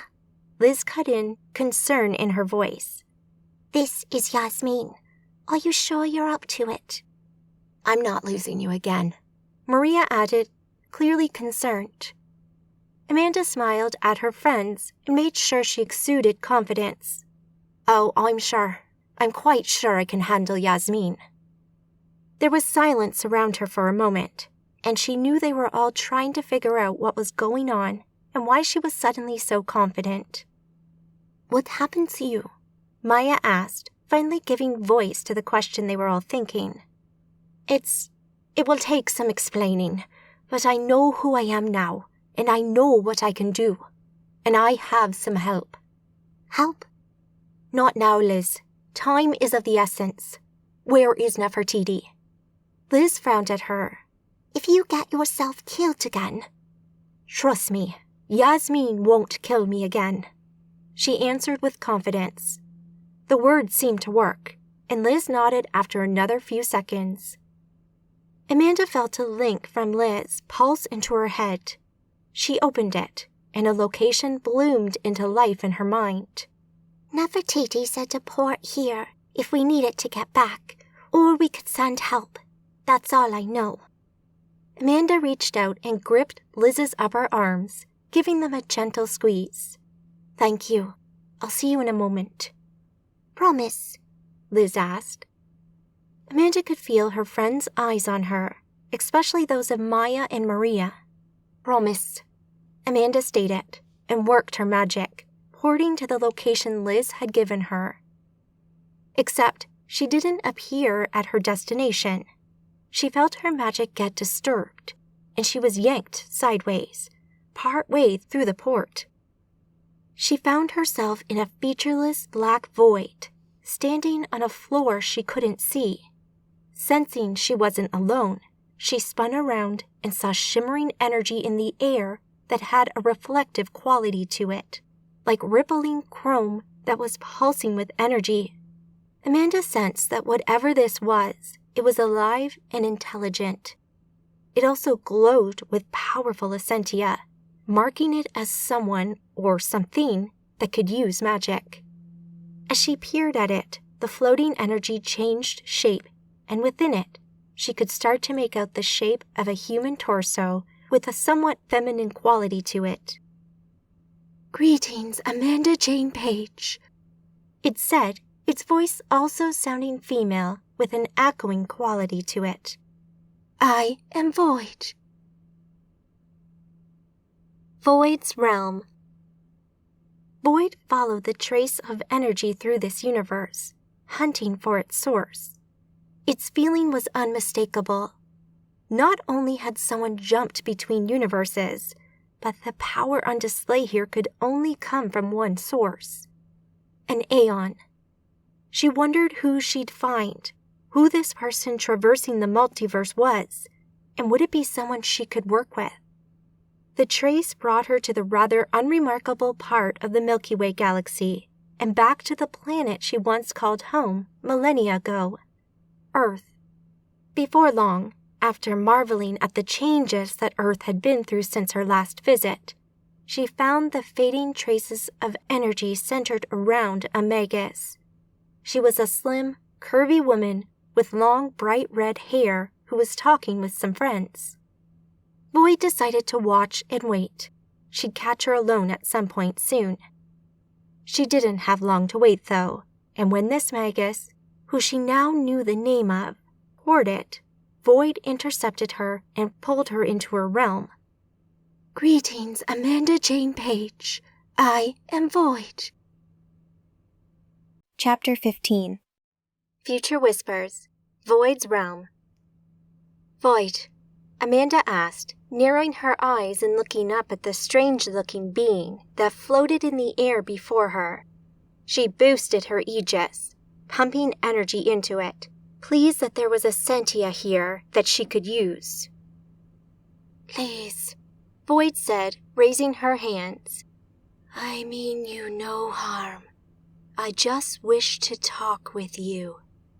I'm a little pressed for time, Amanda answered, thinking about Nefertiti and how she would be fighting Yasmin off as she stood here talking to this Magus.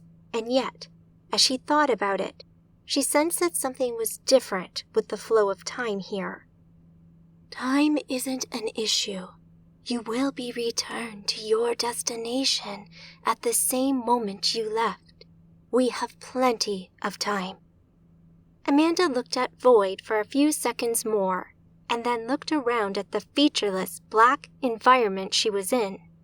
She didn't feel under threat, and this Void had so far, apart from waylaying her, done nothing that could be considered hostile. Not yet, at least. She looked at Void again with her etheric sight. She seemed to be living as some kind of exotic energy, making Amanda guess that she had chosen to transform herself into something without a physical body.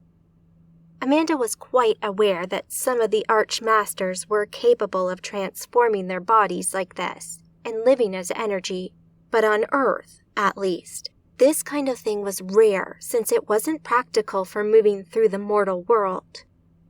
Void was glowing with a sentia on Amanda's etheric sight, marking her as a powerful Magus, and someone who might be difficult to deal with if the situation arose, but she had a feeling that it wouldn't.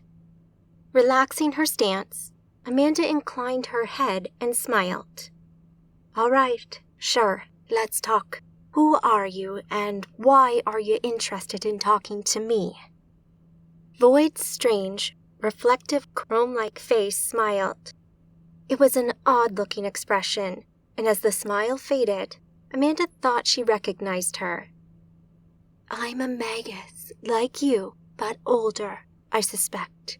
I left the Earth behind many millennia ago, when the Archon still walked on its surface. You're an unsundered Magus. Void nodded. That is correct. Sorry for asking, but did you maybe go by another name all that time ago? I did. I was once known as Boris. Ah, yes. Amanda answered, remembering the vision that Sophia had shown her of those early Magi discussing leaving Earth behind. Void had been amongst them, but she had looked much more human then. So you were unaffected by the Archon's magic? Correct. A long time ago, I learned how to leave this universe and travel to other adjacent universes. The multiverse, Amanda stated, understanding what Void was telling her. Correct, Void said. I'm not the only one who learned how, but we are few and far between. I brought you here because you have recently made a journey outside of this universe. Amanda nodded, unsure how Void could know about her time with Sophia. I guess you could say that, yes. Another thought occurred to her suddenly, as she remembered the events at Bob's bar. Two, in fact. As I said, Few people can do that, and of those who can, most are benevolent and use it purely to see more of this reality. Hang on. Did you say 2? That's right. Intriguing. So, most are benevolent, but not all, I take it?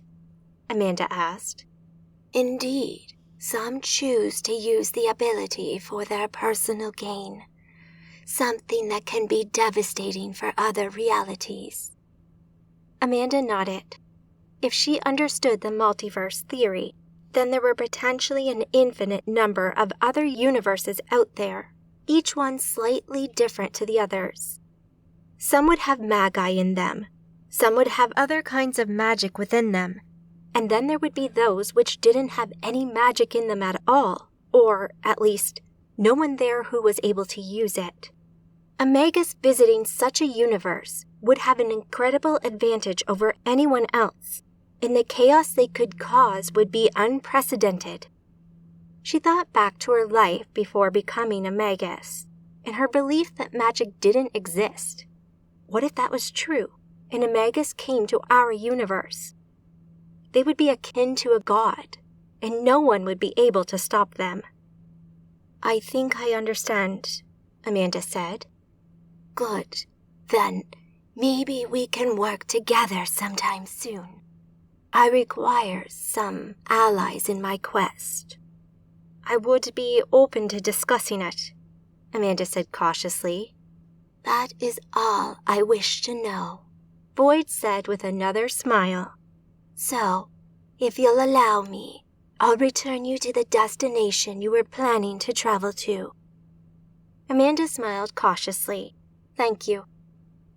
A sentia flared, and Amanda felt the familiar rush of flux magic rushing through her as she left Void's realm behind and suddenly appeared back on Earth. She found herself standing in the middle of some ancient Egyptian ruins in the Sahara Desert. The broken columns of sandstone stood on a rough floor of stone slabs, with the desert creeping in on all sides. Ahead of her, Amanda could see and feel the otherwise invisible portal that she guessed would lead her to Nefertiti's null realm.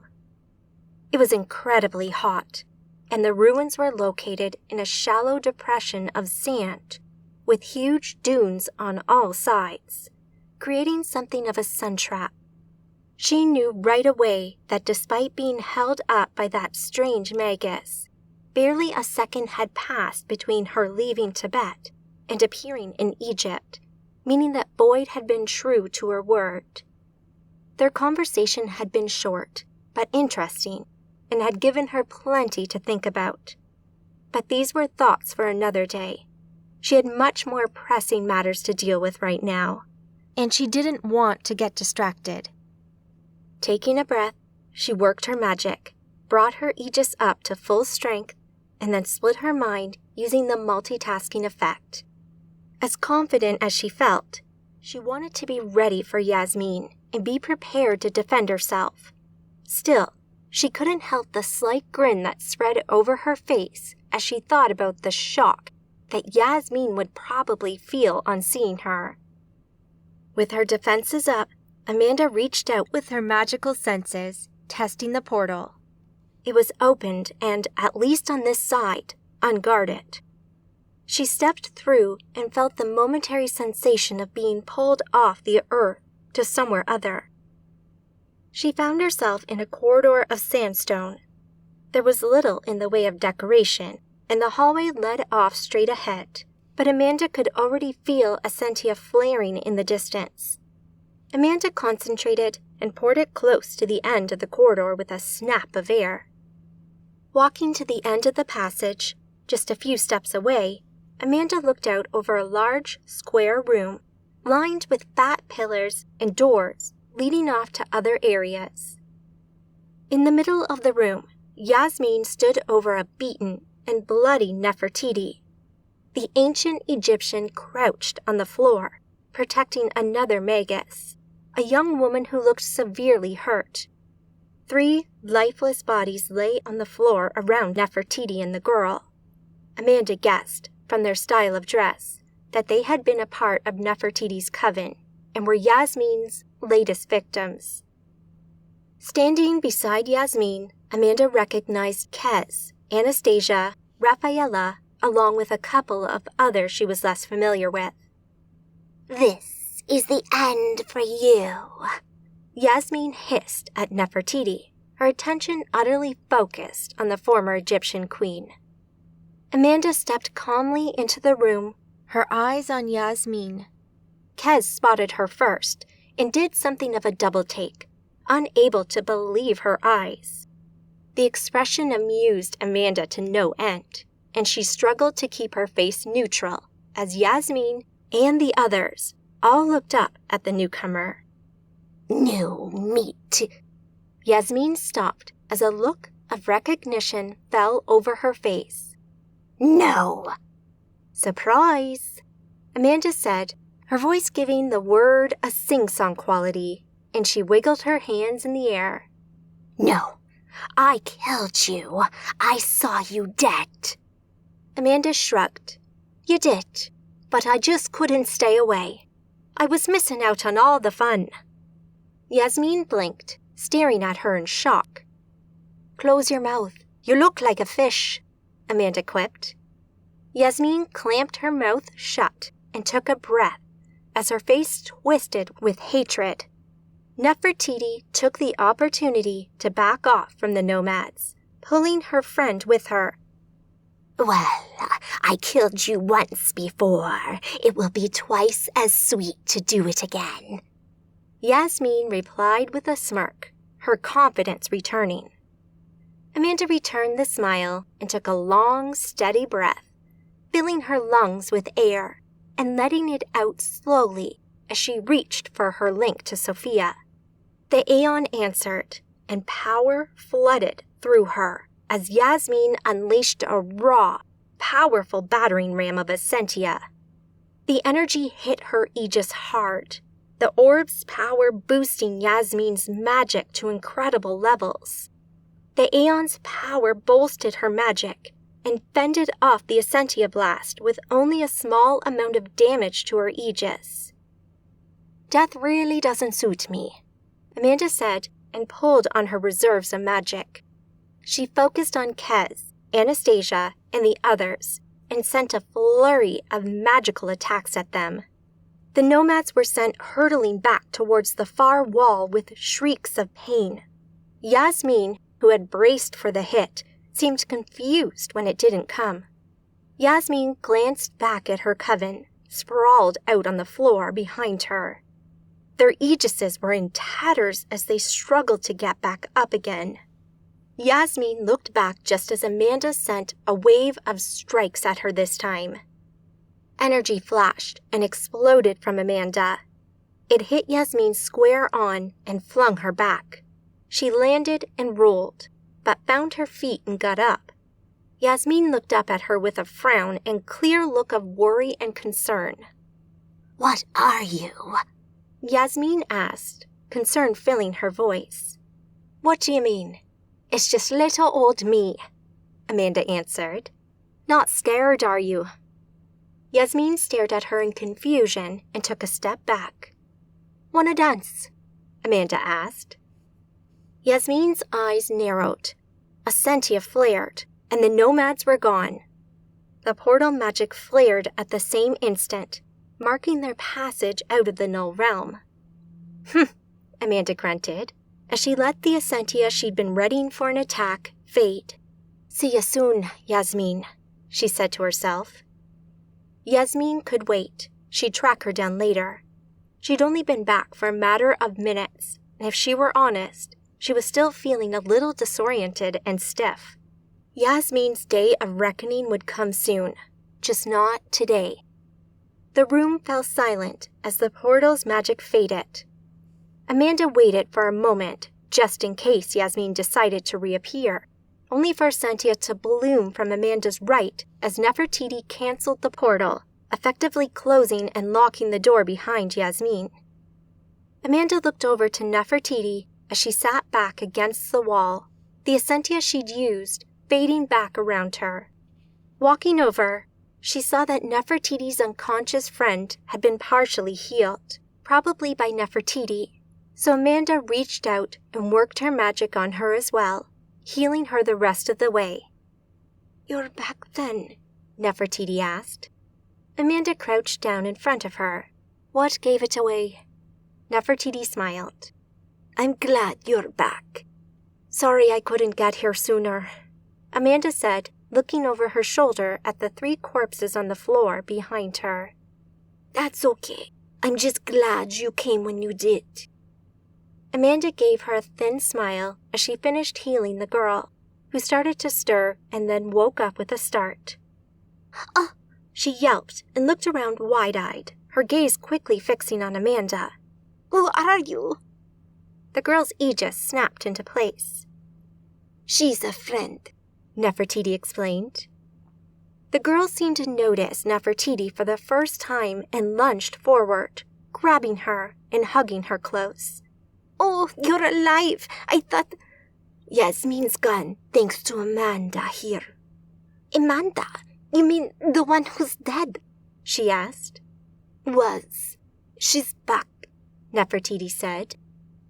The girl looked over at Amanda as she pulled away from Nefertiti. She hesitated for a moment and then offered her hand. "Hi, I'm Bast. Thanks for helping us." "Anytime," Amanda said, taking Bast's hand and shaking it. Then she turned to Nefertiti. "What's your plan? Are you staying here?" "I think that's best. I'll move all the exits, probably close most of them. If Yasmin can't find a portal, then we should be safe." Amanda nodded, agreeing with her. Null realms were very safe places to hide out, and nearly impossible to get into if you didn't know where the doors were. "Okay, but you reach out to me if Yasmin somehow returns," she said. Nefertiti nodded. "I will. How are Liz and Maria and the others?" "They're fine," Amanda answered. "You know, you have a pretty amazing apprentice. She took control of your coven and led them as effectively as I have seen anyone lead any coven. She stepped up when she had to and did what needed to be done. You should be proud of her." Amanda nodded. "I am very proud." Anastasia appeared in the Black Cathedral in Yasmin's Null realm. Standing amongst the other knights, she watched as Yasmin turned and stalked away without a word, clearly angry and frustrated. Anastasia also felt she sensed fear in the Archmagus. The idea that Yasmin would be afraid of Amanda troubled Anastasia. Whatever the case, Amanda was back, it seemed, and Yasmin looked weak. The appearance of the redhead had clearly shaken Yasmin, as well as the other Black Knights. As she watched, they broke away from the group, looking lost and worried, and their leader wasn't helping by withdrawing from them. The nomads walked away, whispering to one another in concerned tones. Pressing her lips together in consternation, Anastasia strode off after Yasmin, catching up with her towards the edge of the room. "What's the plan? What's next?"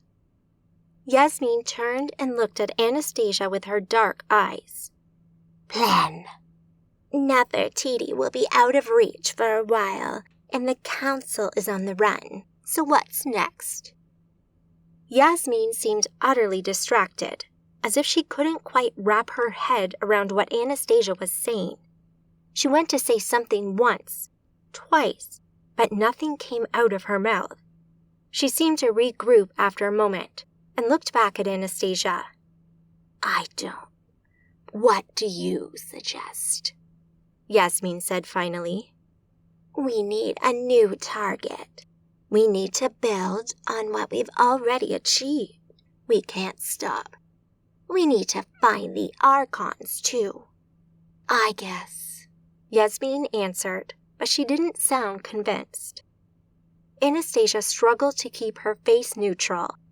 She wanted to scream and shout at Yasmin that she needed to pull herself together, or even better, kill her and take over. Anastasia eyed the pulsing green orb in Yasmin's chest as the thought of attacking Yasmin played in her mind, but felt sure she'd lose the fight. No, she needed another tactic. Looking back at Yasmin's pale face, she decided to try another angle. If we find another target, something big enough, maybe it will draw Amanda out again. Maybe we can kill her for good this time. Yasmin's eyes snapped up to hers, filled with sudden intensity. You think? Of course. Do it, Yasmin replied. Find somewhere. Anastasia nodded. I will. Leave it with me. Yasmin nodded, her intensity fading as the worry seemed to creep back in. Anastasia backed away from the Archmagus and left the Black Cathedral, making for one of the exits. Before long, she left the Null Realm and returned to her ship, in orbit above Earth. She made for the room that Leica had claimed as her own. Leaning against the doorframe, she looked at Leica, where she sat on her bed. So? Leica asked. You were right, Anastasia replied. Leica nodded. Then you know what to do. The Red Temple, Tibet. Liz stood on the ledge overlooking the majestic mountains, with Gentle Water standing beside her, holding her arm for support and guidance. She will come back, Gentle Water commented. Am I that transparent? Liz asked. I not need eyes to see that, but I'd appreciate a railing, he said, humor in his voice. These cliffs are dangerous. Liz smiled. I'm sure that can be arranged. Are you thinking of staying out here for a while? Perhaps. This injury, it changes things for me. I'm not much use in fight now, he said. I understand. You don't have to be on the front lines if you don't want. I know, he answered her. I have been wondering. How you holding up? You take large responsibility leading Amanda's coven. And you kill Mary the Mask. I did, didn't I? She answered, thinking back to the fight she had with Mary. It had felt good to finally get her revenge. And although dealing with Mary had satisfied that need she'd been nurturing over the past few years, she wondered if it was enough. Are you finished with Inquisition now? Can you move past your pain? Honestly, for the most part, yes. But as long as the Inquisition is out there, I think part to me will never be finished with them. What they did to me is bigger than just Mary Damask. She might have been the one swinging the sword, but her actions were dictated by the whole organization. I understand, Gentle Water replied, squeezing her arm gently as a sign that he would be there for her. She reached over with her other hand and placed it over his. Thank you. Chapter 16. The Sigil. The Red Temple, Tibet. Amanda ported into the courtyard of the Red Temple, having just left the deserts of Egypt behind. The cool air was a refreshing change from the oppressive heat of the Egyptian desert. She spotted Liz and Gentle Water nearby, looking out over the view of the mountains. Gentle Water stood holding onto Liz's arm. She felt intensely sorry for him, but knew he wouldn't want her sympathy. He'd want her to continue the fight and not give up. His resilience against this horrible injury was inspiring, to say the least. Sensing her return, Liz turned to face her with a smile and walked over. Thank God you're back, she said. Told you I wouldn't leave you again, Amanda smiled. Was Yasmin there? She was. I think I scared her a little bit. Good, Liz commented, no small amount of spite in her words. Nefertiti told me how you stepped up and led the coven in my absence, Liz. Oh, yeah. Well, it was nothing, she replied a little sheepishly. I wouldn't call what you did nothing, Amanda pushed back.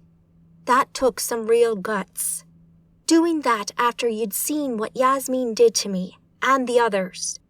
I'm impressed. I mean it. You're turning into one hell of a magus.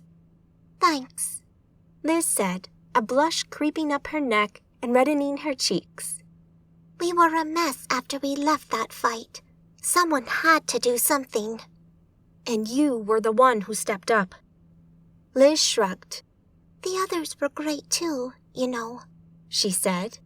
Mercy, Tabitha, and Sabine volunteered to go back to Ultima Thule, even though it was under attack, and get Maya and Gentle Water out of there by themselves. And that was amazing too. You guys have really made me proud. Just doing what needed to be done, Liz answered. Well, whatever. I'm impressed. Thanks, Liz replied, her cheeks flaming red. I don't mean to bring the mood down, but I'd like to know who didn't survive. Liz nodded, her tone becoming somber. There've been a few casualties. Israel, Stella, and Aaron died in the same fight you did. Horlak, too. Amanda sighed. Damn. Horlak died saving Gentle Water, actually. Amanda nodded. He died a hero, after all. He did. So did Forrest Ward and his wife, Stella. Oh? Yeah, we were at Ultimate Thule to see Trevelyan, who was one of the Magi who took a look at you. No one knew what to do or how to bring you back. But while we were there, Yasmin attacked. They attacked Ultima Thule. Ballsy. I know, right? Forrest was there when we got there. He and his wife attacked Yasmin, but they were both overcome. Amanda nodded. Okay, well, at least they were on the right side this time. I think that's it. That's all I can remember anyway. Did Nefertiti survive? Amanda nodded. And Bast. But that was all. Well, at least Howie will be pleased. Oh? Amanda asked. Liz shook her head. Don't worry about it. That's a story for another time. Fair enough, Amanda answered. So, how did you come back? From the dead, I mean. Amanda smiled. Well, I guess now's as good a time as any to tell you what happened to me. Let's sit down, shall we? She suggested, waving toward a nearby bench. As they walked over, Maria and Balor appeared and quickly walked over when they spotted her. You're back. How was Nefertiti? Did you see Yasmin? Amanda related a brief description of what had happened to her while she was in Nefertiti's Null realm and how she confronted Yasmin. Oh, her face must have been a picture, Maria said. She certainly looked shell-shocked. Amanda answered with a grin. Amanda was just going to tell us what happened to her and how she came back to us, Liz said with a smile and a look of anticipation. Now that is something I would love to know, Maria commented as Maya, Matt, Howie, Balor, and the others moved to join them as well. Okay, well, it might sound a little weird, but while my body might technically have been dead, I didn't truly die. My anima continued on. I knew it, Liz interrupted. You knew it? Amanda asked, feeling a little confused. We noticed early on that your anima hadn't left your body, not like it had with Israel and the others. It seemed stuck within your body. We kept trying to bring you back, but our magic did nothing. That's why you kept me with you. Liz nodded. So, what was it like, being dead, I mean? Matt asked. Did you go to shoal or see a wet lad? Sabine added. Amanda smirked at the comment. No, and kind of. but I don't know if it was the same white light that the others see." "So, what happened to you?" Maria asked. Amanda smiled and looked down at her hands, thinking about what had happened to her and the trace presence of Sophia that remained in the back of her mind. "I met my mother," Amanda said, choosing to just come out and say it. "Your what?" Liz asked. "Excuse me?" Maria answered. "Your mother," Maya added. I don't know really. I was taken somewhere. I don't know where, but I think it was maybe outside of this universe, to a place kind of between universes or something. Have you heard of the multiverse theory?" "Yes," Maria answered. "Totally," Matt said. "Multiverse?" Liz asked. "Multi what?" Howie added. "Right. So there's a theory that our universe isn't the only one. That there are other universes out there, each with another Earth, with another me and another you on them. And each one is slightly or wildly different to the others. So maybe there's one where the Nazis won the Second World War, or one where the lone survivor of the human race travels to the stars with a green blob of slime, or one where a massive interstellar war is raging across the Orion arm of the galaxy." "Yeah, right. That sounds crazy," Howie answered. "A green blob of slime." Amanda smiled. "Who knows? Maybe I am crazy, but that's what the multiverse theory is." "Okay, I understand," Liz answered. "So, you're saying it's real? You went to another universe?" "I think I went somewhere between universes. My mother, Sophia, belongs to a race of beings called the Aeons, who live in between. Sophia has had a long-term interest in our universe and has visited many times. And on one of those visits, she got pregnant by Mr. Black and merged her Aeon offspring with the embryo that was growing inside of the physical body she created. Sophia was the person who Matt met when he was traveling the Middle East and helped my mother give birth to me." "Excellent," Matt exclaimed. "You know how this sounds, right?" Howie said. Amanda chuckled to herself. "I'm quite aware that this sounds completely cuckoo, and more like some kind of strange hallucination brought on by my death, but I don't believe that. I can still feel Sophia now in my mind. I know I met her, and I know she spoke the truth." Liz nodded. "Well, the main thing is that you're back now.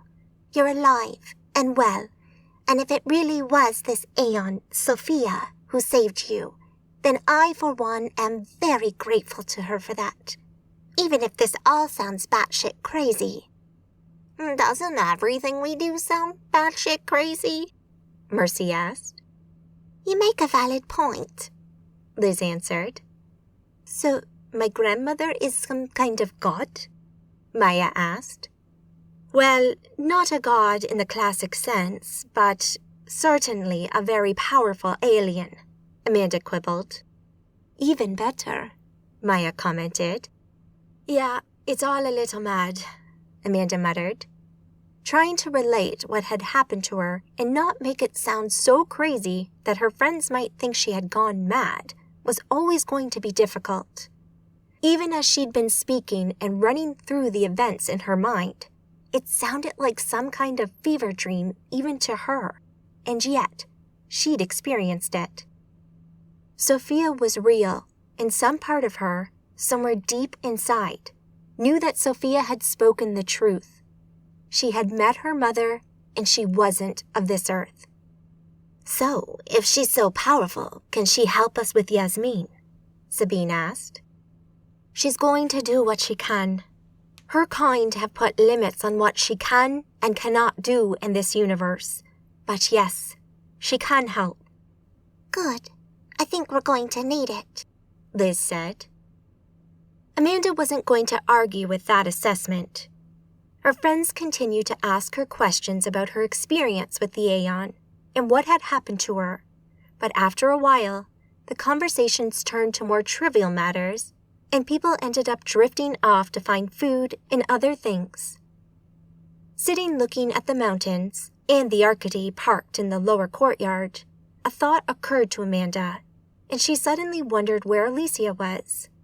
After fighting her on the Syndicate Island when Yasmin got the orb from Mr. Black, she'd asked Gentle Water to take her to the Arcady. Was she still there? She asked Maria. "She's still in the ship," Maria said, pointing back to the Arcady. "I keep checking on her, but she's still unconscious and her Aegis is still active. I'm not sure what to do, but I'm not keen on breaking down her Aegis and forcing my way into her head." "I understand," Amanda said. "Still, I might just pay her a visit." "Go for it," Maria answered.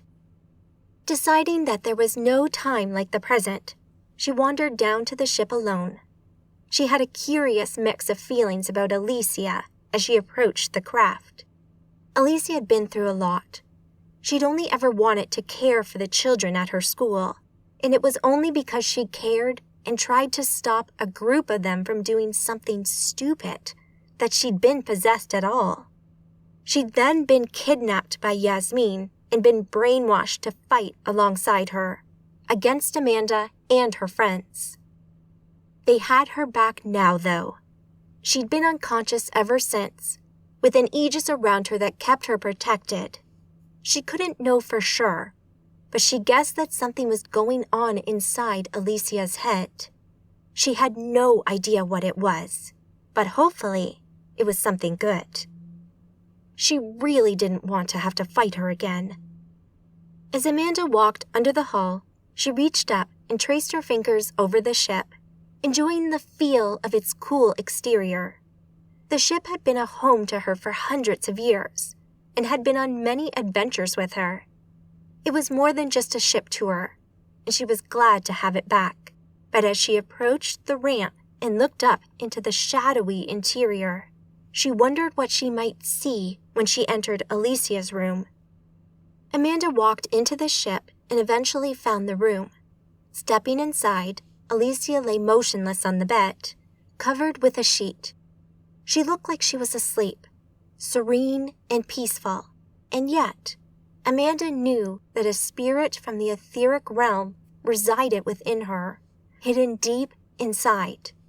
They were joined and, for all intents and purposes, were one being. She wondered what it was like inside Alicia's head. Were their minds joined as well, or could they talk to each other? She also wondered what damage Yasmin might have done to her during the time she'd spent in the thrall. Amanda felt sure that Alicia wouldn't choose to ally herself with Yasmin. Yasmin had to have done something to her. Maybe she'd brainwashed her somehow, put her through some intense experiences to bring on Stockholm Syndrome, or perhaps she just used her magic to bend Alicia's mind to her will. Whatever Yasmin had done, Amanda felt determined to break the cycle and bring Alicia back. She was her friend, after all, and she would do everything in her power to help her. Whatever it took, she wouldn't fail her again. She reached out and touched her friend's hand. Amanda stayed there for a while, but Alicia didn't stir or wake up. "All right, so sitting here and waiting for Yasmin to find us is grand and all, but we're not going to achieve anything. And while we may be safe, she is out there, potentially killing other Magi and causing havoc. I don't like that. I feel like we need to be a little more proactive than that. Now, Liz, you said that Sean left the group to head back to New York to try and monitor what was going on, right?" That's right. Okay, I think we need to get in touch with him and see what's going on. If I know him, he'll have a good handle on the situation already. I can reach out to him through a link and we can go from there. Is everyone okay with this idea? Everyone seemed to agree. Does this mean we'll be heading back to New York? Howie asked. Possibly, Amanda answered. We'll see what Sean has managed to set up and decide from there. Excellent, Matt whooped. Amanda's coven rides again. Amanda gave a thin smile to the comment, and it suddenly brought something else to the forefront of her mind. You've just reminded me of something, Matt. I did. To be sure. Okay, so we've been working as a coven for a while now, but I've never actually officially named us as a separate coven. We're part of the legacy, though, aren't we? Maya asked. That's how we've been working, yes. But things have changed a bit since we first came to New York, and I feel like we need to be our own thing. We'll still work closely with the legacy, but I want to have a coven of my own, Amanda explained. She could see they were listening closely. I'm inviting all of you, and a few others as well. You're under no obligation to join. I know that some of you have strong ties to the legacy, and that's fine. I don't expect you to jump ship. So, that's up to you. Just let me know when you've had a think about it. Do we have a name? Liz asked. Well, no, not yet, Amanda said. I think we need one, though. Any ideas? For a moment, the group fell silent, and she could see them all thinking it through, some of them muttering to themselves. Oh, Matt said, raising his hand as if he were in school. Amanda laughed.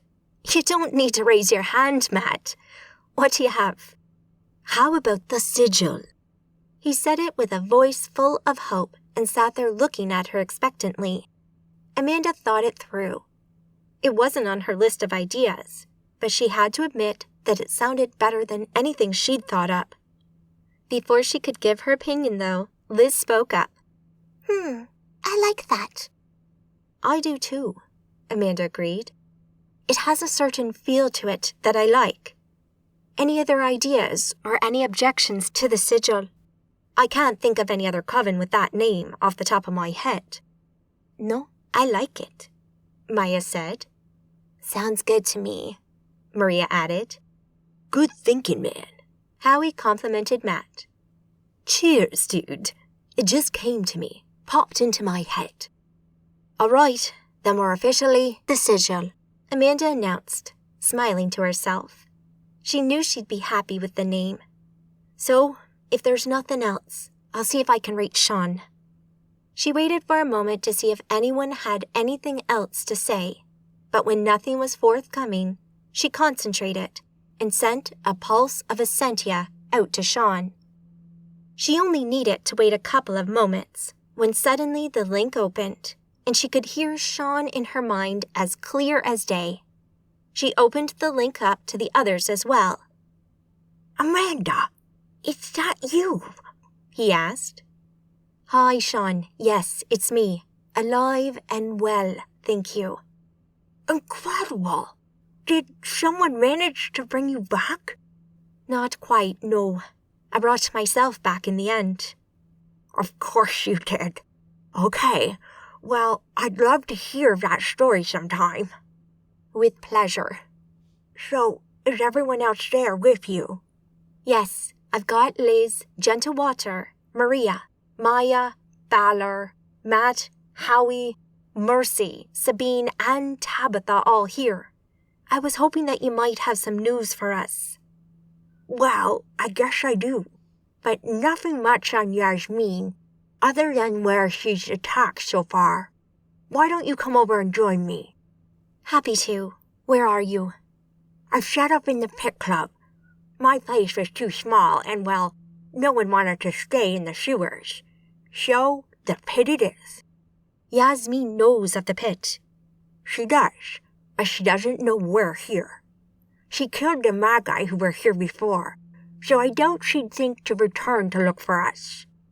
Good point, Amanda answered. All right, we'll be there momentarily. Looking forward to it, Sean answered and closed the link. Looks like we're going to New York, Amanda said out loud. Gather your things and meet us here in 5. Everyone nodded, and most of them disappeared off to pick up their personal effects. After a moment, she noticed Gentle Water had moved off a short distance and was standing nearby with Balor. The scion caught her attention and waved her over. Amanda wandered over to the pair. "Hey, what's the crack?" she asked. Amanda, Gentle Water said. I not go to New York. "Oh?" You not need me anymore, Amanda. You are capable Magis, older and stronger than I, and life it changed for me. This blindness, I feel my time out there fighting is now at end. I want to relax. I think I live here now. Amanda sighed, but she'd known that this day would come. Gentle Water, unlike most other Magi, was one of those whose life was not extended by the magic they had within them. He would live an average human lifespan by all indications. Naturally, this would mean that one day he was likely to retire. His injury had acted as something of a catalyst, and she honestly couldn't blame him. She'd probably do the same if she were in his place. "I understand," she said. "I have chosen to remain as well. I'll act as the temple's guard for now," Balor said. "Are you sure?" Amanda asked. "I've given it much thought, and I need some time to myself. Also, if anyone could come looking for your mentor, I will be here to protect him." Amanda nodded. "I will rest easier knowing you're here, Balor." Then it is decided, Gentle Water announced. "I'll return when the task is done," Amanda said. I look forward to it, Gentle Water commented with a smile. Amanda turned and saw that everyone was back and waiting, but keeping a respectful distance from their conversation. She said her goodbyes to her 2 friends, hugging them both before she walked over to the group. "Everyone here is going to New York, right?" she asked. They all agreed with nods and answers of yes. Is Gentle Water not coming? Liz asked. "No, he's going to stay here with Balor. He'll be living here from now on. If you wish to say goodbye, now would be the time." She waited while everyone took their turn wishing Gentle Water all the best and said their goodbyes, and a few moments later they were all back in the group, close to Amanda. "Ready?" she asked. With a full round of agreement, Amanda worked her magic and ported them all to New York. They appeared in the catacombs of the Pit Club, in one of the larger rooms that Amanda remembered from when she'd come here to deal with Lucian. The large room had several seating areas, a pool table, a wet bar, dining table, and some entertainment stations. Against one wall, a few desks had been set up with computers on them, including multiple monitors for each workstation and banks of servers humming away. Sean sat at one of the workstations while Vanessa sat at the other. There were several other Magi here, clustered in small groups. Most of them she didn't know or recognize, but there were a few all too familiar faces.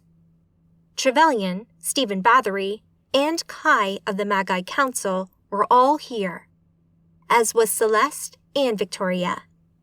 Everyone sensed or heard their arrival and looked over, and those she knew best jumped up smiling and walked over to greet them. "It's great to see you all, especially you, Amanda. We thought we'd lost you for good," Trevelyan said. "Yasmin will have to work a little harder to get rid of me," Amanda smirked. "So I can see. Remind me never to get on your bad side." "I hope you don't mind me setting up in here," Sean asked. "It seemed like the obvious place." "Absolutely not. It's a great idea." I've been monitoring as much as I can online. There have been some changes to the D-Web, though, so I'm glad to have Matt back. He'll be a great help. Oh yeah, Matt exclaimed. The hypernet.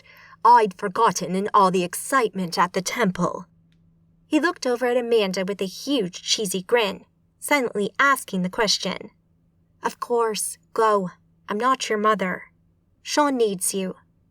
Yes, Matt said, emphasizing his pleasure with a little fist pump before he headed over to the workstations, where Amanda noticed him awkwardly greet Vanessa.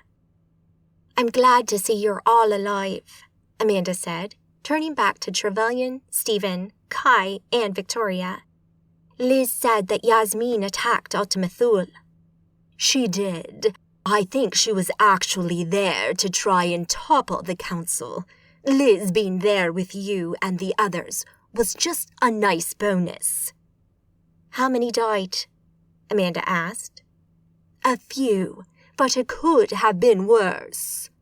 We fended her off, and the castle is still there. She attacked the Albion as well, through the London entrance. Liz said she saw that too. That was worse. We suffered some heavy losses there. She hit us too, Stephen said, referring to his coven, the Order of the Dragon. We also suffered, Kai added, but not at the hands of Yasmin. Laika bid us a visit. Lilith told me she was awake again when I visited you, Amanda said to Victoria. She did, Victoria confirmed. We were informed of that. She'd been attacking covens worldwide, Trevelyan explained. I forgot to mention, Victoria added, looking at Amanda. After you left, Laika returned briefly and attacked me. She read my mind. She probably would have killed me, but she was interrupted at the last moment. Anyway, the one thing I know she took was the location of your house in New York. Really? Interesting, Amanda answered. And that was before Yasmin attacked us there. I didn't see her, but I guess that doesn't mean she wasn't watching. She needed to think about that more. I have to say, Trevelyan said, this is the worst situation we have dealt with in a long time, and I hear that the Archons have been freed. How did you know that? Amanda asked. She'd not had a chance to tell anyone before she'd been killed. Liz and the others only knew because Crystal had told them. The null barrier to the etheric had been destroyed, probably by the same thing that freed the Archons.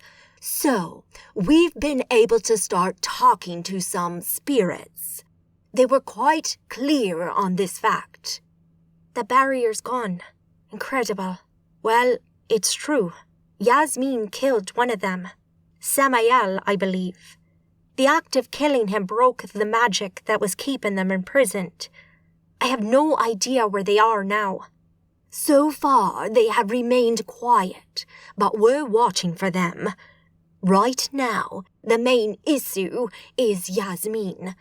She's been hunting Liz and your friends while also attacking a few of the larger covens. I have no idea what she's planning to do next. Whatever it is, it won't be good. I think that's a given, Amanda commented. So, how did you end up here? That was all down to Sean here. He managed to get in contact with members of our covens and invited us to gather here. There's strength in numbers, so it seemed like a good idea. Amanda turned back to Sean, who smiled at her. Well done. Seriously, excellent work. Sean shrugged. It seemed like the right thing to do. So, did you actually die? Trevelyan asked. Amanda looked back at the Archmaster with a smile. I guess so, but not entirely. Something happened to me while I was on the other side. A revelation of sorts, I guess. It allowed me to come back." "Did you have a plan?" Stephen asked. "I just wish to face Yasmin." "Are you sure that's wise? It didn't go well last time," Kai said. "I've learned a few things since," Amanda reassured her. She didn't want to say much more. What happened while she was dead was something she would happily share with Trevelyan, but she didn't want to tell everyone. Her experiences with Sophia were incredibly personal, and she wanted to keep the details to herself. She told her coven what had happened in broad terms, but had skimmed the details. Those details were for her and maybe her closest friends and family. In fact, there was one family member that she felt she needed to pay a visit. She wasn't sure if he really deserved to know the truth, but she thought it was the right thing to do. Mr. Black was her father, after all, and she felt sure that he would be interested to know who her mother was. She needed to pay him a visit before long. "Okay," Trevelyan said. "I trust you." "Thanks," Amanda answered with a smile. Over the next few hours, they all settled into their new temporary home. Amanda found a small, out-of-the-way room and ported Alicia into it. She wanted to keep her friend close. She told her closest friends and the Sigil about her, but otherwise kept her presence here on a need-to-know basis, before she locked the door and placed an alarm aegis around her that only Sigil members could pass through. Creating the coven had been a good idea, and had made adding that contingency to the aegis much easier than adding each person individually. She wondered whether Maria or Maya would join the Sigil. Both of them were longtime Legacy members, so jumping from the Legacy to the Sigil might be somewhat awkward. Maya would probably find it easiest, being her daughter and a scion rather than a Magus, but Maria was more of an unknown. She wondered if she'd be seeing Maria later tonight, and made a mental note to ask her before continuing with her errands. Matt settled back into working with the computers, and after his first stint online, was already raving about the HyperNet and how amazing it was. Amanda was keen to go online with him sometime soon, but Yasmin would have to be dealt with first. Besides, Sean was keeping him busy hunting for information about Yasmin, so he didn't have any time to play games. So far, though, there was nothing. Yasmin had been quiet for hours now, which was something that worried Amanda somewhat. Time passed, and later that evening, Maria asked Amanda if she wanted any company that night. They ate in Amanda's room, and before long, ended up in bed. Sex was such a simple, carnal thing, and yet, coming back from death and spending time with someone she loved, indulging in what was a very personal exchange of love and affection, was wonderful. Eventually, they lay in each other's arms, just enjoying the other's gentle caress. Amanda relished the warmth of Maria's body intertwined with her own. "I won't be joining the Sigil," Maria whispered. "I hope that's okay." Amanda smiled. She wondered when Maria would deliver her verdict. She probably would have asked her before too long, so it was nice that she volunteered the information. "That's okay. I know you're a Legacy member, and have been for decades, so I can't say I'm all that surprised." "You don't mind?" "No, not really, no. It's not as if it's going to change anything between us. We can still see each other." "Good. I'm just glad to have you back." She emphasized the point with a squeeze. "Me too. It's good to be back." "So, you gave us a broad outline of what happened to you. That you met your mother, who's an Aeon. Well, that's what she called herself anyway. She said that's what they're known as in English, but they've had lots of names, including the name they use for themselves in their language." "Which is what?" "I have no idea, but I guess it translates as an Aeon."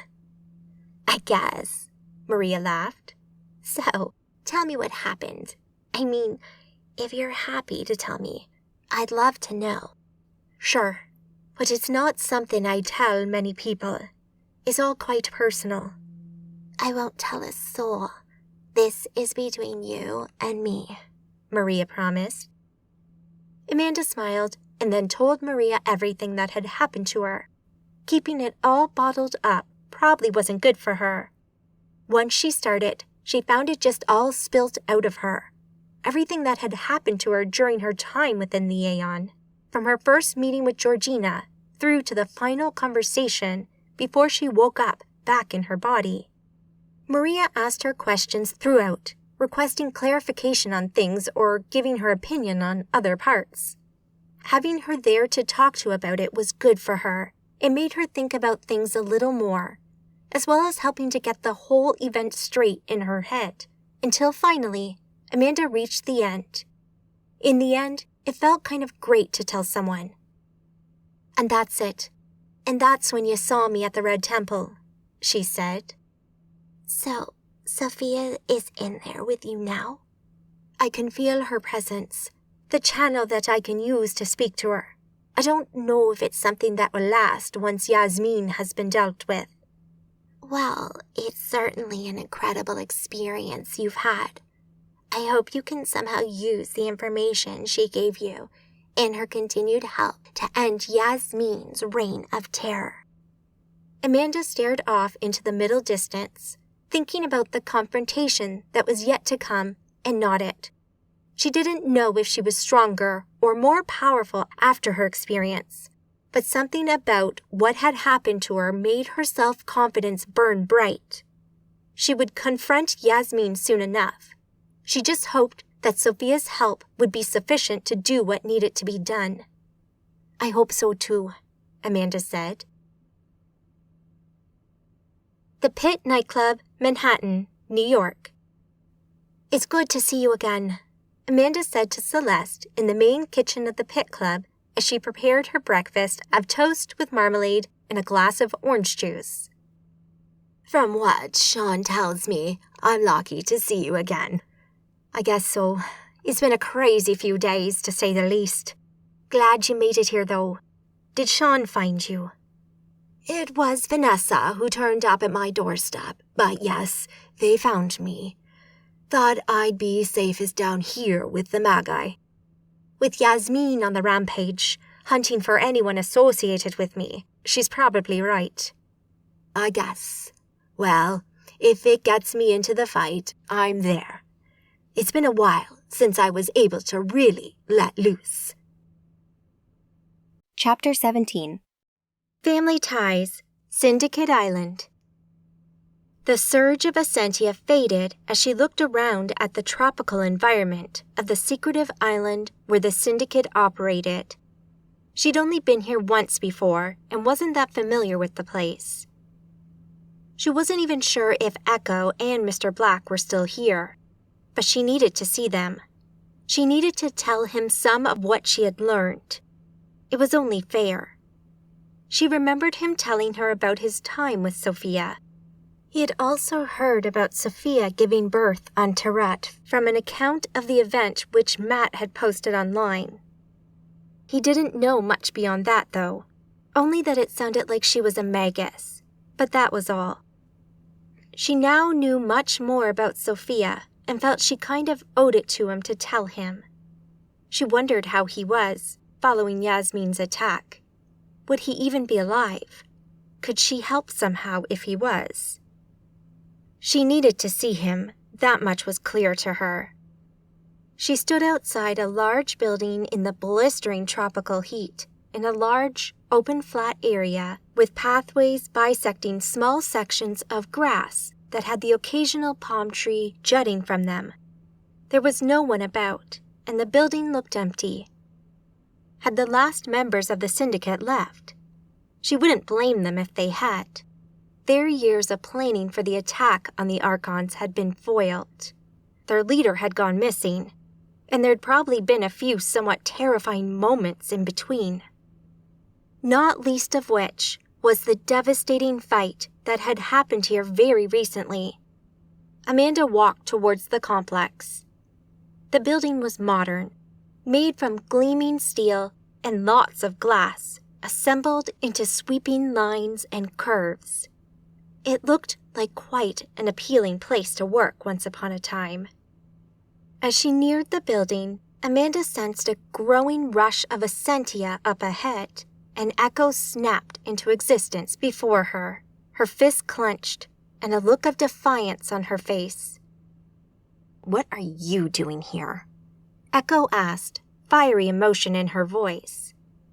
Amanda raised her hands. "I don't want to fight." "That's not what I asked." Amanda nodded. "No, it wasn't. Sorry. Look, I just want to see my father. I have some information that I think he'd like to hear. Is he around? Is he okay?" Echo scowled at her. "He's here, but he's not well." "Maybe I can help," Amanda asked. Echo was a very capable magus, if not a little hot-headed, and she didn't seem to like her much. Being Amanda's father's adopted daughter was probably part of the issue. She had grown up with Mr. Black from a very young age, so having her father's biological daughter turn up and divide his attention probably didn't sit too well with her. Amanda had no intention of stealing away her father's affections, though. All she wanted was some information and the ability to visit him when she wanted. But all in good time. "What can you do? I've tried everything. My magic doesn't work. Trust me, I might be able to save him. There's nothing you can do that I can't." "I think that's open to debate," Amanda commented. "Look, I'm not going to hurt him. You can be in the room the whole time. I just want to see him. Can I please see our dad?" Echo pressed her lips together and frowned at her, apparently thinking it through. It looked to Amanda like she would dearly love to just send her away, but maybe she was thinking about what their father would want. Echo sighed. "Very well. You can see him. But no funny business." Amanda shook her head and raised her hand in salute. "Of course not. God's honor." Echo rolled her eyes and turned away from Amanda. "Follow me." Amanda smiled and fell into step behind Echo. She followed her into the entrance of the building, through the atrium and around the unmanned security station into the office itself. There were lots of desks in an open-plan arrangement, but they were all empty. The desks themselves seemed to have been abandoned, with a few discarded personal items on them that the previous user hadn't bothered to take. It looked like the office had once been busy and full of life. To see it empty and looking more than a little sad was a disconcerting feeling. She guessed that if she were a Riven working here and fights were happening with people getting killed, she too would be quick to resign and leave. Even a great job wasn't worth dying over. "You look a little short-staffed," Amanda commented. "No shit," Echo answered, and Amanda got the distinct impression that she didn't want to talk about it. Not with her, anyway. Amanda nodded and decided not to pursue it any further. Walking deeper into the building and going up a level using a wide set of stairs, Echo led her into a suite of private rooms, and then finally into another room that had a more medical feel to it. Mr. Black's body was still huge and deformed, and Amanda still wasn't clear on how he'd come to be that way. When she first met him, he was a short, stooped old man using a stick to help him walk, but after the events on the atoll, he had disappeared. The first time she had seen him since then was very recently during the fight with Yasmin. She had been shocked to see him then, but seeing him laid out here on 7 trolleys standing side by side to create a bed wide enough for him really brought home to her just how big he was. He was hooked up to an EKG machine that was beeping softly in the background as it monitored his heart rate. He was alive. Her magical sight confirmed that, but unconscious. She guessed he was maybe 10 feet tall, but he was thick, too. His bulging arms were layered in muscle, while his deformed face looked melted and ugly. He didn't seem to even have a nose anymore. She found it difficult to look at him. He was so alien-looking. Echo turned to her where she stood in the doorway. Shocking to see him like this, isn't it? There's something about seeing him in a normal, human-sized room that is disconcerting, yes, she admitted. Well, here he is. If you can help him, now would be the time, Echo said. Amanda could hear the disbelief and challenge in Echo's words and knew she thought this was ridiculous. Honestly, Amanda had no idea if it was going to work, but if there was anyone who might be able to help him, it would be Sophia. Very well, she said, and reached back into her mind, calling on her mother for help. Can he be revived? Of course, but not by your magic alone, Sophia answered. Would you like my help? Yes, please. Very well. Work your magic. Direct it as you wish. I will make it happen. Amanda opened her eyes, which she realized she closed during her brief chat with Sophia, and concentrated. Her Ascentia surged, and she felt the boost in power right away. It wasn't just her power, though. That was different. The whole feel and flavor of her magic seemed changed as she reached out for Mr. Black and willed him to be healed. As she watched, she could see the Aeon's magic working, bringing him back from the brink. As it healed him, she knew she wanted to do more for him than just treat his wounds. His body was no longer his anymore, and hadn't been for a long time. After time traveling to save his family, the Weaver had aged his body 50 years as punishment. She believed he'd served his time, though. As the healing worked, Amanda added in the intent to change him from this hulking behemoth back into a 20-year-old man. She wanted to give him his life back. As she watched and her magic rippled through him, she saw his body start to shrink, and sure enough, in a matter of moments, he was looking very much like the man she'd seen during her time travel. He was a young man with the mind of a 40-year-old, but that wasn't all. As she finished up her magic and she looked at him again in greater detail, she noticed that the orb's magic had not left him entirely.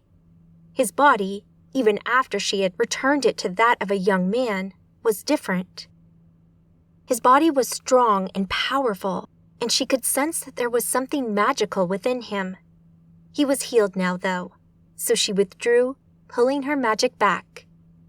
The moment her magic had left him, an aegis sprang up around him, generated from the magical energy within him. He wasn't a magus, though. She was sure of that. He was something different, something new. With his aegis in place, Mr. Black's eyes flickered open. He blinked a few times and looked around. Echo? Amanda? Ugh. Where am I? He muttered as he sat up and looked around the room. Dad, it's okay. You're on the island, Echo said, rushing to his side. Are you okay? How do you feel? I feel great, actually, he said as he looked down at his hands. He turned them over a couple of times before he looked up at Echo again. Get me a mirror.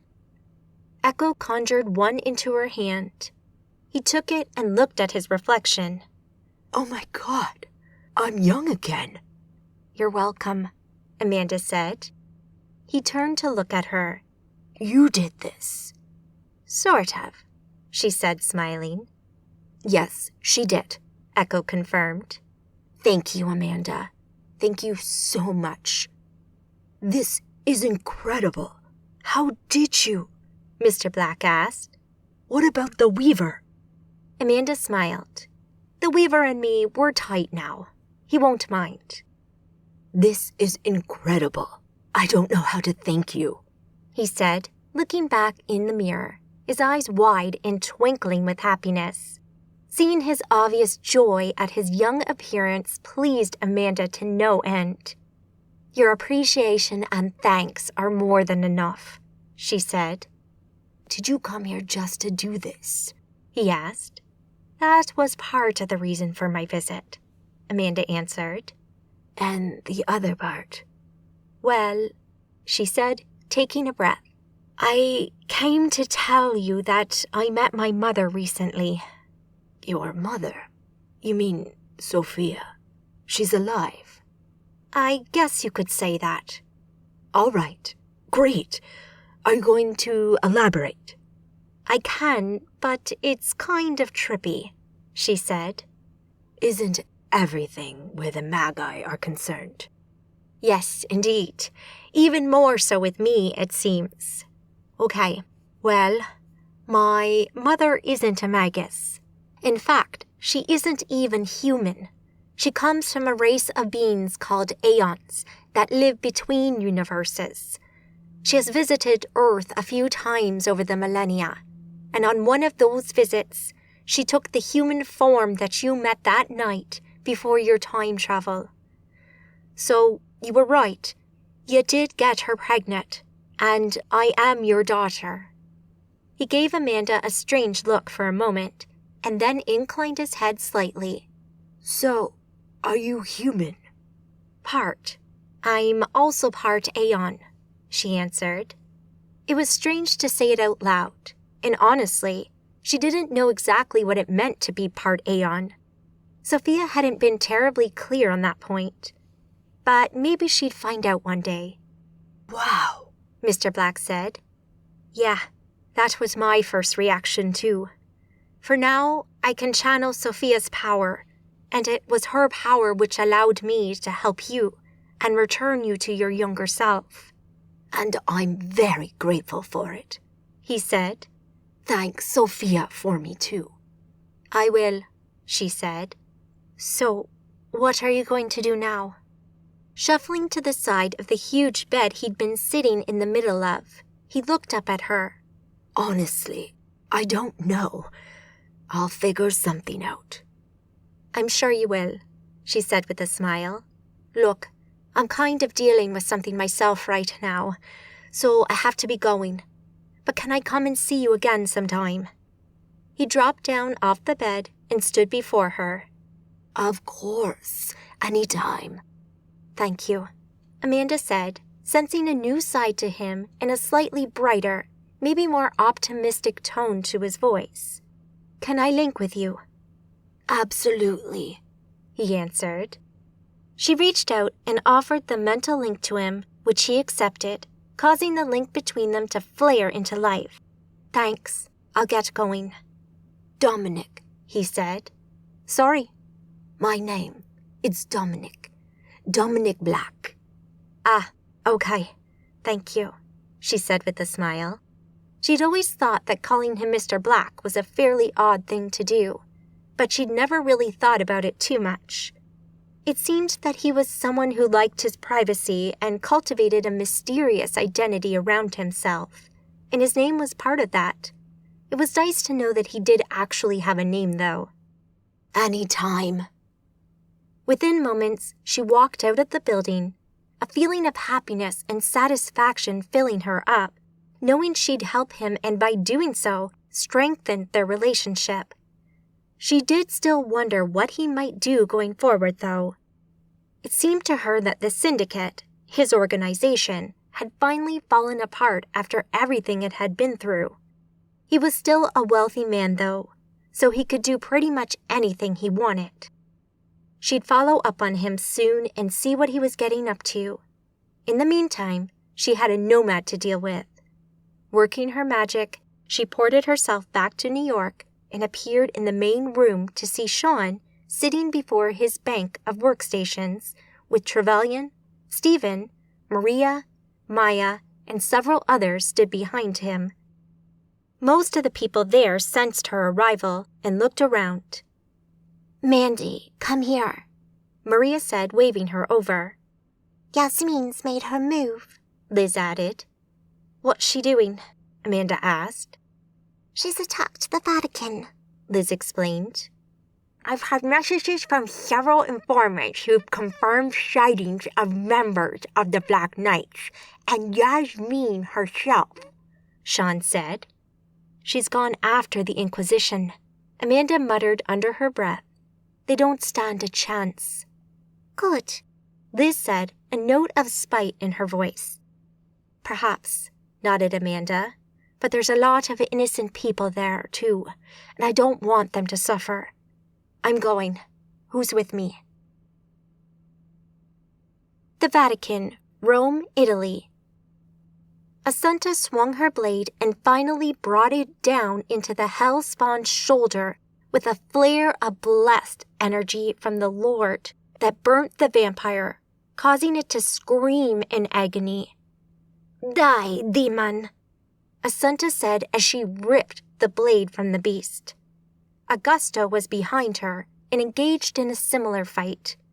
She heard him grunt and was about to turn and help him when she sensed more of Satan's magic, and a woman in a deep, ragged cloak appeared.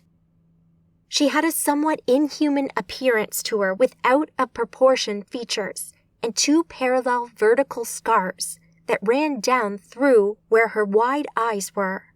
Ah, a witch, Assunta said, and slightly prayed for more of God's power to imbue her sword. She felt the godly energy flow through the blade in her hands as she ran towards the witch, brandishing the sword high, ready to bring righteous justice to the abomination. She sensed magic from the witch and felt sudden horrible pain blossom over her entire body, only to feel herself stumble. And then blackness. Assunta felt no more. Chapter 18. Basilica, the Vatican, Rome. Ascentia rushed through her as she ported partway around the world and appeared in Rome. She, along with a good number of the Sigil and others from Sean's base under New York, found themselves standing on the roof of St. Peter's Basilica in the Vatican. A warm breeze rushed past her as soon as she appeared, but it felt a little too warm to be the natural air temperature. She looked to her right, south of the domed basilica, to the building that Amanda knew the Inquisition was based in. It was aflame with gouts of bright orange fire licking from some of the windows, and smoke pouring into the sky high above. Sirens could be heard nearby, while shouts and screams came from below as the tourists ran every which way and the authorities tried to get a handle on what was happening. Yasmin wasn't messing about. This was a very public attack, and a lot of innocents would die if she wasn't stopped. Amanda could sense magic flaring in the Inquisition building, suggesting the attack was still ongoing, and as she considered her next move, she felt another burst of Ascentia below her in the basilica itself. The latest flare felt familiar, though, and had a power to it that was powerful and unmistakable. Unless she was very much mistaken, Yasmin was in the basilica. Part of her was tempted to just take everyone right to her, but she wasn't keen on letting civilian authorities into the inquisitorial building where they might run into some of the less savory aspects of the Magi world, such as rampaging werewolves, vampires, or nomads. Amanda turned and looked to Trevelyan as everyone took in the scene. Trevelyan, take Liz, Maya, Tabitha, Celeste, and Mercy over to the Inquisition building and check it out. Emergency services will be in there shortly, and I don't want them attacked by scions. Sweep it, and then come back to me, okay? No problem, Trevelyan said, and Ascentia flared as he ported himself and the others from the rooftop. Amanda turned to Stephen, Maria, and Sabine. You're with me, she said. Okay, Maria answered, and Sabine nodded her understanding. Let's go. Working her magic, she ported them into the building. The air snapped, and she found herself standing inside the nave of the Basilica, facing the large, dark gold papal altar in front of them. Amanda realized she'd never actually been in here before and couldn't resist a quick look around the impressive building. It was huge. The walls were a mix of stone and gold, interspersed with statues and paintings. It was a very impressive sight, but she pulled her eyes away from the beauty of it and noticed the beginnings of a confrontation up ahead. As Amanda strode forward, she saw that there were two distinct groups of people. They were moving from left to right, with Yasmin, Kez, and a couple of black knights she was less familiar with, approaching or following another group on the right. With her etheric sight, she knew right away that nearly everyone here was a Magus, apart from a couple of the people in the right-hand group. Those guys were clearly a part of the church, with their priestly clothing, and they seemed to be gathering around one man in particular. He was old and a little stooped, but he glowed brightly with Essentia, marking him as powerful. He also seemed to be keen to face Yasmin, as the others in his group were practically pulling him away from her. "You have no right to be here, witch," the old man shouted. "Do you think you can best me? The glory of God will protect me," he said in Italian with a Middle Eastern accent. Let's test that out, shall we, Peter? Yasmin taunted. Peter. Amanda frowned in disbelief. She knew the stories that Simon Peter, the apostle of Christ, was the founder of the Inquisition and was still alive, but she supposed part of her just didn't believe it. And yet, here he was. The legends were true, it seemed. Yasmin sent a wave of magical energy out over the group and sent several of those trying to protect the old man sprawling, but Peter's aegis held firm. The old man glanced at his fallen allies and then back at Yasmin. Amanda felt sure she spotted a degree of worry crossing his face. "What are you?" Peter asked. The end of your world, Yasmin said. Don't be so dramatic, Amanda called out, wanting to make her presence felt. Yasmin's head flicked around to look at her, a look of surprise on her face that swiftly turned to annoyance. Amanda, welcome to the party, Yasmin called out before she glanced at Kez. Keep her away. Yasmin looked back at Amanda with pure hatred before she returned her attention to Peter. Now, where were we? Kez worked her magic, and an aegis snapped up around everyone but Yasmin, Peter, and his retinue. Huh? Amanda grunted, her eyes glancing at the dome of Essentia that now surrounded them. As she watched, Yasmin approached Peter like a cat stalking her prey, building her Essentia as she went. The Inquisitors, Crusaders, and members of the clergy rushed to defend Peter, only for Yasmin to rip into them with her magic, tearing them apart with little more than a thought. Magic hit Amanda like a battering ram as Essentia strikes and bolts of energy lanced out at her, striking her aegis and making her stumble back a step. Amanda looked at Kez, who was working more magic, readying another attack, but Amanda beat her to it.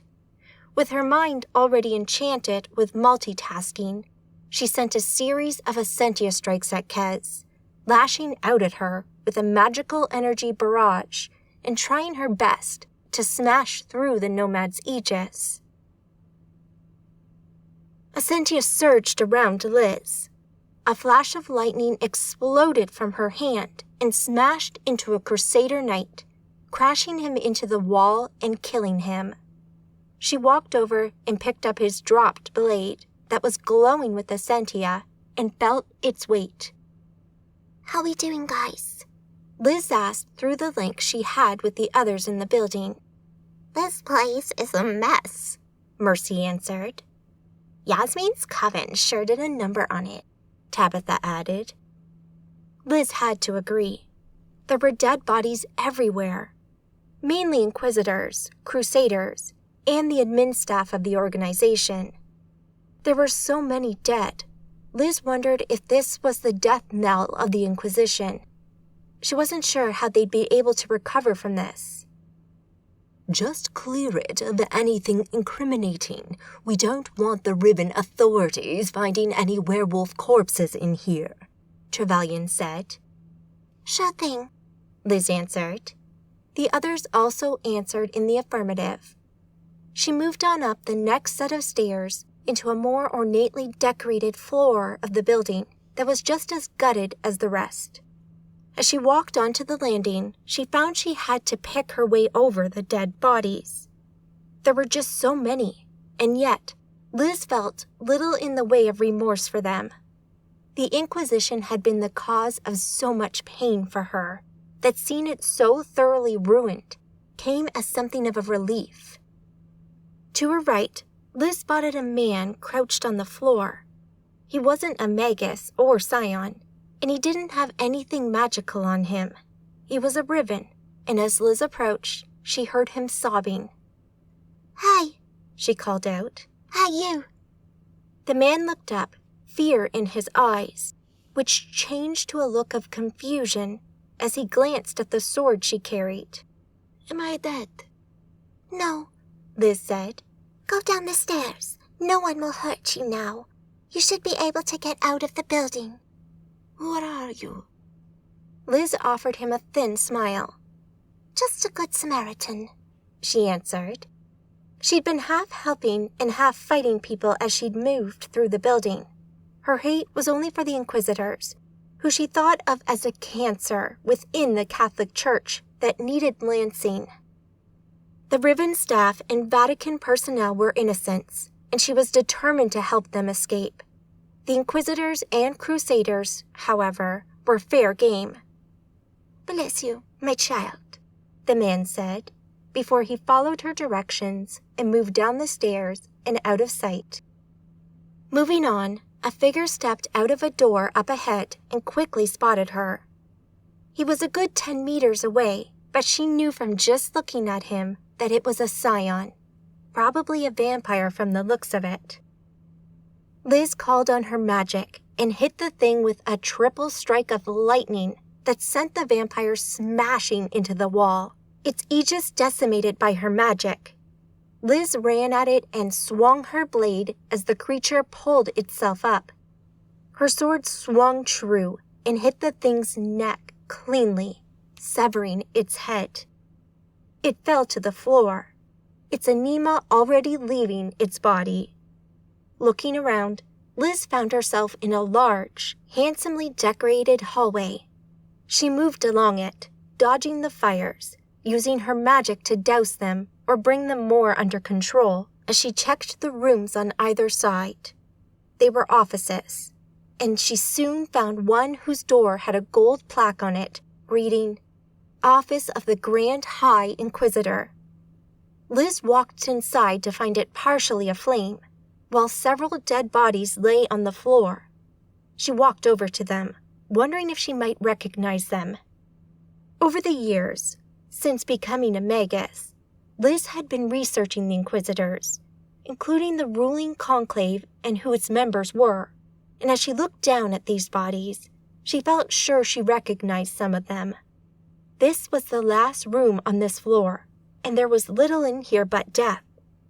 "Finished my sweep," Liz said. "No one's alive. The Inquisition is finished. I can't see how they can recover from this." "I agree," Maya added. "This place is a tomb." Even though none of the others could see it, Liz nodded her head in agreement, and she felt an element of closure on this part of her life. With Mary and Nate dead and the Inquisition finished, she wondered if she might be able to finally move on and put those memories to bed. Amanda sent blasts of energy at Kez, ripping lengths off her aegis as Kez tried desperately to defend herself. Nearby, behind her, she was aware of the other two nomads fighting against Maria, Stephen, and Sabine, but her friends seemed to be holding their own and fending them off without too much trouble. Kez's aegis weakened rapidly, and apart from the occasional Essentia strike, she was mostly just defending against Amanda's attacks and doing her best to rebuild her aegis, while Amanda tore it down. A bright flash of magical energy outside the Aegis dome attracted Amanda's attention, and she couldn't help looking to see what was happening. She watched in horror as Peter's Aegis collapsed in on itself, and Yasmin hit him with a body-ripping magical effect that pulled Peter's body apart in a matter of moments. A strange feeling washed over her on seeing this. Amanda had been no friend of the Inquisition and had fought them on every turn, and yet, as misguided as they were, she knew that ultimately they were only trying to protect the ribbon and fight for humanity. Seeing Peter die felt like the final nail in the coffin for the Inquisition, at least in its current form, and it was one less group who had humanity's best interests at heart. Amanda felt disgusted at what Yasmin had done, but when Kez hit her again with another magical strike of energy, Amanda returned her focus to the nomad. She lashed out and hit Kez with all the power she could bring to bear.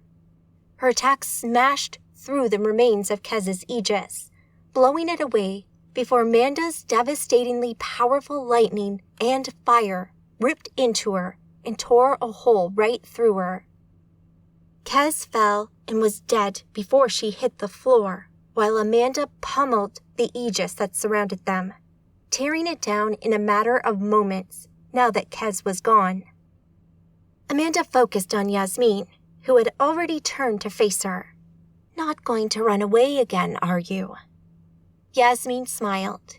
No, I'm going to enjoy killing you for a second time, since you didn't learn your lesson," she answered, her aegis flaring to full strength in Amanda's vision as magical energy rushed around her. Yasmin sent a wave of Essentia at Amanda. It hit her aegis, but didn't penetrate.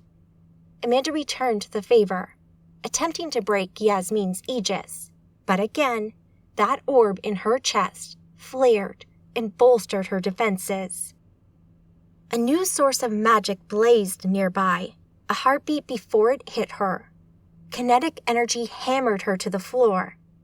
The powerful strike knocked her off her feet, causing Amanda to land awkwardly.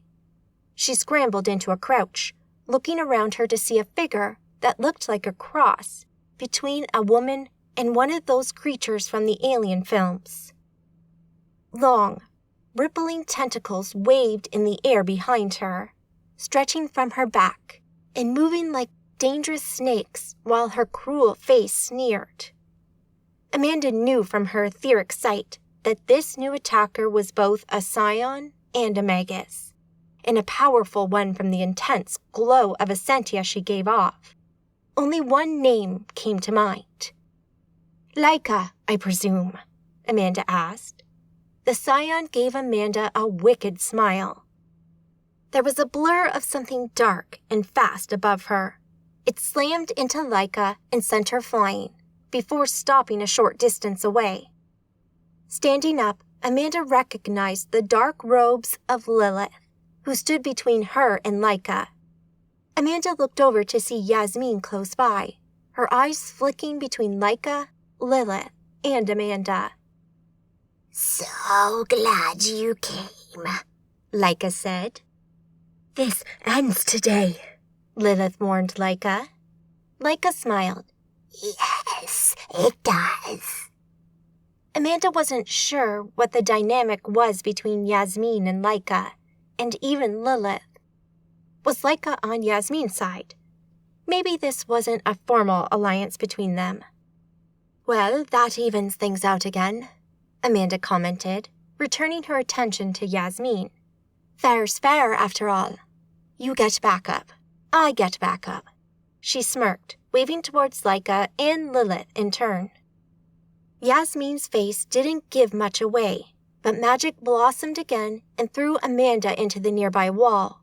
She hit it with a grunt as she hissed against the pane. Her aegis held firm as Yasmin was suddenly on her and hit her with a ram of magical energy. Amanda kicked off with her foot and sent Essentia surging into Yasmin, knocking Yasmin back. Reaching out, Amanda used her magic to grip a chunk of wall and threw it at Yasmin. The masonry hit Yasmin's aegis and shattered as Amanda followed it up with a blast of lightning. The rock didn't cause Yasmin too much trouble, but the electricity made her stumble. Yasmin stepped through the cloud of smoke and dust, her face contorted in fury. Holding out her hands, Yasmin unleashed a flurry of magical attacks. Pyrotechnics fizzed as energy blasts hammered Amanda's shield. The orb in Yasmin's chest glowed with power, and Amanda could feel the strength of Yasmin's attacks grow. Amanda pumped Essentia into her aegis as she pushed back. Nearby, Laika threw Lilith to the floor as their magic ripped at one another. Their attacks ferocious. But Amanda could see right away that Laika was quite obviously the more powerful of the two, as Lilith was forced to go on the defensive. But it was too little, too late. You don't have that damned orb now. Laika spat as another blast of energy hit Lilith and burst her aegis. Laika ripped at Lilith's flesh with her claws and tentacles.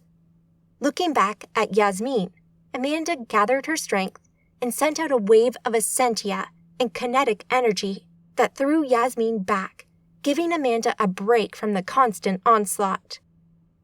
Her attack hit Laika as well, pushing her away from Lilith's mutilated corpse. She skidded to a stop and looked up at Amanda. Another lamb to the slaughter? Laika asked. Yasmin looked at Laika, apparently unsure about her. But as the Scion Magus advanced upon Amanda, a slight smile grew on Yasmin's lips.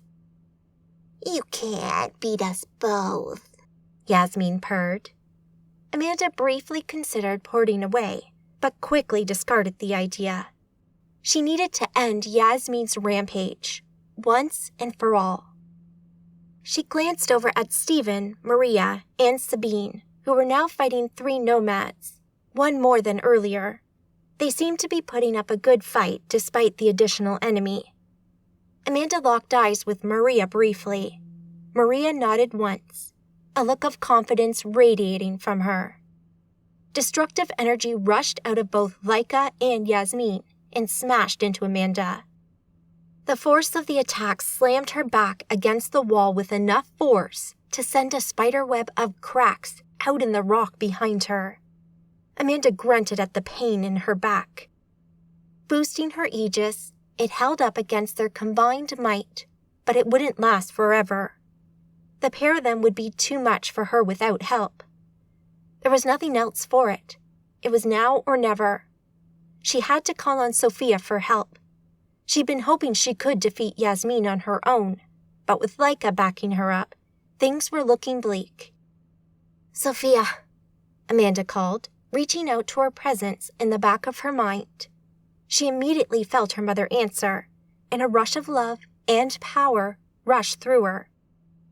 Up until that moment, she'd felt like she'd been blocking a torrent of deadly fire with an ever-weakening shield, and that it was just a matter of time until the end. But as she felt the Aeon's strength fill her, she knew she could hold her own. But more than that, she knew she could beat them. With a simple thought, she sent out a wave of Essentia and energy more powerful than anything she could achieve alone. It rushed out of her and slammed into her 2 attackers. They were both knocked off their feet as Amanda stood tall. Laika and Yasmin lay on their backs on the floor before her. "What the?" Yasmin gasped, her eyes wide with shock. Advancing, Amanda hit them again with a bolt of fire, lightning, and magical energy that hit Yasmin and Laika's aegises. and sent them skidding over the polished stone floor. "This ends today," Amanda said, as Yasmin got to her feet, pumping her aegis with Essentia to rebuild its strength. She sensed a buildup of magic. A heartbeat before Essentia flared, and a small crowd of nomads poured it in just behind Yasmin and Laika. Amanda recognized Anastasia and others amidst the ones she didn't know by name.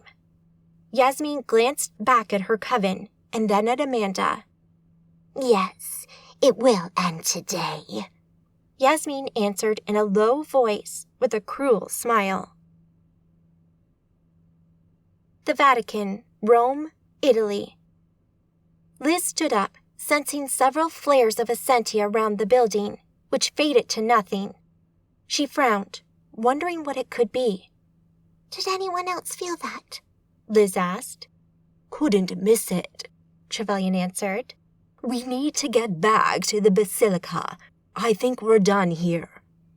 "Agreed," Liz said. "Of course." "Whenever you're ready." "Let's go for it." Liz felt Trevelyan's Essentia reach out, and then the familiar feeling of dislocation, as he ported them all out of the inquisitorial building and into the nave of St. Peter's Basilica a short distance away. Chapter 19. One Giant Leap, the Vatican, Rome. Amanda had to admit, seeing the small crowd of nomads appear just behind Yasmin was slightly worrying. She could feel the Aeon's strength flow through her, but even so, taking on a crowd of other Magi, all of whom would be keen to see her die, would still be a challenge, even if they were just knights or sages in rank. "Not so confident now, are we?" Yasmin taunted, her voice cocky. "You need a crowd of Magi to back you up," Amanda asked, choosing to go after her ego. "I'll do whatever it takes to bring you down," Yasmin answered. Having kept an eye on the fight Stephen, Maria, and Sabine were involved in, Amanda decided it was time for a little intervention. Her magic flared, and she hit the 3 nomads with a kinetic ram that threw them across the nave and away from her friends. Yasmin shrugged as the 3 nomads ported across the room to stand with the others. Amanda wondered what the relationship was between Laika and Yasmin. Laika stood to one side now and seemed to be watching Yasmin closely. She guessed that by default, Laika and Yasmin were basically on the same side, given that they both hated Arcadians. But she couldn't help but feel it was an alliance of convenience. Yasmin was only interested in her own power and acted only in her own self-interest. Their alliance was probably weak, if there was one at all. But what was Laika's interest in all this? Lilith, the orb, something else? "Inbound!" Amanda heard through her link. It was Trevelyan, and a moment later, Essentia flared behind her as her coven and friends poured it into the Basilica. Amanda didn't take her eyes off Yasmin and watched her take a step back, a worried look crossing her face. "So, it comes to this, does it? A pitched battle between us?" Amanda asked. "If that's what it takes," Yasmin answered with a smile. "You deserve it. You and your pitiful friends. You've had your time. Now I have the power. Not you. Now I will be the one to say who lives and who dies." In a flash of realization, the jigsaw fell into place in her mind as she suddenly realized Yasmin's true motivation. It was all laid bare before her. It was so obvious, and yet it had never really occurred to her before. "Is that what this is about?" Amanda asked, suddenly understanding what Yasmin was ranting about. Her voice was incredulous, laughing almost at the realization. "It is, isn't it?" This is about me saving your life that day from your master all those hundreds of years ago, isn't it? From that day forward, I had power over you. You couldn't kill me or those closest to me without potentially killing yourself because of a paradox. Yasmin was silent, staring at her with hate-filled eyes. That's it, isn't it? You're pissed at me. I'm right, aren't I? You couldn't abide that I had that power over you, could you? You couldn't live with it, and you dedicated your life to building your power so you could kill me when the time came. I'm right, aren't I? So what if you are? I just want to know. Yasmin seemed to think about it for a moment, and then nodded. I knew it. You think you're so clever with your weaver friend. I'm going to wipe that smile from your face. It must have killed you to have to play nice with me. Hell, we had sex. Shit, you must hate yourself for that. Amanda could see the looks on many of the nomads' faces behind Yasmin. She could see them looking at each other with doubt as they started whispering to one another. Shut up. I see it now. You really would have done anything to get that power, wouldn't you? Even helping me, saving my life, and jumping into bed with me. Whatever it took. And honestly, you did well. You've come a long way. You've had to kill thousands to do it. And it must have eaten you up inside to have to save my life all those times. But you did it. I'm honestly impressed. Amanda could see the dynamic changing. She could feel the mood in the room shift as the reality of Yasmin's mission was laid bare. Her reaction to Amanda's words wasn't helping her either. Shut up, Yasmin yelled. So what if I'm pissed? Anyone would be. Amanda smiled. You know you were played by the Archons too, right? What? Yasmin asked, her head drawing back, the change in subject taking her off guard. Amanda thought back to the last vision that Sophia had shown her, and the realization that had come from it. With doubt already sown through the Black Knights, it was time to see if she could enhance their distrust even further. The Archons knew that if one of them was killed by the orb, it would free them from their prison. So Samael sacrificed himself. No, that's not true. I found those artifacts. Me. You're wrong, Amanda answered, recalling what Sophia had shown her. Shaitan's visit 2,000 years ago left one of the Archons injured, and they saw the effect it had on the magic there. They wanted you to find his Libra Nox Noctis. They corrupted your contact in the syndicate too, Ian Hammond, who told you where Mr. Black was. They even got to Sybil. Sybil? How? Didn't she tell you the importance of the orb? That you must have it with you when you went to Tartarus? I didn't. How can this? You were played, Yasmin. Played. They knew exactly what they were doing, and you walked right into it. No, this is all lies. Yasmin railed as she pulled herself together. You will die here today. Then I'll hunt down and kill the Archons. Are you sure? Amanda asked, meaning every word. Of course. She spat and directed her voice to her coven. Let's end this. Kill them all. Yasmin ordered with wicked glee. 3 of the knights took a few steps forward, but the rest didn't move.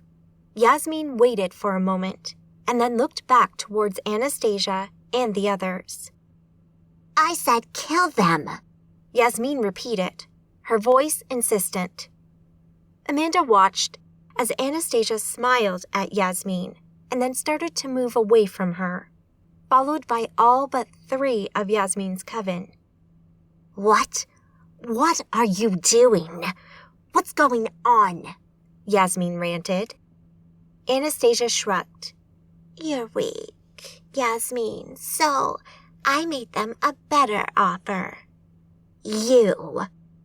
Yes, me. Anastasia answered as she stopped beside Laika and shared a smile with her. The rest of the coven assembled behind Anastasia and Laika, their faces defiant. It's been fun, but ends today. We can't follow someone whose only goal in life is a personal vendetta, and who's clearly under the control of the Archons. Laika wore a smile that was not at all friendly as she looked at Yasmin. No, the Arcadians have lost, Yasmin raved. We can beat them, here, today. With their leadership gone. Yasmin, Anastasia cut in. You can rant all you like, but we're not staying. Besides, I have interests elsewhere and much grander plans. I will hunt you down, Yasmin raged. No, you won't. You'll die here today, and I, for one, won't shed a tear. You're a weak, double-crossing traitor, Yasmin spat.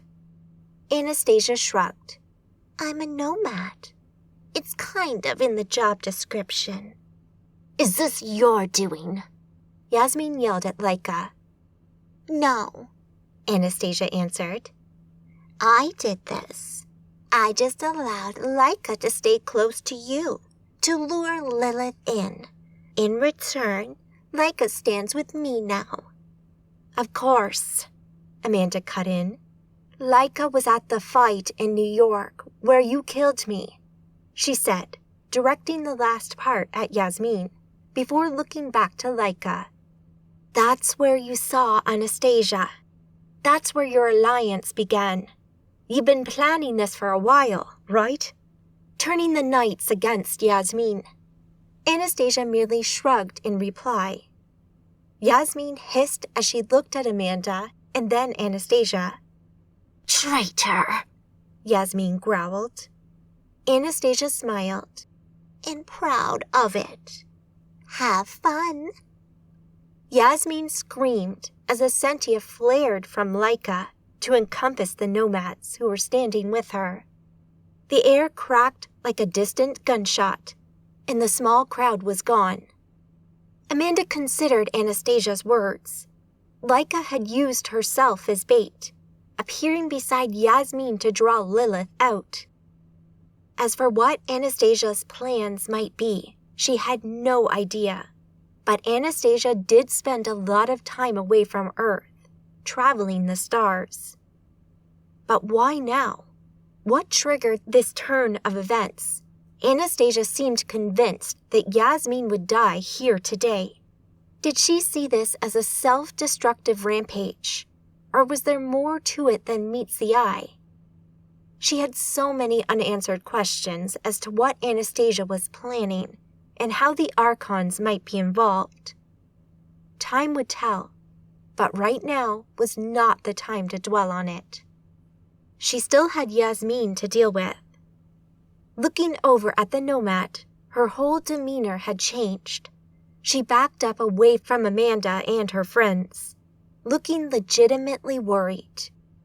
Amanda smiled and worked her magic, conjuring an aegis over the top of everyone in the Basilica. Yasmin reacted immediately and attacked the inside of the aegis with everything she had and quickly punched a hole in it. With a snap, she was gone before the aegis shut again behind her, trapping Rafaela, Aaron, and Dominique, the 3 remaining loyal Black Knights. Their magic flared as they bolstered their aegises, ready to fight, but Amanda wasn't interested in them. With the power of the Aeon flowing through her, she could feel a sentia nearby and recognize the signature. It was Yasmin, and she hadn't ported far. Amanda worked her magic and ported. She materialized on the roof of the Basilica, right beside Yasmin. Her head whipped around as Amanda appeared. "You're not running from me this time," Amanda threatened. You bitch! What did you do? I bet this was your fault. "Me? Subvert your coven?" "Ha, to be sure," she said sarcastically. "No, I don't think so. I think you only have yourself to blame for that one, Yasmin." Yasmin turned more fully to face her, fury written large across her face. This could be a big, messy fight, and Amanda didn't want to have it on this roof. She tried to think quickly, and in the end, the answer was hanging right in front of her, over Yasmin's left shoulder.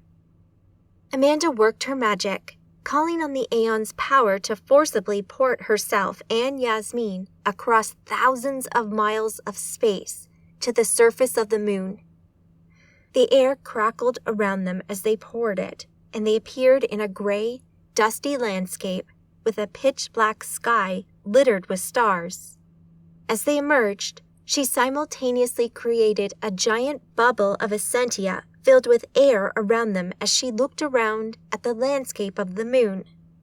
Right above them, high in the black sky, the earth shone in the black. Yasmin spun to face Amanda and cursed. Damn you! Amanda shrugged. She considered removing the air from around Yasmin and making her fend for herself, but that was easy for a magus of Yasmin's power to avoid, and she might have already created an atmosphere inside her own aegis. "This is it. This ends here, right now, today," Amanda said, her voice hard. This never ends, Yasmin answered. "For you, it does." Cute. So you're ready to kill me, are you? To murder me? Yasmin asked. "You've killed hundreds these last few days, maybe more. You've killed thousands over the years. If I let you leave here today, how many hundreds more will you kill? How many thousands?" Yasmin screamed and her magic flared, her essentia surging as she charged, ripping an 8-foot rock from the surface of the moon with her magic and throwing it at Amanda. Dodging, Amanda stepped into a bolt of lightning that slammed into her aegis. Amanda stumbled, but kept her feet as Yasmin rushed in and punched her aegis with an essentia-laced fist. Yasmin swung again, but Amanda blocked it and threw her back. Pivoting, Amanda kicked out and slammed her foot into Yasmin's face with a crack of essentia that flooded out from her foot. Yasmin stepped back. Amanda saw the opportunity and called on the Aeon's power as she threw her magic at Yasmin.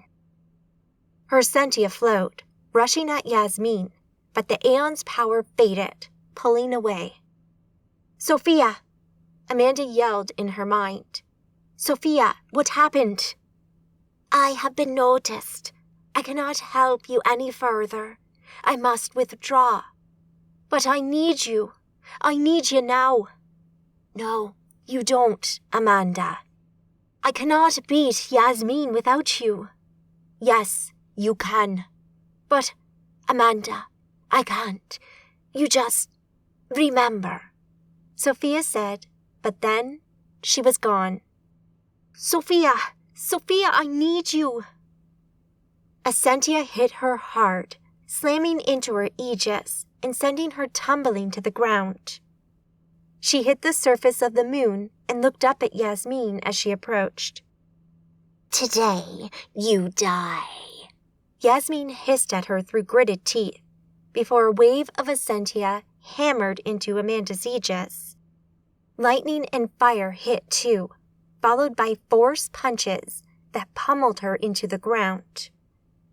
Yasmin floated up off the surface of the moon and summoned huge kinetic rams that slammed down upon Amanda, cracking the rock all around her and reducing it to rubble.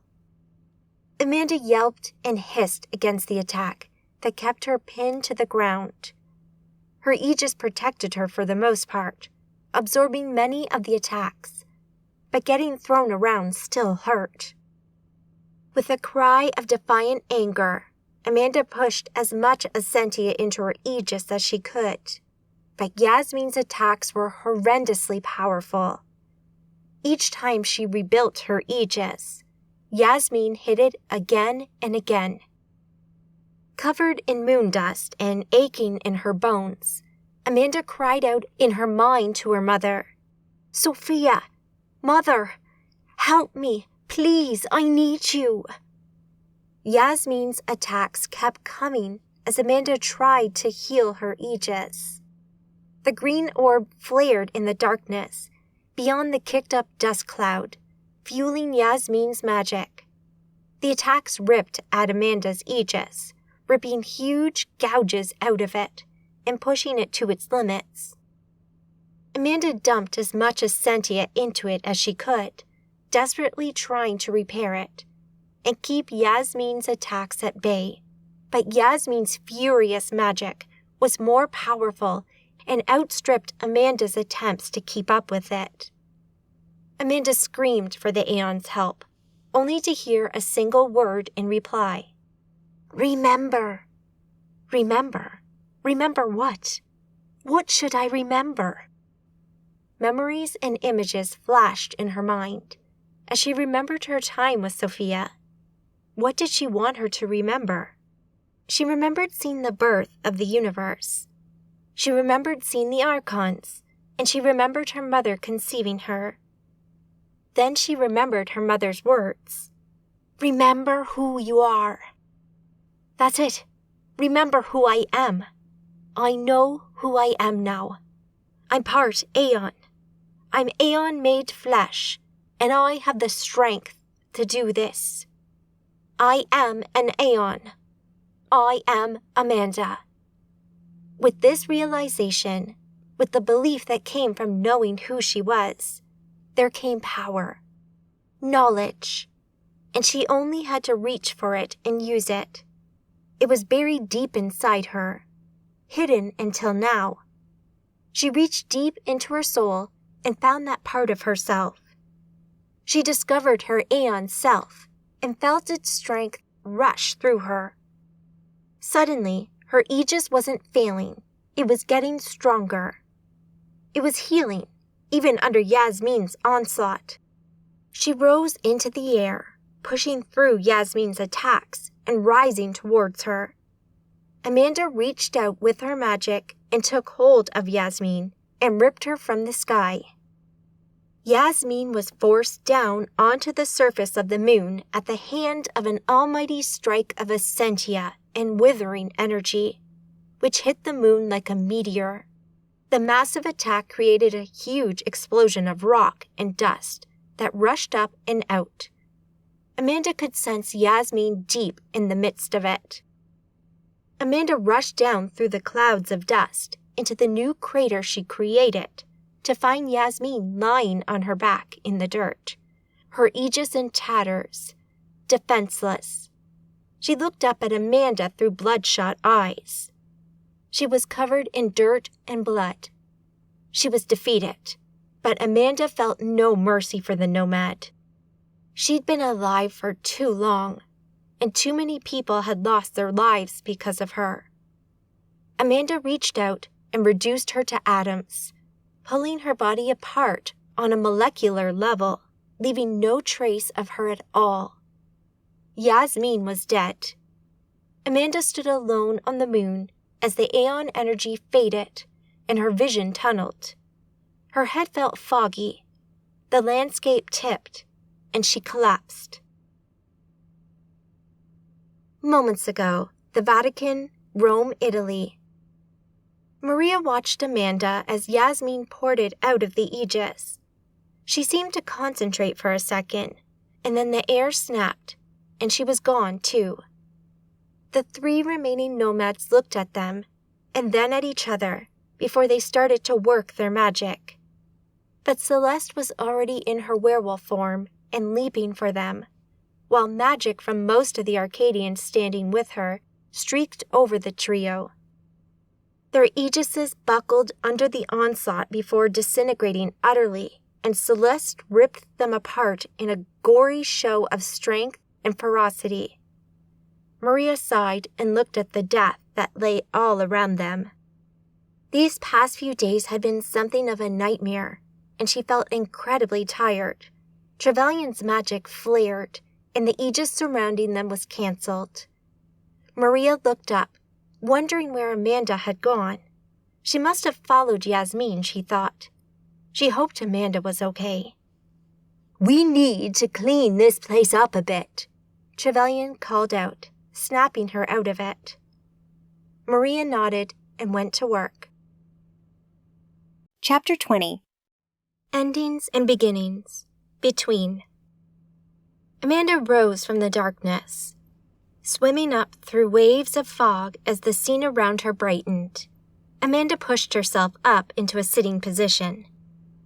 Everything was white again, and she had a feeling of belonging, like this place was her home. She shook her head to clear the last of the fog from her mind. She wondered if she were still actually on the moon, as well as back in the Aeon realm. "I'll take that," said a soft voice from nearby. Amanda looked up to see Sophia crouched down beside her with her hand outstretched. "Sorry, what?" Amanda asked, confused. Sophia pointed to something. Amanda looked down and saw the green orb in her hand, glowing softly from between her fingers. "Oh, yes, of course," she answered and held it out to her mother. She could feel the power within it, the strength that it would imbue if she let it. She resisted, though. It would not do to meddle with such things. She handed the orb to her mother. "Thank you," Sophia said, and the orb disappeared. "What was that?" Amanda asked. "A creation by another like me, I believe, and it's not something that should be in your world." "I would agree with that." "Are you okay? Can you stand?" "Yes, I think so." Amanda rose to her feet. She was unsteady for a moment, but her head quickly stopped spinning. "Well done," Sophia whispered with a smile. "Thanks," Amanda answered. "You remembered." "I did."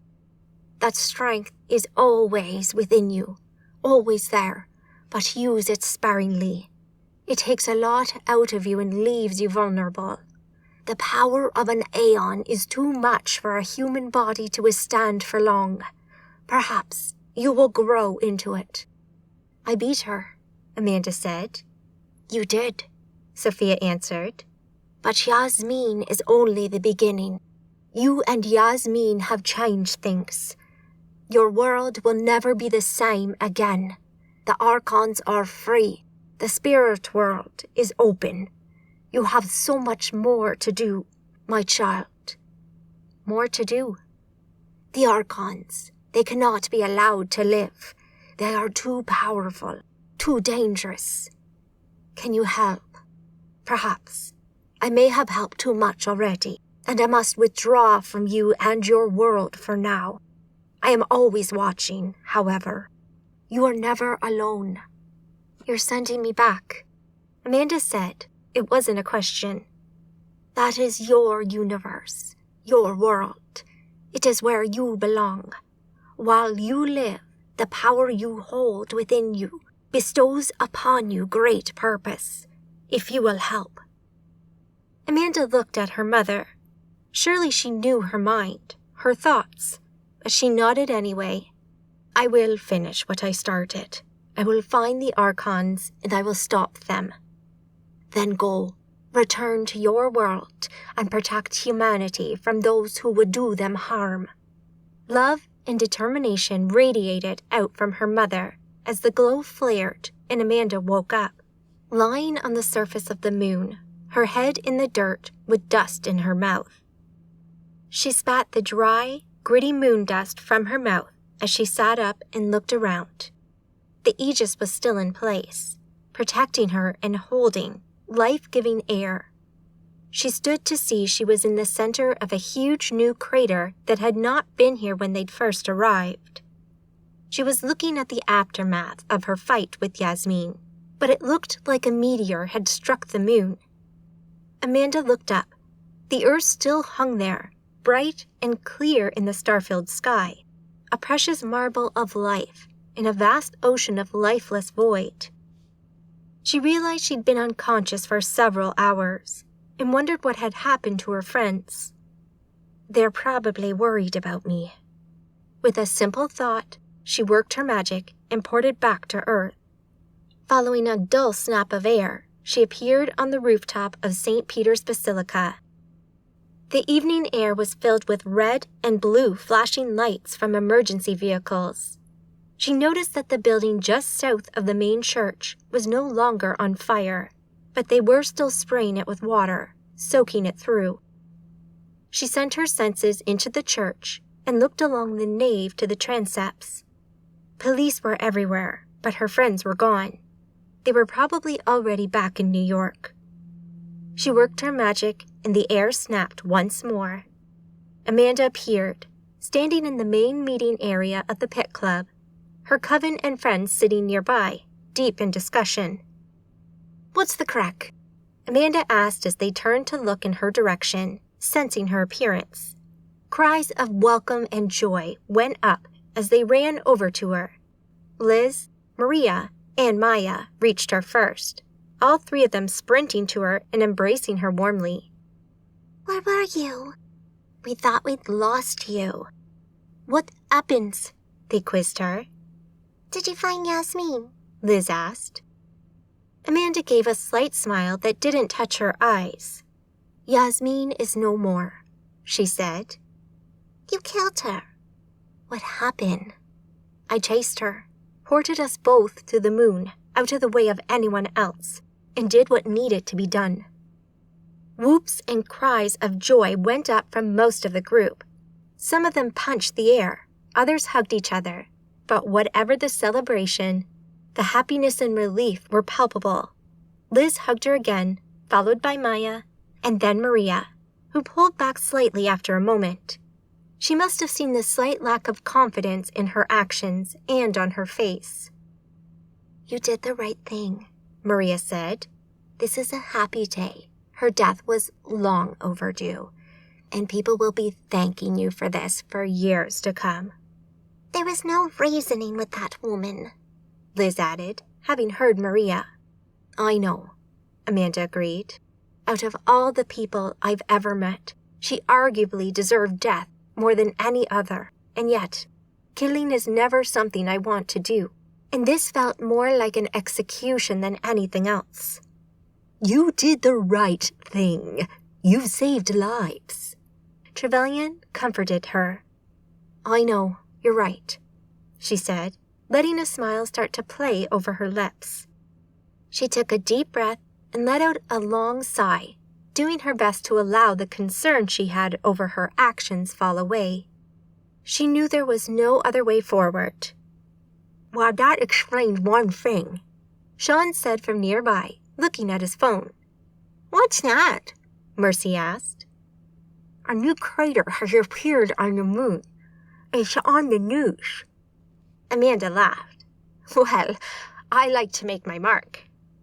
Did you stop by the Vatican? Liz asked. "I did. They have a massive cleanup job to do there." We've been monitoring their communications as much as we're able. We think it's the end for that organization, Liz explained. Amanda couldn't help but notice the look of happiness on Liz's face. But that wasn't surprising, given her history with the Inquisition. "You might be right," Amanda agreed. "They may make a return in a much smaller form, but I doubt they will ever be the same force that they were. Yasmin made sure of that." She sure did. "I trust you will be monitoring the situation," Amanda asked her. We will, Liz said, nodding to Sean. He acknowledged her as well with a small movement of his head. "Speaking of monitoring, you might want to visit Alicia in her room. She's woken up," Sean said. She has. When did that happen? Just a few moments ago. Thanks, Sean, Amanda said and excused herself after a few more hugs from those closest to her. She ran to the room, which wasn't far away, and soon reached Alicia's door. She knocked on it and waited. Hello? She heard Alicia call out. It's Amanda. May I come in? Amanda? Asked Alicia from inside the room, followed by the sound of movement, before the door swung wide and Alicia looked up at her with a face full of wonder and happiness. Are you okay? Amanda asked. I guess, she said and pulled Amanda in for a hug. Oh my God, I'm so glad to see you again, but I've done some... Oh, shit. I can't explain, Alicia said, tears starting to fall as sobs racked her body. It's okay. You're okay. You're safe now. Yasmin is gone. She can't hurt you anymore. She made me do terrible things. She made me love her, need her. But you don't anymore, right? No, Alicia answered and stepped back, looking up at her. No, I don't. I hate her. Am I healed? It sounds like you're a lot better. There's a voice, in my head. It's speaking to me. A voice? Yes. It says it's part of me. It says it saved me, healed my mind. Am I going mad? Amanda looked at her with her etheric sight and found she could sense two minds in Alicia's head, two minds that were part of the same being. It's the spirit, Amanda said. The shadow elemental. The thing that possessed you, yes. I think it's part of you now, Amanda said, feeling worried about what Alicia might think. She was a devout Catholic, and the thought of sharing her body with what Alicia would probably think of as a demon might be too much for her. Alicia seemed to think it through for a moment before she looked back up at Amanda and smiled. Fuck yeah! Amanda's eyebrows crept up to her hairline in surprise. Fuck yeah? You're damn right. It's great. Is it? Amanda asked as she processed everything that had happened to her friend. The Alicia she knew was a prim and proper girl with strong morals and devout faith in God. She didn't swear and never said anything mean about anyone. She was the kindest, sweetest girl she had ever met. This was still Alicia. She could tell by her etheric sight that it was the same girl and the same soul, but she'd clearly been altered. She guessed that being fused with this spirit had affected her worldview slightly and added a touch of naughtiness to her. It was fascinating and would warrant some study, but not today. Today, she wanted to celebrate having her friend back. Yeah, plus, I can do things like this, she said as a tendril of solid darkness whipped out of her shadow on the floor, grabbed the glass of water from her bedside table, and delivered it neatly into her hand. Wow, Amanda said, watching in fascination. I know, right? That's amazing. Amanda smiled. So, want to come and meet my friends? Amanda sat in the mouth of the cave on a rock, holding a stick in her hand, and using it to poke at the stones in the stream that flowed from a natural spring in the cave behind her. Gentle water sat next to her as they looked out over the red temple clinging to the side of the mountain. Behind them, in the cave, a small dwelling made of wood stood up against the back wall, lit by several magical flaming torches dotted through the cave itself. The small, shallow cave was rather beautiful, with its babbling stream and the bits of vegetation scattered through its insides, including several well-cared-for bonsai trees. Various statues had been carved from the walls as well, including a Buddha partway in. Nearby, perched on a rock outcrop, sat Balor, looking out over the view, while a large sandy-colored temple dog with a lot of shaggy fur relaxed in the morning sun on a nearby ledge. "You've really settled in here," Amanda said. "This place is beautiful." Thank you. Things well with you now. You back at home? Amanda nodded. "Yeah, we moved back pretty quickly after repairing the house. It's good to be back." And how are you? "I'm fine," she smiled. You don't sound sure about that. Amanda sighed. "I know. I still question whether I made the right choice by killing Yasmin like that. I mean, I know the arguments. I know how evil she was, but I do sometimes wonder if there might have been another way." If it's someone else, someone different, I might agree. But Yasmin was different. Yasmin was always nomad. She tricked you, make you think she was not who she was. I understand your feeling, but you do right thing. I have no doubt. Amanda smiled. "Thanks. I know you're right, but it was only a few days ago. I'll sort my head out soon enough. Having you and the others support me is a great help, by the way. Thank you." Gentle Water smiled. It's my pleasure. She sat there with him for another hour talking, often about trivial things, and just enjoying the company of the man who had been there for her from the start. She felt incredibly grateful to have Gentle Water in her life. Later, she walked back to her ship, the Arcady, and settled into her chair on the bridge.